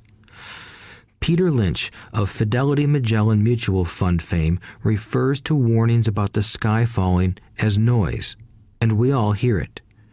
Noise is either created inside our heads or comes from outside, often from friends, family, co-workers, and the media. Lynch recalls the time during the 1950s when the threat of nuclear war was so prevalent in the news that people began building fallout shelters and storing food and water. If they had invested that money wisely in the market, instead of building a fallout shelter, they'd probably be financially independent today. When violence breaks out in a city, gun sales go up all over the country. A person dies from rare hamburger meat in the state of Washington, and the Arizona Health Department orders restaurants to have all beef cooked well done. A drug company runs a TV commercial in February showing people catching the flu. Colds go up as well as sales of cold medicine. Most people are poor because when it comes to investing, the world is filled with Chicken Littles running around yelling, "The sky is falling, the sky is falling." And Chicken Littles are effective because every one of us is a little chicken. It often takes great courage to not let rumors and talk of doom and gloom affect your doubts and fears. But a savvy investor knows that the seemingly worst of times is actually the best of times to make money. When everyone else is too afraid to act, they pull the trigger and are rewarded. Some time ago, a friend named Richard came from Boston to visit Kim and me in Phoenix. He was impressed with what we had done through stocks and real estate. The Phoenix real estate prices were depressed. We spent 2 days showing him what we thought were excellent opportunities for cash flow and capital appreciation. Kim and I are not real estate agents. We are strictly investors. After identifying a unit in a resort community, we called an agent who sold it to him that afternoon. The price was a mere $42,000 for a 2-bedroom townhome. Similar units were going for $65,000. He had found a bargain. Excited, he bought it and returned to Boston. 2 weeks later, the agent called to say that our friend had backed out. I called immediately to find out why. All he said was that he talked to his neighbor, and his neighbor told him it was a bad deal. He was paying too much. I asked Richard if his neighbor was an investor. Richard said he was not. When I asked why he listened to him, Richard got defensive and simply said he wanted to keep looking. The real estate market in Phoenix turned, and a few years later, that little unit was renting for $1,000 a month, $2,500 in the peak winter months. The unit was worth $95,000. All Richard had to put down was $5,000, and he would have had a start at getting out of the rat race. Today, he still has done nothing. Richard's backing out did not surprise me. It's called buyer's remorse, and it affects all of us. The little chicken won, and a chance at freedom was lost. In another example, I hold a small portion of my assets in tax lien certificates instead of CDs. I earn 16% per year on my money, which certainly beats the interest rates banks offer on CDs. The certificates are secured by real estate and enforced by state law, which is also better than most banks. The formula they're bought on makes them safe. They just lack liquidity. So I look at them as 2 to 7 year CDs. Almost every time I tell someone that I hold my money this way, especially if they have money in CDs, they will tell me it's risky. They tell me why I should not do it. When I ask them where they get their information, they say from a friend or an investment magazine. They've never done it, and they're telling someone who's doing it why they shouldn't. The lowest yield I look for is 16%, but people who are filled with doubt are willing to accept a far lower return. Doubt is expensive. My point is that it's those doubts and cynicism that keep most people poor and playing it safe. The real world is simply waiting for you to get rich. Only a person's doubts keep them poor. As I said, getting out of the rat race is technically easy. It doesn't take much education, but those doubts are cripplers for most people. Cynics never win, said Rich Dad. Unchecked doubt and fear creates a cynic. Cynics criticize and winners analyze was another of his favorite sayings. Rich Dad explained that criticism blinded while analysis opened eyes. Analysis allowed winners to see that critics were blind and to see opportunities that everyone else missed. And finding what people miss is key to any success. Real estate is a powerful investment tool for anyone seeking financial independence or freedom. It is a unique investment tool. Yet every time I mention real estate as a vehicle, I often hear, "I don't want to fix toilets." That's what Peter Lynch calls noise. That's what my rich dad would say is the cynic talking, someone who criticizes and does not analyze, someone who lets their doubts and fears close their mind instead of open their eyes. So when someone says, "I don't want to fix toilets," I want to fire back, "What makes you think I want to?" They're saying a toilet is more important than what they want. I talk about freedom from the rat race, and they focus on toilets. That is the thought pattern that keeps most people poor. They criticize instead of analyze. I don't once hold the key to your success, Rich Dad would say, because I too do not want to fix toilets. I shop hard for a property manager who does fix toilets. And by finding a great property manager who runs houses or apartments, well, my cash flow goes up. But more importantly, a great property manager allows me to buy a lot more real estate since I don't have to fix toilets. A great property manager is key to success in real estate. Finding a good manager is more important to me than the real estate. A great property manager often hears of great deals before real estate agents do, which makes them even more valuable.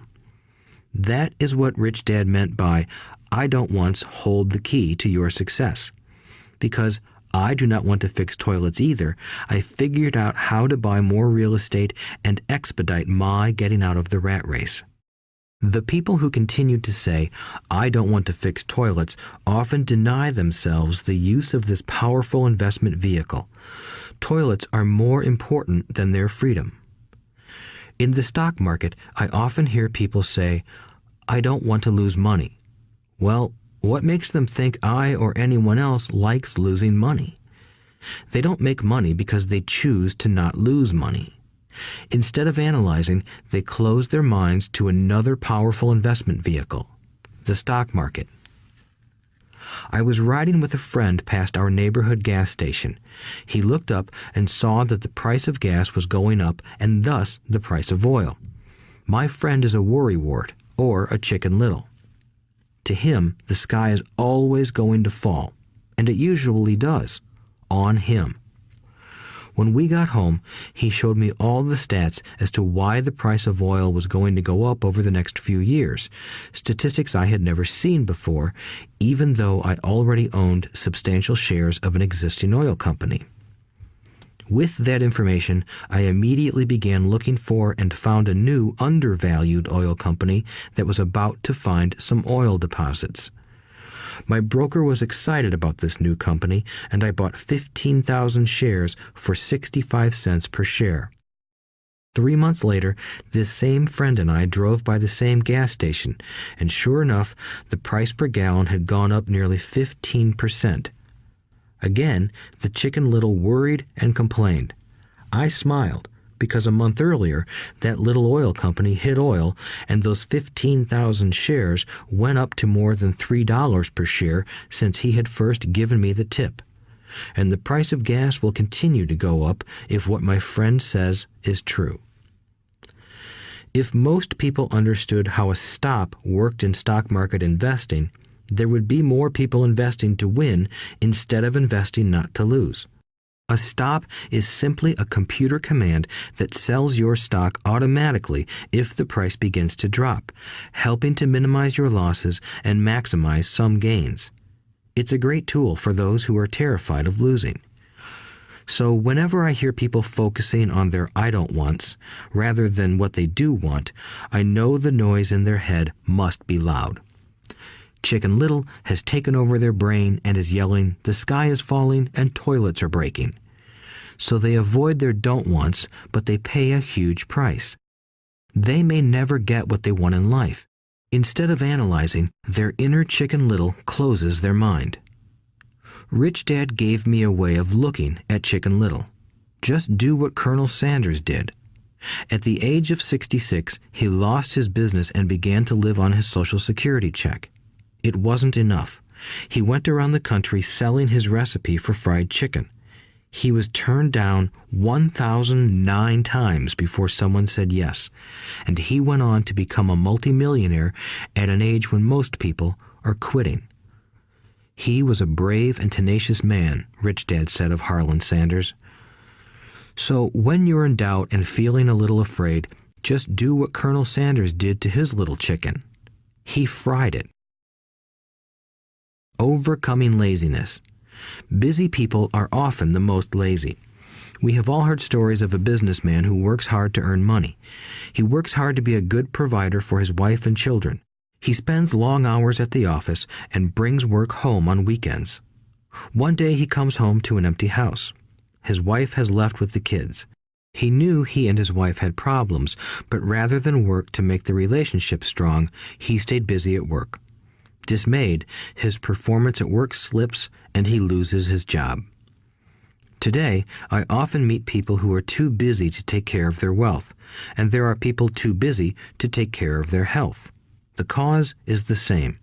They're busy, and they stay busy as a way of avoiding something they do not want to face. Nobody has to tell them. Deep down, they know. In fact, if you remind them, they often respond with anger or irritation. If they aren't busy at work or with the kids, they're often busy watching TV, fishing, playing golf, or shopping. Yet deep down, they know they are avoiding something important. That's the most common form of laziness. Laziness by staying busy. So, what is the cure for laziness? The answer is a little greed. For many of us, we were raised thinking of greed or desire as bad. Greedy people are bad people, my mom used to say, yet we all have inside of us this yearning to have nice, new, or exciting things. So to keep that emotion of desire under control, often parents find ways of suppressing that desire with guilt. You only think about yourself. Don't you know you have brothers and sisters? Was one of my mom's favorites. You want me to buy you what? Was a favorite of my dad. Do you think we're made of money? Do you think money grows on trees? We're not rich people, you know. It wasn't so much the words, but the angry guilt trip that went with the words that got to me. Or the reverse guilt trip was the I'm sacrificing my life to buy this for you. I'm buying this for you because I never had this advantage when I was a kid. I have a neighbor who is stone broke but can't park his car in his garage. The garage is filled with toys for his kids. Those spoiled brats get everything they ask for. I don't want them to know the feeling of want are his everyday words. He has nothing set aside for their college or his retirement, but his kids have every toy ever made. He recently got a new credit card in the mail and took his kids to visit Las Vegas. I'm doing it for the kids, he said with great sacrifice. Rich Dad forbade the words, I can't afford it. In my real home, that's all I heard. Instead, Rich Dad required his children to say, how can I afford it? He believed that the words, I can't afford it, shut down your brain. It didn't have to think anymore. How can I afford it opened up the brain and forced it to think and search for answers. But most importantly, he felt the words, I can't afford it, were a lie, and the human spirit knows it. The human spirit is very, very powerful, he would say. It knows it can do anything. By having a lazy mind that says, I can't afford it, a war breaks out inside you. Your spirit is angry, and your lazy mind must defend its lie. The spirit is screaming, come on, let's go to the gym and work out. And the lazy mind says, but I'm tired. I worked really hard today. Or the human spirit says, I'm sick and tired of being poor. Let's get out there and get rich. To which the lazy mind says, rich people are greedy. Besides, it's too much bother. It's not safe. I might lose money. I'm working hard enough as it is. I've got too much to do at work anyway. Look at what I have to do tonight. My boss wants it finished by morning. I can't afford it also causes sadness, a helplessness that leads to despondency and often depression. How can I afford it opens up possibilities, excitement, and dreams.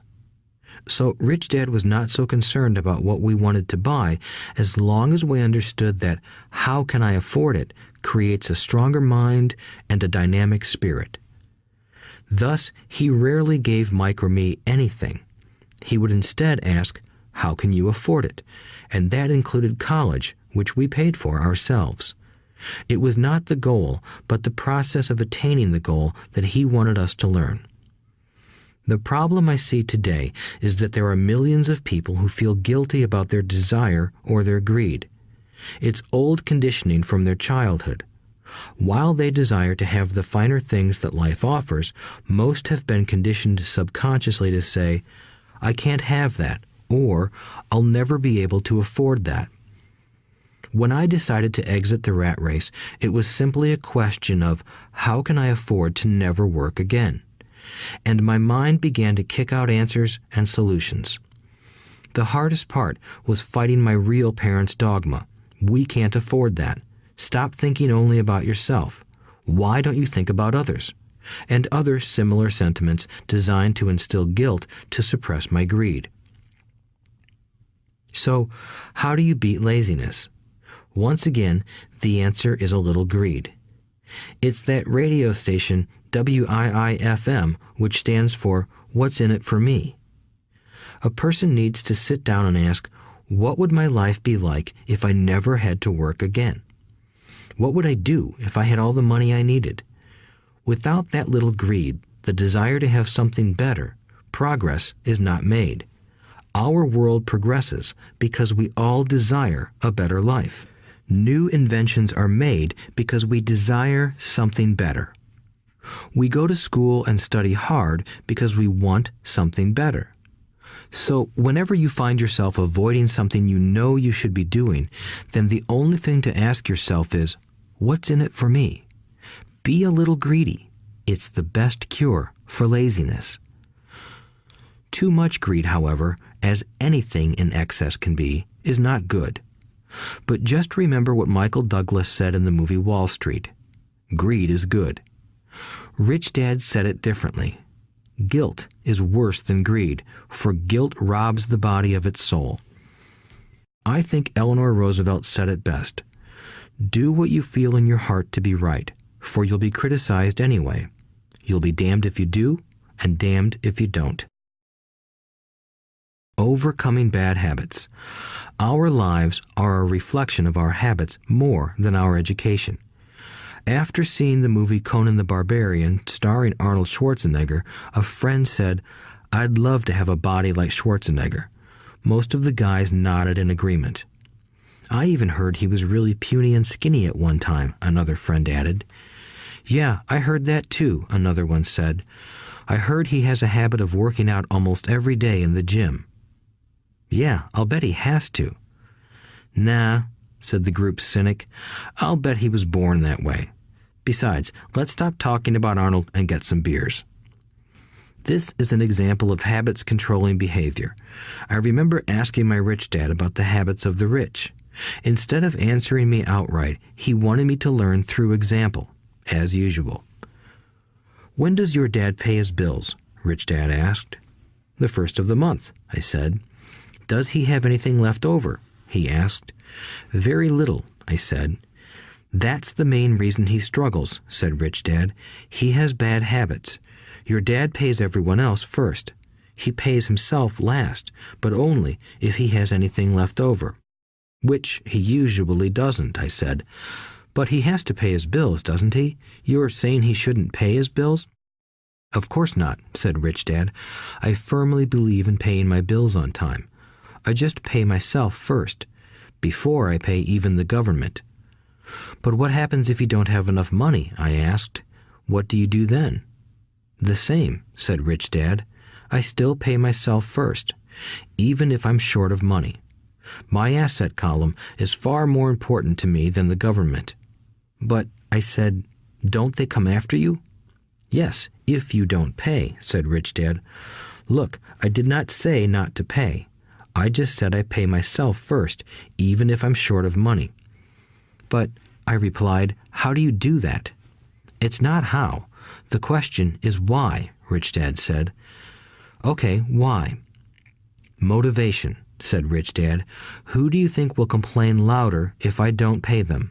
Me or my creditors?" "Your creditors will definitely scream louder than you," I said, responding to the obvious. "You wouldn't say anything if you didn't pay yourself." So you see, after paying myself, the pressure to pay my taxes and the other creditors is so great that it forces me to seek other forms of income. The pressure to pay becomes my motivation. I've worked extra jobs, started other companies, traded in the stock market, anything, just to make sure those guys don't start yelling at me.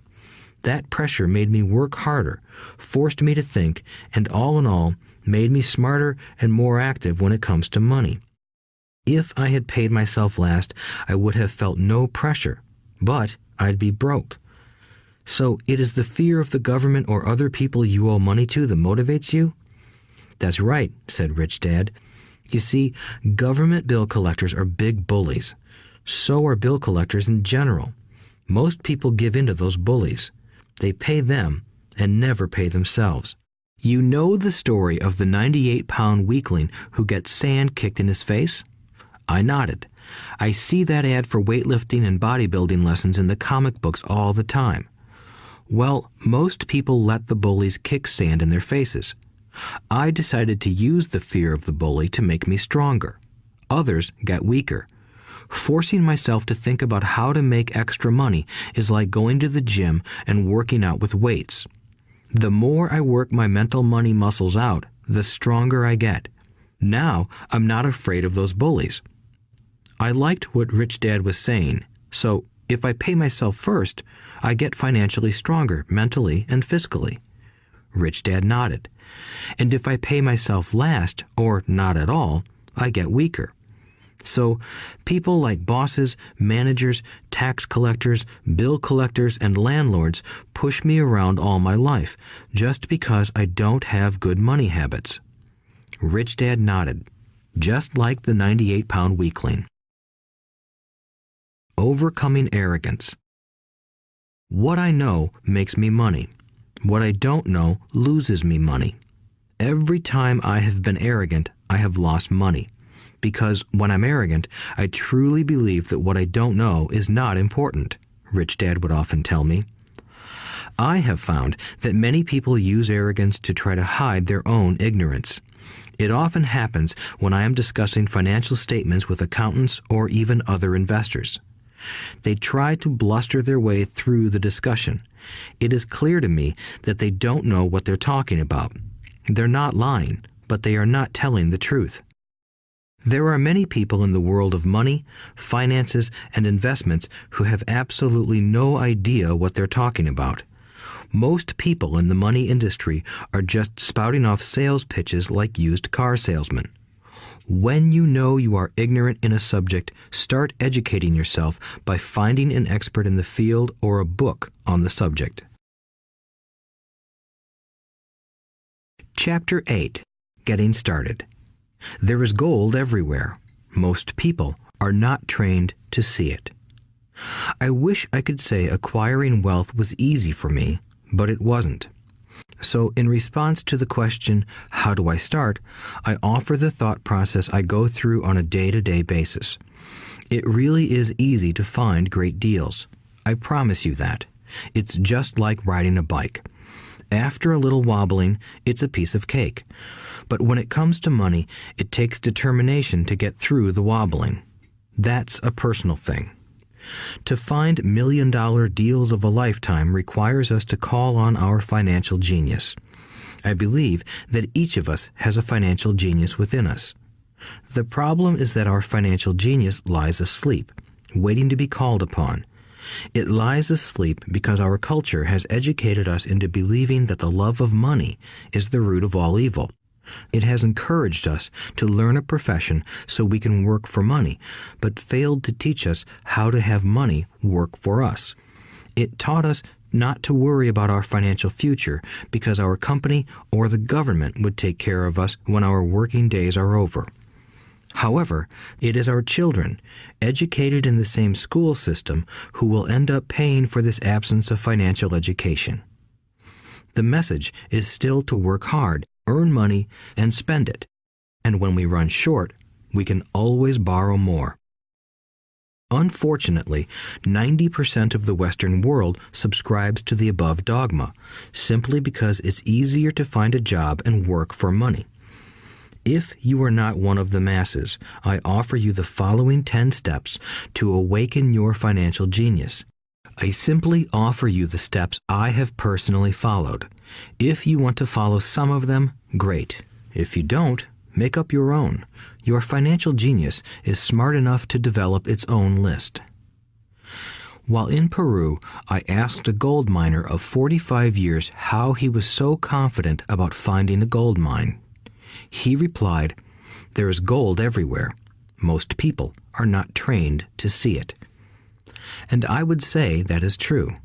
In real estate, I can go out and in a day come up with 4 or 5 great potential deals. while the average person will go out and find nothing, even looking in the same neighborhood. The reason is that they have not taken the time to develop their financial genius. I offer you the following 10 steps as a process to develop your God-given powers, powers over which only you have control. 1. Find a reason greater than reality, the power of spirit.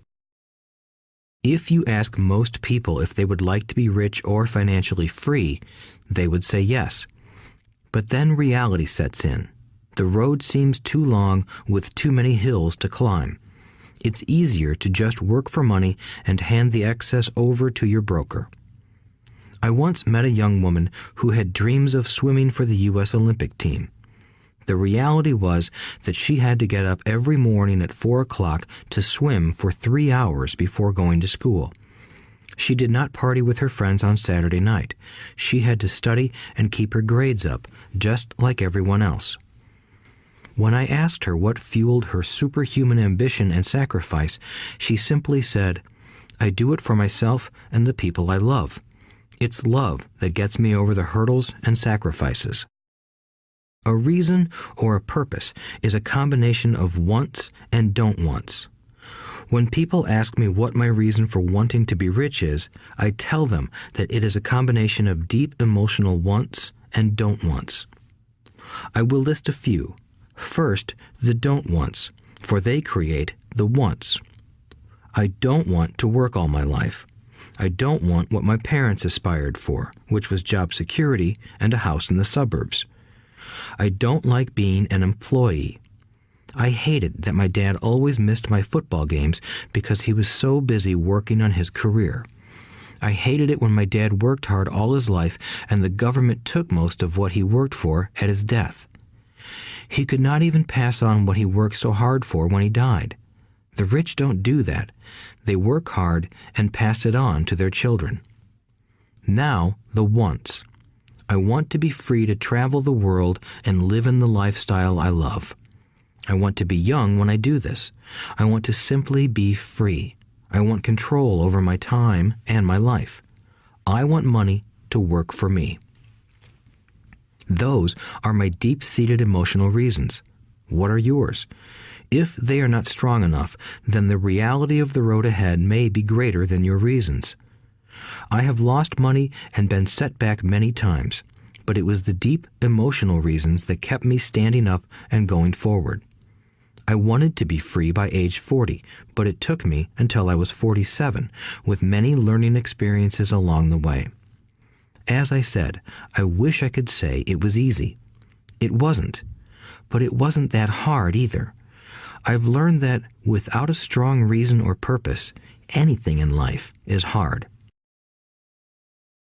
If you do not have a strong reason, there is no sense listening further. It will sound like too much work. 2. Make daily choices. The power of choice. Choice is the main reason people want to live in a free country. We want the power to choose. Financially, with every dollar we get in our hands, we hold the power to choose our future, to be rich, poor, or middle class. Our spending habits reflect who we are. Poor people simply have poor spending habits. The benefit I had as a boy was that I loved playing Monopoly constantly. Nobody told me Monopoly was only for kids, so I just kept playing the game as an adult. I also had a rich dad who pointed out to me the difference between an asset and a liability. So a long time ago, as a little boy, I chose to be rich, and I knew that all I had to do was learn to acquire assets, real assets. My best friend, Mike, had an asset column handed to him, but he still had to choose to learn to keep it. Many rich families lose their assets in the next generation simply because there was no one trained to be a good steward over their assets. Most people choose not to be rich. For 90% of the population, being rich is too much of a hassle. So they invent sayings that go, "I'm not interested in money. I'll never be rich. I don't have to worry. I'm still young. When I make some money, then I'll think about my future." My husband or wife handles the finances. The problem with those statements is that they rob the person who chooses to think such thoughts of two things. One is time, which is your most precious asset. The second is learning. Having no money should not be an excuse to not learn, but that is a choice we all make daily. The choice of what we do with our time, our money, and what we put in our heads. That is the power of choice. All of us have choice. I just choose to be rich, and I make that choice every day. Invest first in education. In reality, the only real asset you have is your mind, the most powerful tool we have dominion over. Each of us has the choice of what we put in our brain once we're old enough. You can watch TV, read golf magazines, or go to ceramics class or a class on financial planning. You choose. Most people simply buy investments rather than first investing in learning about investing. A friend of mine recently had her apartment burglarized. The thieves took her electronics and left all the books. And we all have that same choice. 90% of the population buys TV sets, and only about 10% buy business books. So what do? I go to seminars. I like it when they are at least 2 days long because I like to immerse myself in a subject. In 1973, I was watching this guy on TV who was advertising a 3-day seminar on how to buy real estate for nothing down. I spent $385, and that course has made me at least $2 million, if not more. But more importantly, it bought me life. I don't have to work for the rest of my life because of that one course. I go to at least 2 such courses every year. I love CDs and audiobooks. The reason? I can easily review what I just heard. I was listening to an investor say something I completely disagreed with. Instead of becoming arrogant and critical, I simply listened to that 5-minute stretch at least 20 times, maybe more. But suddenly, by keeping my mind open, I understood why he said what he said. It was like magic. I felt like I had a window into the mind of one of the greatest investors of our time. I gained tremendous insight into the vast resources of his education and experience. The net result? I still have the old way I used to think, and I now have a new way of looking at the same problem or situation. I have 2 ways to analyze a problem or trend, and that is priceless. Today, I often say, how would Donald Trump do this, or Warren Buffett, or George Soros? The only way I can access their vast mental power is to be humble enough to read or listen to what they have to say. Arrogant or critical people are often people with low self-esteem who are afraid of taking risks. That's because if you learn something new, you are then required to make mistakes in order to fully understand what you have learned. If you have listened this far, arrogance is not one of your problems. Arrogant people rarely read or listen to experts. Why should they? They are the center of the universe. There are so many intelligent people who argue or defend when a new idea clashes with the way they think. In this case, their so-called intelligence combined with arrogance equals ignorance. Each of us knows people who are highly educated or believe they are smart, but their balance sheet paints a different picture. A truly intelligent person welcomes new ideas, for new ideas can add to the synergy of other accumulated ideas. Listening is more important than talking. If that were not true, God would not have given us 2 ears and only 1 mouth. Too many people think with their mouth instead of listening in order to absorb new ideas and possibilities. They argue instead of asking questions. I take a long view on my wealth. I do not subscribe to the get-rich-quick mentality most lottery players or casino gamblers have. I may go in and out of stocks, but I am long on education. If you want to fly an airplane, I advise taking lessons first. I am always shocked at people who buy stocks or real estate but never invest in their greatest asset, their mind. Just because you bought a house or two does not make you an expert at real estate. 3. Choose friends carefully. The power of association.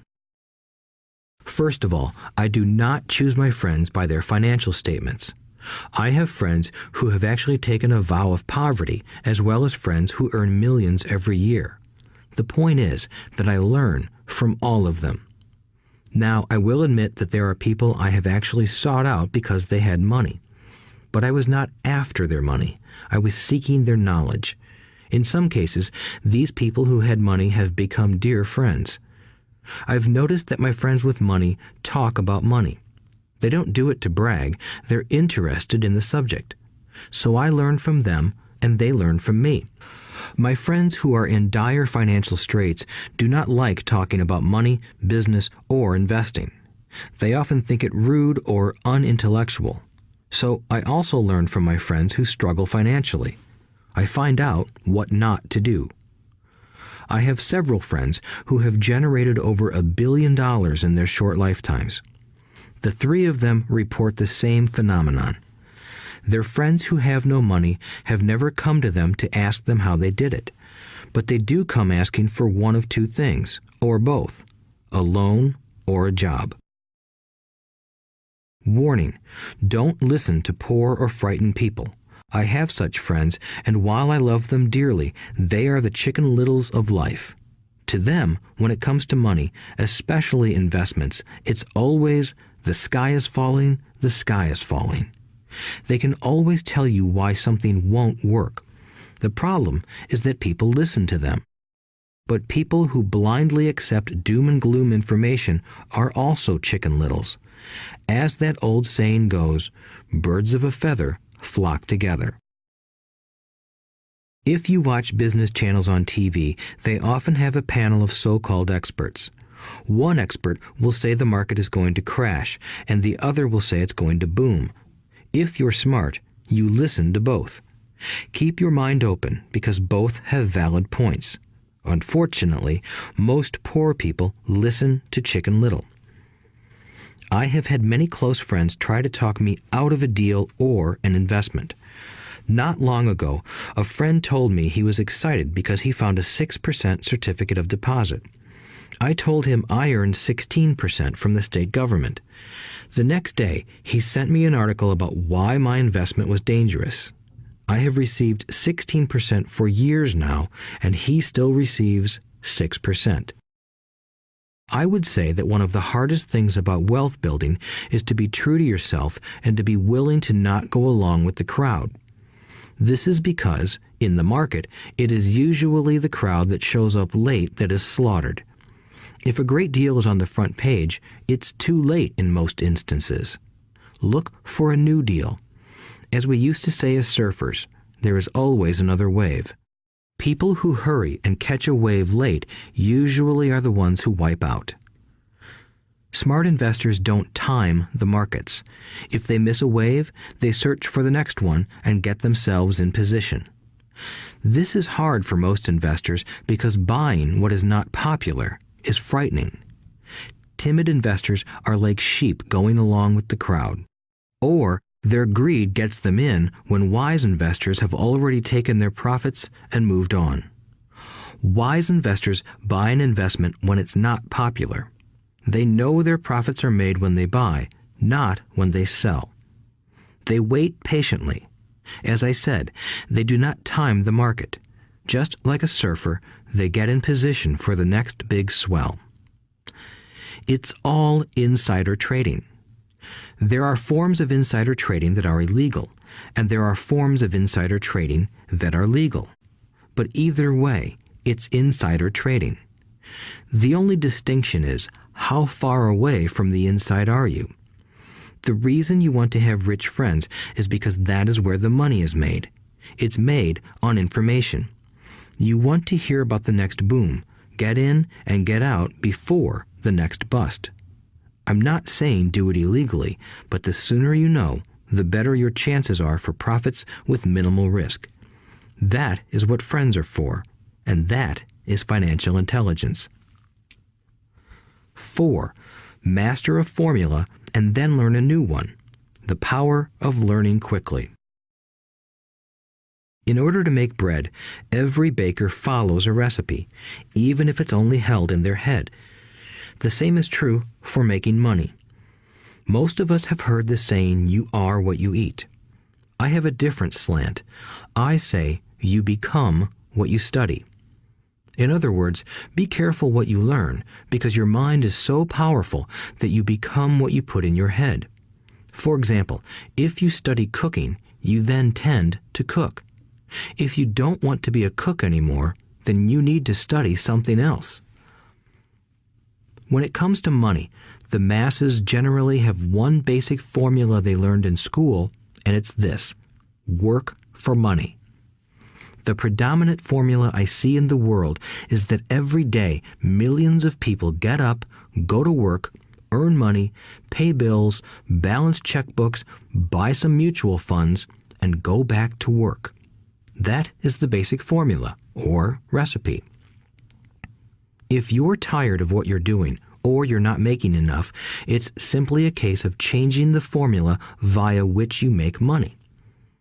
Years ago, when I was 26, I took a weekend class called How to Buy Real Estate Foreclosures. I learned a formula. The next trick was to have the discipline to actually put into action what I had learned. That is where most people stop. For 3 years, while working for Xerox, I spent my spare time learning to master the art of buying foreclosures. I've made several $1 million using that formula. So after I mastered that formula, I went in search of other formulas. For many of the classes, I did not directly use the information I learned, but I always learned something new.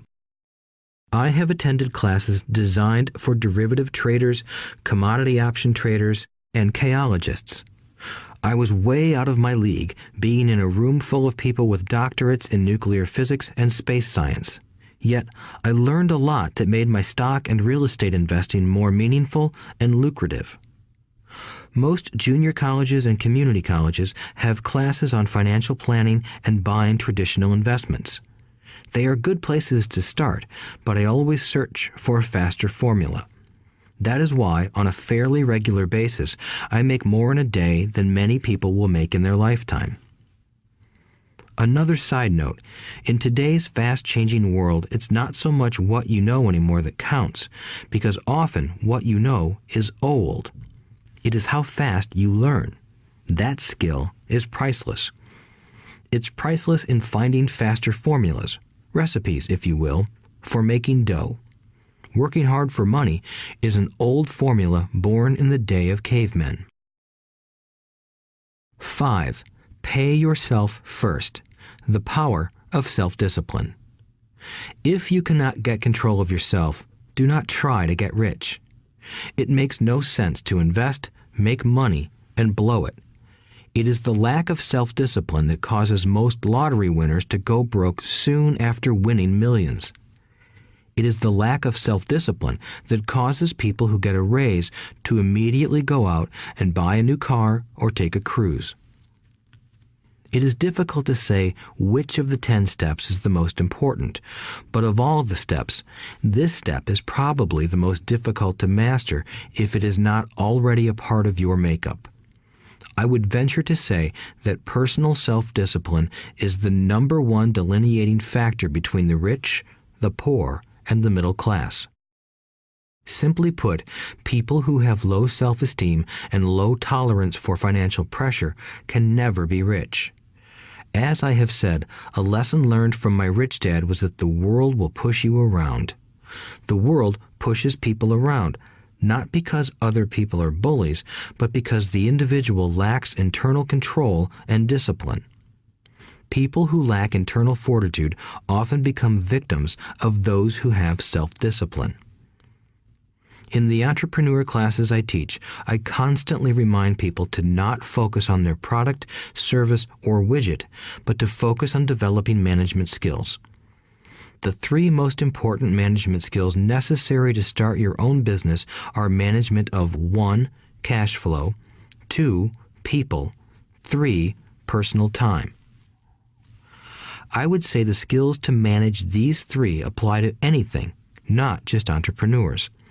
The three matter in the way you live your life as an individual or as part of a family, a business, a charitable organization, a city, or a nation. Each of these skills is enhanced by the mastery of self-discipline. I do not take the saying, "pay yourself first," lightly. The statement, "pay yourself first," comes from George Clayson's book, The Richest Man in Babylon. Millions of copies have been sold. But while millions of people freely repeat that powerful statement, few follow the advice. As I said, financial literacy allows one to read numbers, and numbers tell the story. By looking at a person's income statement and balance sheet, I can readily see if people who spout the words, "pay yourself first," actually practice what they preach. In reality, each month, many allocate money to their asset column before they pay their monthly expenses. Although millions of people have read Clayson's book and understand the words, "pay yourself first," in reality, they pay themselves last. Now, I can hear the howls from those of you who sincerely believe in paying your bills first, and I can hear all the responsible people who pay their bills on time. I am not saying be irresponsible and not pay your bills. All I am saying is do what the book says, which is pay yourself first. If you can truly begin to understand the power of cash flow, you will soon realize why 90% of people work hard all their lives and need government support like Social Security when they are no longer able to work. Kim and I have had many bookkeepers, accountants, and bankers who have had a major problem with this way of looking at pay yourself first. The reason is that these financial professionals actually do what the masses do. They pay themselves last. There have been times in my life when, for whatever reason, cash flow was far less than my bills. I still paid myself first. My accountant and bookkeeper screamed in panic. "They're going to come after you. The IRS is going to put you in jail. You're going to ruin your credit rating. They'll cut off the electricity." I still paid myself first. Why, you ask? Because that's what the story, The Richest Man in Babylon, was all about. The power of self-discipline and the power of internal fortitude. As my rich dad taught me the first month I worked for him, most people allow the world to push them around. A bill collector calls and you pay or else. A sales clerk says, "Oh, just put it on your charge card." Your real estate agent tells you, "Go ahead. The government allows you a tax deduction on your home." That is what the book is really about. Having the guts to go against the tide and get rich. You may not be weak, but when it comes to money, many people get wimpy. I am not saying be irresponsible. The reason I don't have high credit card debt and doodad debt is because I pay myself first. The reason I minimize my income is because I don't want to pay it to the government. That is why my income comes from my asset column through a Nevada corporation. If I work for money, the government takes it. Although I pay my bills last, I am financially astute enough to not get into a tough financial situation. I don't like consumer debt. I actually have liabilities that are higher than 99% of the population, but I don't pay for them. Other people pay for my liabilities. They're called tenants. So rule number 1 in paying yourself first is don't get into debt in the first place. Although I pay my bills last, I set it up to have only small, unimportant bills that are due. When I occasionally come up short, I still pay myself first. I let the creditors and even the government scream. I like it when they get tough. Why? Because those guys do me a favor. They inspire me to go out and create more money. So I pay myself first, invest the money, and let the creditors yell. I generally pay them right away anyway. Kim and I have excellent credit. We just don't cave into pressure and spend our savings or liquidate stocks to pay for consumer debt. That is not too financially intelligent. To successfully pay yourself first, keep the following in mind. 1. Don't get into large debt positions that you have to pay for. Keep your expenses low. Build up assets first. Then buy the big house or nice car. Being stuck in the rat race is not intelligent. 2. When you come up short, let the pressure build and don't dip into your savings or investments. Use the pressure to inspire your financial genius to come up with new ways of making more money and then pay your bills. You will have increased your ability to make more money as well as your financial intelligence. So many times I have gotten into financial hot water and used my brain to create more income while staunchly defending the assets in my asset column. My bookkeeper has screamed and dived for cover, but I was like a good soldier defending the fort. Fort assets. Poor people have poor habits. A common bad habit is innocently called dipping into savings. The rich know that savings are only used to create more money, not to pay bills. I know that sounds tough, but as I said, if you're not tough inside, the world will always push you around anyway. If you do not like financial pressure, then find a formula that works for you. A good one is to cut expenses, put your money in the bank, pay more than your fair share of income tax, buy safe mutual funds, and take the vow of the average. But this violates the pay yourself first rule. This rule does not encourage self-sacrifice or financial abstinence. It doesn't mean pay yourself first and starve. Life was meant to be enjoyed. If you call on your financial genius, you can have all the goodies of life, get rich, and pay bills. And that is financial intelligence. 6. Pay your brokers well. The power of good advice. Sometimes I see people posting a sign in front of their house that says, "For sale by owner." Or I see people on TV claiming to be discount brokers. My rich dad taught me to take the opposite approach. He believed in paying professionals well, and I have adopted that policy also. Today, I have expensive attorneys, accountants, real estate brokers, and stockbrokers. Why? Because if, and I do mean if, the people are professionals, their services should make you money.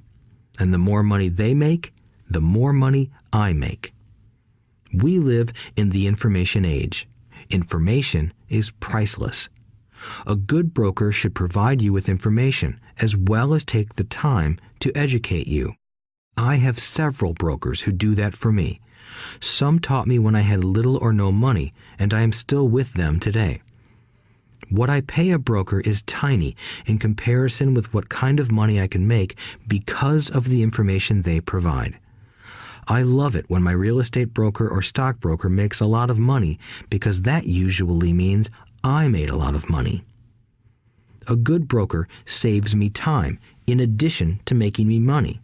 Like when I bought the vacant land for $9,000 and sold it immediately for over $25,000 so I could buy my Porsche quicker. A broker is my eyes and ears in the market. They're there every day, so I do not have to be. I'd rather play golf. People who sell their house on their own must not value their time much. Why would I want to save a few bucks when I could use that time to make more money or spend it with those I love?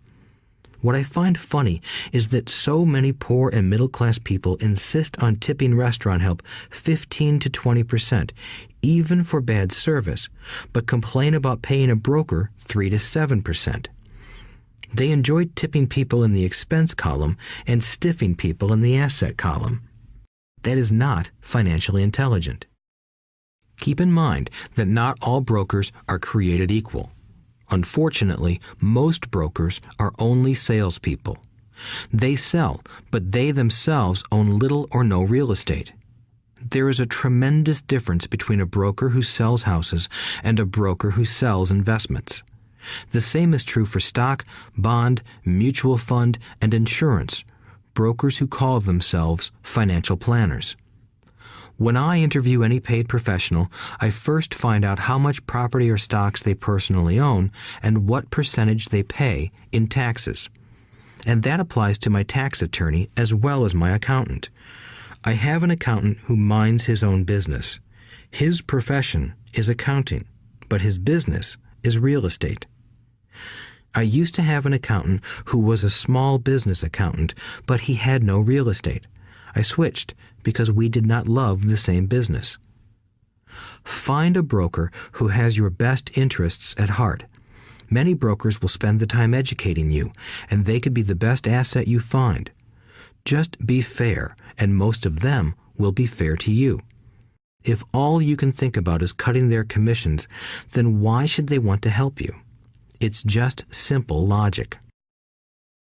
As I said earlier, one of the management skills is the management of people. Many people only manage people they feel smarter than and they have power over. Many middle managers remain middle managers, failing to get promoted because they know how to work with people below them, but not with people above them. The real skill is to manage and reward the people who are smarter than you in some technical area. That is why companies have a board of directors. You should have one too. That is financial intelligence. 7. Be an Indian giver. The power of getting something for nothing. When the first European settlers came to America, they were taken aback by a cultural practice some American Indians had. For example, if a settler was cold, the Indian would give the person a blanket. Mistaking it for a gift, the settler was often offended when the Indian asked for it back. The Indians also got upset when they realized that settlers did not want to give it back. That is where the term Indian giver came from, a simple cultural misunderstanding. In the world of the asset column, being an Indian giver is vital to wealth. The sophisticated investor's first question is, how fast do I get my money back? They also want to know what they get for free, also called a piece of the action. That is why the ROI, or return on investment, is so important. For example, I found a small condominium that was in foreclosure a few blocks from where I lived. The bank wanted $60,000 and I submitted a bid for $50,000, which they took simply because, along with my bid, was a cashier's check for $50,000. They realized I was serious.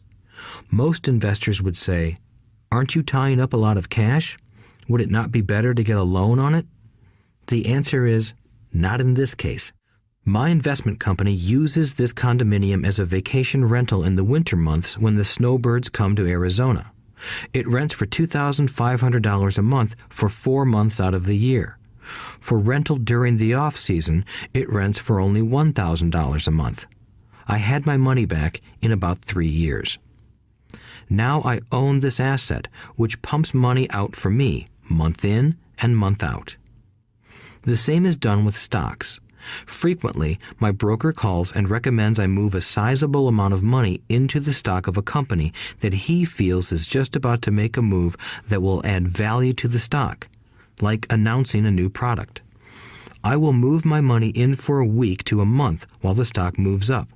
Then I pull my initial dollar amount out and stop worrying about the fluctuations of the market because my initial money is back and ready to work on another asset.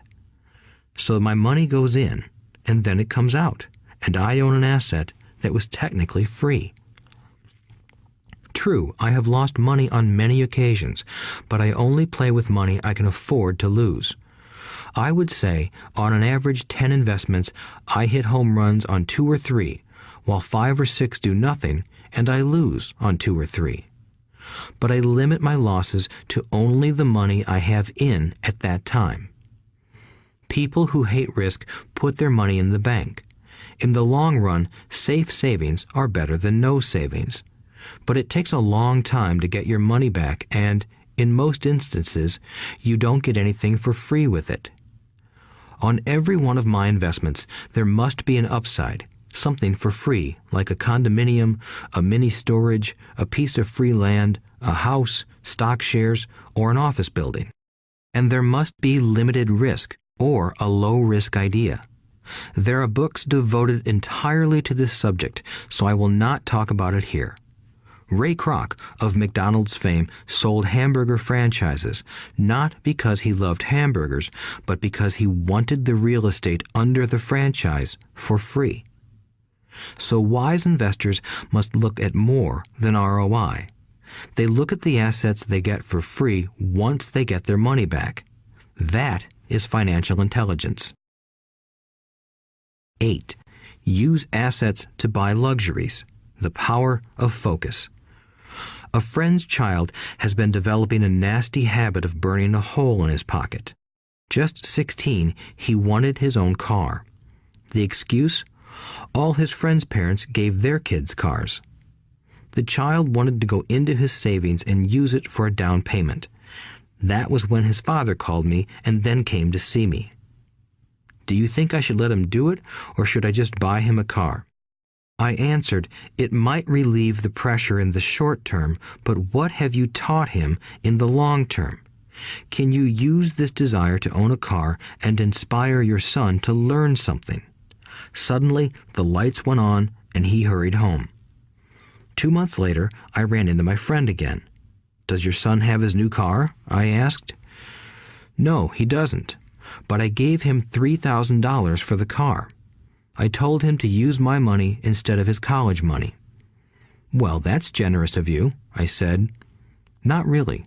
The money came with a hitch. So what was the hitch? I asked. Well, first we played your cash flow game. We then had a long discussion about the wise use of money. After that, I gave him a subscription to the Wall Street Journal and a few books on the stock market. Then what? I asked. What was the catch? I told him that $3,000 was his, but he could not directly buy a car with it. He could use it to find a stockbroker and buy and sell stocks. Once he had made $6,000 with the $3,000, the money would be his for the car, and the $3,000 would go into his college fund. And what are the results? I asked. Well, he got lucky early in his trading, but lost everything a few days later. Then he really got interested. Today, I would say he is down $2,000, but his interest is up. He has read all the books I bought him, and he's gone to the library to get more. He reads the Wall Street Journal voraciously, watching for indicators. He's only got $1,000 left, but his interest and learning are sky high. He knows that if he loses that money, he walks for 2 more years. But he does not seem to care. He even seems uninterested in getting a car because he's found a game that is more fun. What happens if he loses all the money? I asked. We'll cross that bridge when we get to it. I'd rather have him lose everything now than wait till he's our age to risk losing everything. And besides, that is the best $3,000 I've ever spent on his education. What he is learning will serve him for life, and he seems to have gained a new respect for the power of money. As I said earlier, if a person cannot master the power of self-discipline, it is best not to try to get rich. I say this because although the process of developing cash flow from an asset column is easy in theory, what's hard is the mental fortitude to direct money to the correct use. Due to external temptations, it is much easier in today's consumer world to simply blow money out the expense column. With weak mental fortitude, that money flows into the paths of least resistance. That is the cause of poverty and financial struggle. The following example illustrates the financial intelligence needed to direct money to make more money. If we give 100 people $10,000 at the start of the year, I believe that at the end of the year, 80 would have nothing left. In fact, many would have created greater debt by making a down payment on a new car, refrigerator, electronics, or a holiday. 16 would have increased that $10,000 by 5 to 10%. 4 would have increased it to $20,000 or into the millions. We go to school to learn a profession so we can work for money.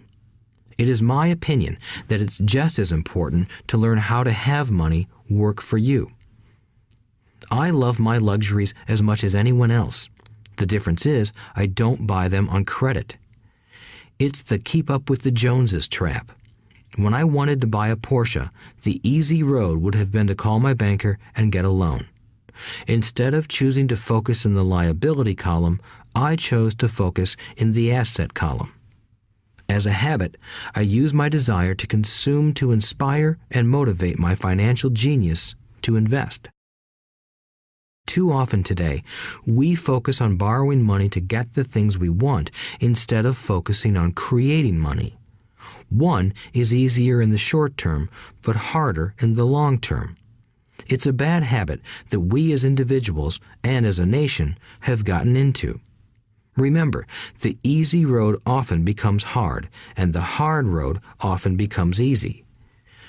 The earlier you can train yourself and those you love to be masters of money, the better. Money is a powerful force. Unfortunately, people use the power of money against themselves. If your financial intelligence is low, money will run all over you. It will be smarter than you. If money is smarter than you will work for it all your life. To be the master of money, you need to be smarter than it. Then money will do as it is told. It will obey you. Instead of being a slave to it, you will be the master of it. That is financial intelligence. 9. Choose heroes. The power of myth. When I was a kid, I greatly admired Willie Mays, Hank Aaron, and Yogi Berra. They were my heroes, and I wanted to be just like them. I treasured their baseball cards. I knew their stats, the RBIs, the ERAs, their batting averages, how much they got paid, and how they came up from the minor leagues. As a 9-year-old kid, when I stepped up to bat or played first base or catcher, I wasn't me. I pretended I was a famous baseball player. It's one of the most powerful ways we learn, and we often lose that as adults. We lose our heroes. Today, I watch young kids playing basketball near my home. On the court, they're not little Johnny. They're pretending to be their favorite basketball hero. Copying or emulating heroes is true power learning. I have new heroes as I grow older. I have golf heroes, and I copy their swings and do my best to read everything I can about them. I also have heroes such as Donald Trump, Warren Buffett, Peter Lynch, George Soros, and Jim Rogers. I know their stats just like I knew the ERAs and RBIs of my childhood baseball heroes. I follow what Warren Buffett invests in, and I read anything I can about his point of view on the market and how he chooses stocks. And I read about Donald Trump, trying to find out how he negotiates and puts deals together. Just as I was not me when I was up to bat, when I'm in the market or I'm negotiating a deal, I am subconsciously acting with the bravado of Trump. Or, when analyzing a trend, I look at it as though Warren Buffett were doing it. By having heroes, we tap into a tremendous source of raw genius. But heroes do more than simply inspire us. Heroes make things look easy. Making it look easy convinces us to want to be just like them. If they can do it, so can I. When it comes to investing, too many people make it sound hard. Instead, find heroes who make it look easy. 10. Teach and you shall receive. The power of giving. Both of my dads were teachers. My rich dad taught me a lesson I have carried all my life, the necessity of being charitable or giving. My educated dad gave a lot of his time and knowledge, but almost never gave away money. He usually said that he would give when he had some extra money, but of course, there was rarely any extra. My rich dad gave money as well as education. He believed firmly in tithing. If you want something, you first need to give, he would always say. When he was short of money, he gave money to his church or to his favorite charity. If I could leave one single idea with you, it is that idea. Whenever you feel short or in need of something, give what you want first, and it will come back in buckets. That is true for money, a smile, love, or friendship.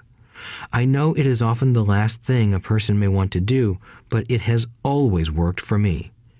I trust that the principle of reciprocity is true, and I give what I want. I want money, so I give money, and it comes back in multiples. I want sales, so I help someone else sell something, and sales come to me.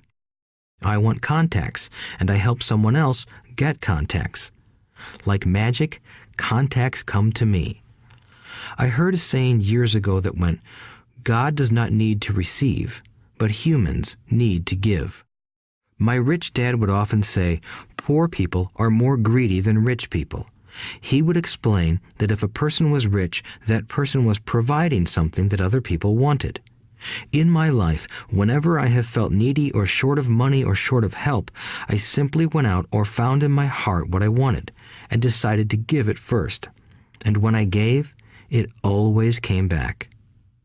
It reminds me of the story of the guy sitting with firewood in his arms on a cold, freezing night. He is yelling at the pot-bellied stove, "When you give me some heat, then I'll put some wood in you." And when it comes to money, love, happiness, sales, and contacts, all one needs to remember is to give first. Often, just the process of thinking of what I want and how I could give that to someone else breaks free a torrent of bounty. Whenever I feel that people aren't smiling at me, I simply begin smiling and saying hello. Like magic, the next thing I know, I'm surrounded by smiling people. It is true that your world is only a mirror of you. So that's why I say, teach and you shall receive. I have found that the more I teach those who want to learn, the more I learn. If you want to learn about money, teach it to someone else. A torrent of new ideas and finer distinctions will come in. There are times when I have given and nothing has come back, or what I have received is not what I wanted. But upon closer inspection and soul-searching, I was often giving to receive in those instances instead of giving for the joy that giving itself brings. My dad taught teachers, and he became a master teacher. My rich dad always taught young people his way of doing business. In retrospect, it was their generosity with what they knew that made them smarter. There are powers in this world that are much smarter than we are. You can get there on your own, but it's easier with the help of the powers that be. You only need to be generous with what you have. Chapter 9. Still want more? Here are some to-dos. Many people may not be satisfied with my 10 steps. They see them more as philosophies than actions. I think understanding the philosophy is just as important as the action. There are many people who want to do instead of think, and then there are people who think but do not do. I would say that I am both. I love new ideas, and I love action. So for those who want a to-do list on how to get started, I will share with you some of the things I do in abbreviated form. Stop doing what you're doing. In other words, take a break and assess what is working and what is not working. The definition of insanity is doing the same thing over and over and expecting a different result. Stop doing what is not working and look for something new. Look for new ideas. For new investing ideas, I go to bookstores and search for books on different and unique subjects. I call them formulas. I buy how-to books on formulas I know nothing about. For example, in the bookstore I found the book The 16% Solution by Joel Moskowitz. I bought the book and read it, and the next Thursday I did exactly as the book said. Most people do not take action, or they let someone talk them out of whatever new formula they are studying. My neighbor told me why 16% would not work. I did not listen to him because he's never done it. Find someone who has done what you want to do. take them to lunch, and ask them for tips and tricks of the trade. As for 16% tax lien certificates, I went to the county tax office and found the government employee who worked in that office. I found out that she, too, invested in the tax liens. Immediately, I invited her to lunch. She was thrilled to tell me everything she knew and how to do it. After lunch, she spent all afternoon showing me everything. By the next day, I found 2 great properties with her help that have been accruing interest at 16% ever since. It took a day to read the book, a day to take action, an hour for lunch, and a day to acquire 2 great deals. Take classes, read, and attend seminars. I search newspapers and the internet for new and interesting classes, many of which are free or inexpensive. I also attend and pay for expensive seminars on what I want to learn.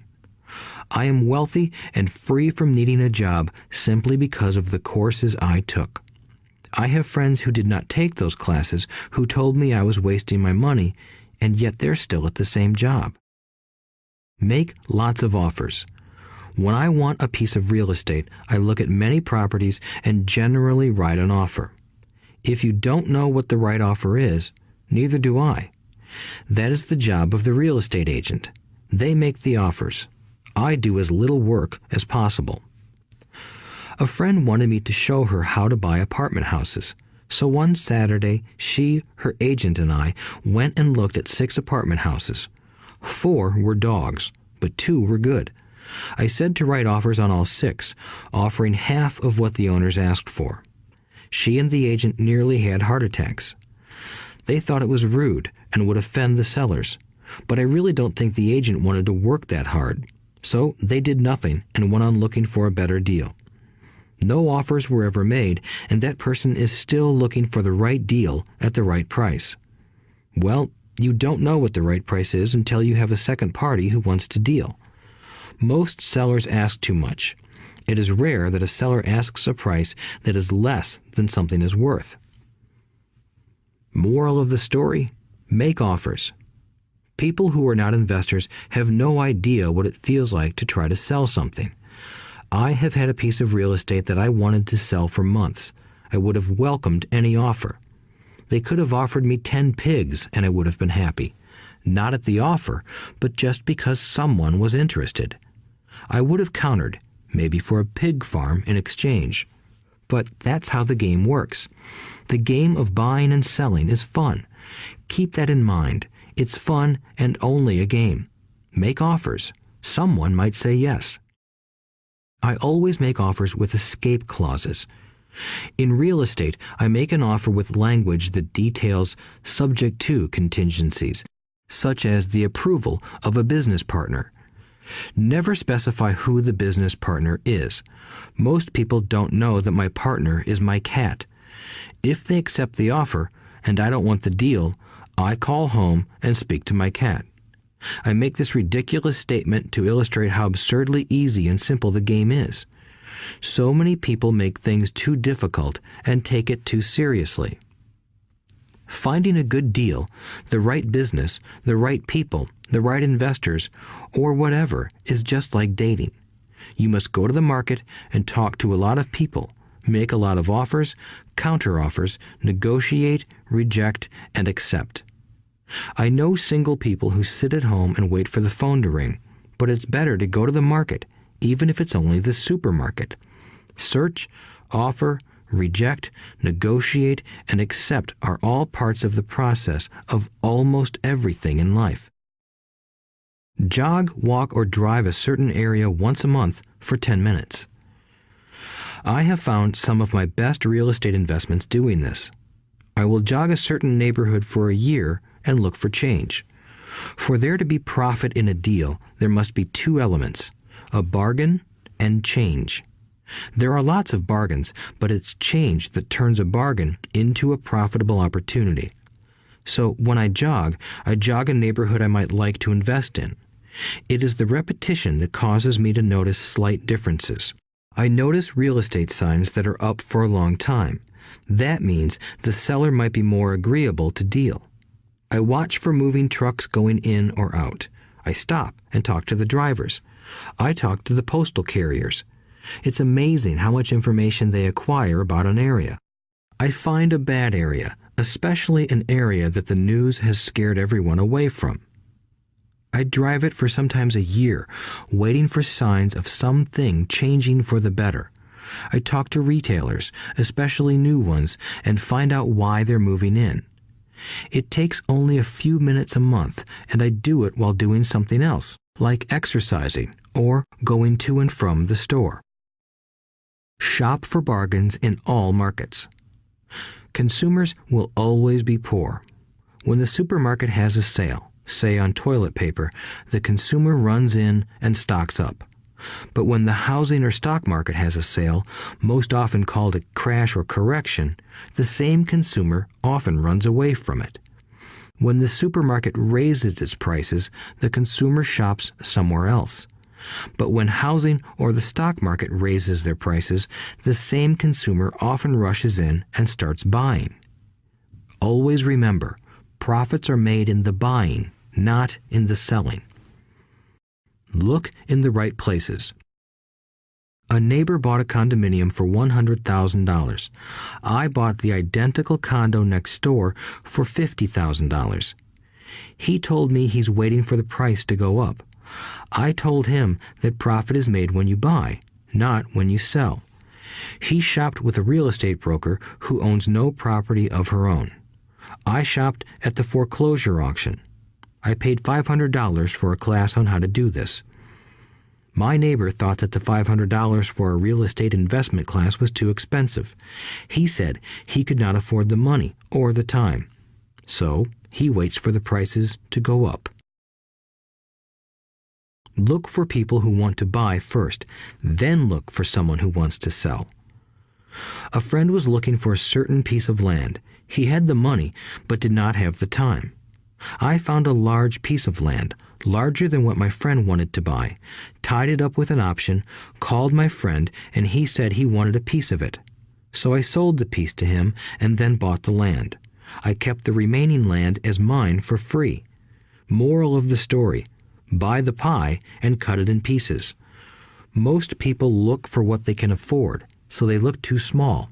They buy only a piece of the pie, so they end up paying more for less. Small thinkers don't get the big breaks. If you want to get richer, think big. Think big.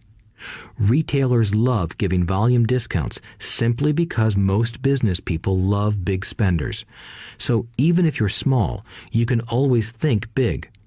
When my company was in the market for computers, I called several friends and asked them if they were ready to buy also. We then went to different dealers and negotiated a great deal because we wanted to buy so many. I have done the same with stocks. Small people remain small because they think small, act alone, or don't act at all. Learn from history. All the big companies on the stock exchange started out as small companies. Colonel Sanders did not get rich until after he lost everything in his 60s. Bill Gates was one of the richest men in the world before he was 30. Action always beats inaction. These are just a few of the things I have done and continue to do to recognize opportunities.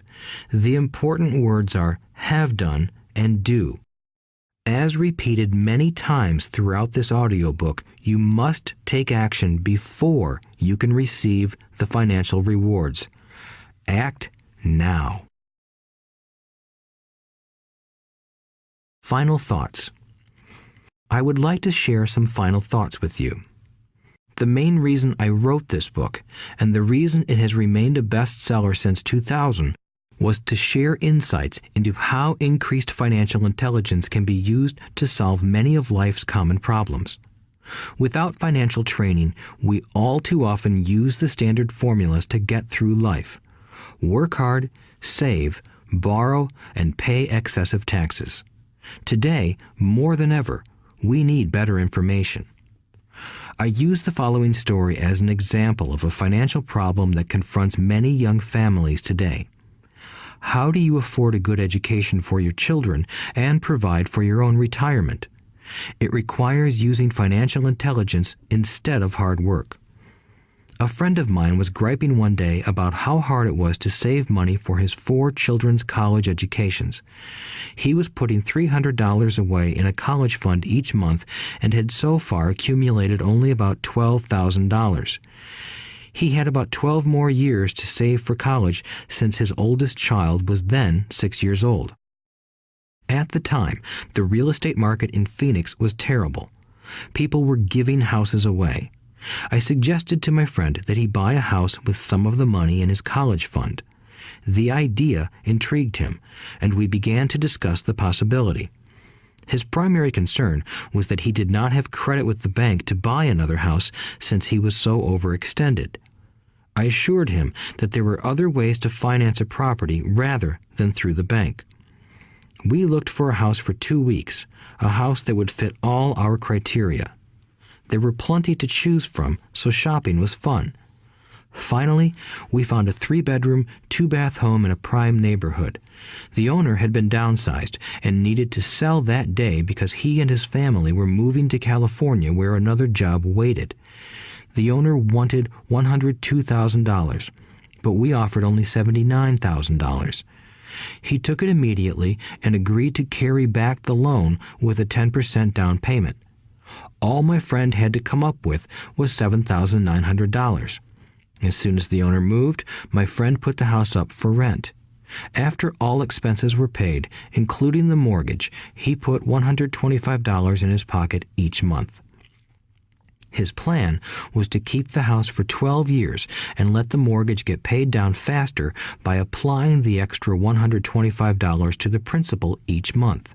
We figured that in 12 years, a large portion of the mortgage would be paid off and he could possibly be clearing $800 a month by the time his first child went to college. He could also sell the house if it had appreciated in value. 3 years later, the real estate market greatly improved in Phoenix, and he was offered $156,000 for the same house by the tenant who lived in it. Again, he asked me what I thought. I advised that he sell it, using a 1031 tax-deferred exchange. Suddenly, he had nearly $80,000 to operate with. I called another friend in Austin, Texas, who then moved this tax-deferred capital gain into a mini storage facility. Within 3 months, he began receiving checks for a little less than $1,000 a month, which he then poured back into the college fund. A couple of years later, the mini warehouse sold, and he received a check for nearly $330,000 as proceeds from the sale. He rolled those funds into a new project that would now generate over $3,000 a month in income, again going into the college fund. He is now very confident that his goal will be met easily. It only took $7,900 to start and a little financial intelligence.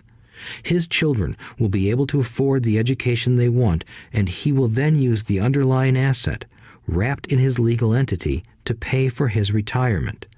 As a result of this successful investment strategy, he will be able to retire early. Thank you for listening to this audiobook. I hope it has provided some insights into utilizing the power of money to work for you. Today, we need greater financial intelligence to simply survive. The idea that it takes money to make money is the thinking of financially unsophisticated people. It does not mean that they're not intelligent. They have simply not learned the science of money making money. Money is only an idea. If you want more money, simply change your thinking. Every self-made person started small with an idea and then turned it into something big. The same applies to investing. It takes only a few dollars to start and grow it into something big. I meet so many people who spend their lives chasing the big deal or trying to amass a lot of money to get into a big deal. But to me, that is foolish. Too often, I have seen unsophisticated investors put their large nest egg into one deal and lose most of it rapidly. They may have been good workers, but they were not good investors. Education and wisdom about money are important. Start early. Buy a book. Go to a seminar. Practice. Start small. I turned $5,000 cash into a $1 million asset, producing $5,000 a month cash flow in less than 6 years. But I started learning as a kid. I encourage you to learn because it's not that hard. In fact, it's pretty easy once you get the hang of it. I think I have made my message clear. It's what is in your head that determines what is in your hands. Money is only an idea. There is a great book called Think and Grow Rich. The title is not Work Hard and Grow Rich. Learn to have money work hard for you, and your life will be easier and happier. Today, don't play it safe. Play it smart. The 3 incomes. In the world of accounting, there are 3 different types of income. 1, ordinary earned. 2, portfolio. 3, passive. When my poor dad said to me, "Go to school, get good grades, and find a safe, secure job," he was recommending I work for earned income. When my rich dad said, "The rich don't work for money, they have their money work for them," he was talking about passive income and portfolio income. Passive income, in most cases, is income derived from real estate investments. Portfolio income is income derived from paper assets such as stocks and bonds. Portfolio income is the income that makes Bill Gates the richest man in the world, not earned income. Rich Dad used to say, the key to becoming wealthy is the ability to convert earned income into passive income or portfolio income as quickly as possible. He would say, taxes are highest on earned income. The least taxed income is passive income. That is another reason why you want your money working hard for you. The government taxes the income you work hard for more than the income your money works hard for.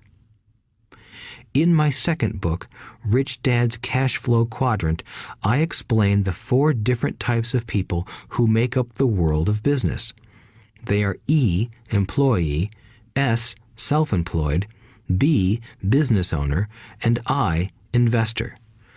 Most people go to school to learn to be an E or an S.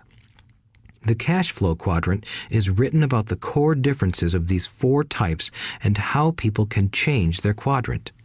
In fact, most of our products are created for people in the B and I quadrants. In Rich Dad's Guide to Investing, book number 3 in the Rich Dad series, I go into more detail on the importance of converting earned income into passive and portfolio income. Rich Dad used to say, all a real investor does is convert earned income into passive and portfolio income. If you know what you're doing, investing is not risky. It's just common sense. The key to financial freedom. The key to financial freedom and great wealth is a person's ability to convert earned income into passive and/or portfolio income. My rich dad spent a lot of time teaching Mike and me this skill. Having this ability is the reason my wife Kim and I are financially free, never needing to work again. We continue to work because we choose to. Today, we own a real estate investment company for passive income and participate in private placements and initial public offerings of stock for portfolio income. We also went back to work to build a financial education company so that we can continue to create and publish books and games. All of our educational products are created to teach the same skills my rich dad taught me, the skills of converting earned income into passive and portfolio income. The games we create are important because they teach what books cannot teach. For example, you would never learn to ride a bicycle by only reading a book. Our cash flow games for adults and cash flow for kids game are designed to teach players the basic investment skills of converting earned income into passive and portfolio income. They also teach the principles of accounting and financial literacy. These games are the only educational products in the world that teach people all of these skills simultaneously. Cash Flow 202 is the advanced version of Cash Flow 101 and requires the game board from 101 as well as a full understanding of 101 before it can be played. Cash Flow 101 and Cash Flow for Kids teach the principles of fundamental investing. Cash Flow 202 teaches the principles of technical investing. Technical investing involves advanced trading techniques such as short selling, call options, put options, and straddles. A person who understands these advanced techniques is able to make money when the market goes up, as well as when the market comes down. As my rich dad would say, a real investor makes money in an up market and a down market. That is why they make so much money. One of the reasons they make more money is simply because they have more self-confidence. Rich Dad would say they have more self-confidence because they are less afraid of losing. In other words, the average investor does not make as much money because they are so afraid of losing money. The average investor does not know how to protect themselves from losses, and that is what Cash Flow 202 teaches.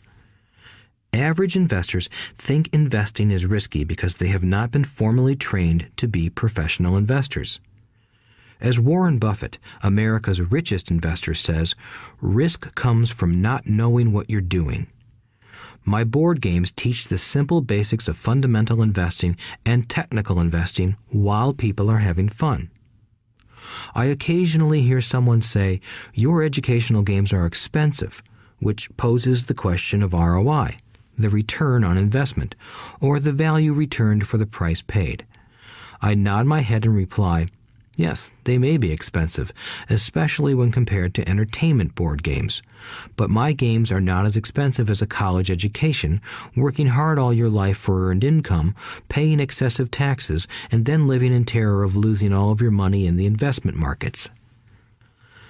When someone walks away mumbling about the price, I can hear my rich dad saying, if you want to be rich, you must know what kind of income to work hard for, how to keep it, and how to protect it from loss. That is the key to great wealth. Rich Dad would also say, if you do not understand the differences in those three incomes and do not learn the skills on how to acquire and protect those incomes, you will probably spend your life earning less than you could and working harder than you should. My poor dad thought a good education, a good job, and years of hard work were all you needed to be successful. My rich dad also thought a good education was important. But to him, it was also important that Mike and I know the differences in the three incomes and what kind of income to work hard for. To him, that was basic financial education. Knowing the differences in the three incomes and learning the investment skills of how to acquire the different incomes is basic education for anyone who strives to acquire great wealth and achieve financial freedom, a special kind of freedom that only a few will ever know. As Rich Dad states in lesson number 1, the rich do not work for money. They know how to have money work hard for them. Rich Dad said, earned income is money you work for, and passive and portfolio income is money working for you. Knowing that little difference has been significant in my life. Or, as Robert Frost ends his poem, and that has made all the difference. Take action. All of you were given two great gifts, your mind and your time. It is up to you to do what you please with both. With each dollar bill that enters your hand, you and only you have the power to determine your destiny. Spend it foolishly, and you choose to be poor. Spend it on liabilities, and you join the middle class. Invest it in your mind and learn how to acquire assets, and you will be choosing wealth as your goal and your future. The choice is yours, and only yours. Every day, with every dollar, you decide to be rich, poor, or middle class. Choose to share this knowledge with your children, and you choose to prepare them for the world that awaits. No one else will. You and your children's future will be determined by choices you make today, not tomorrow. I wish you great wealth and much happiness with this fabulous gift called life. Robert Kiyosaki.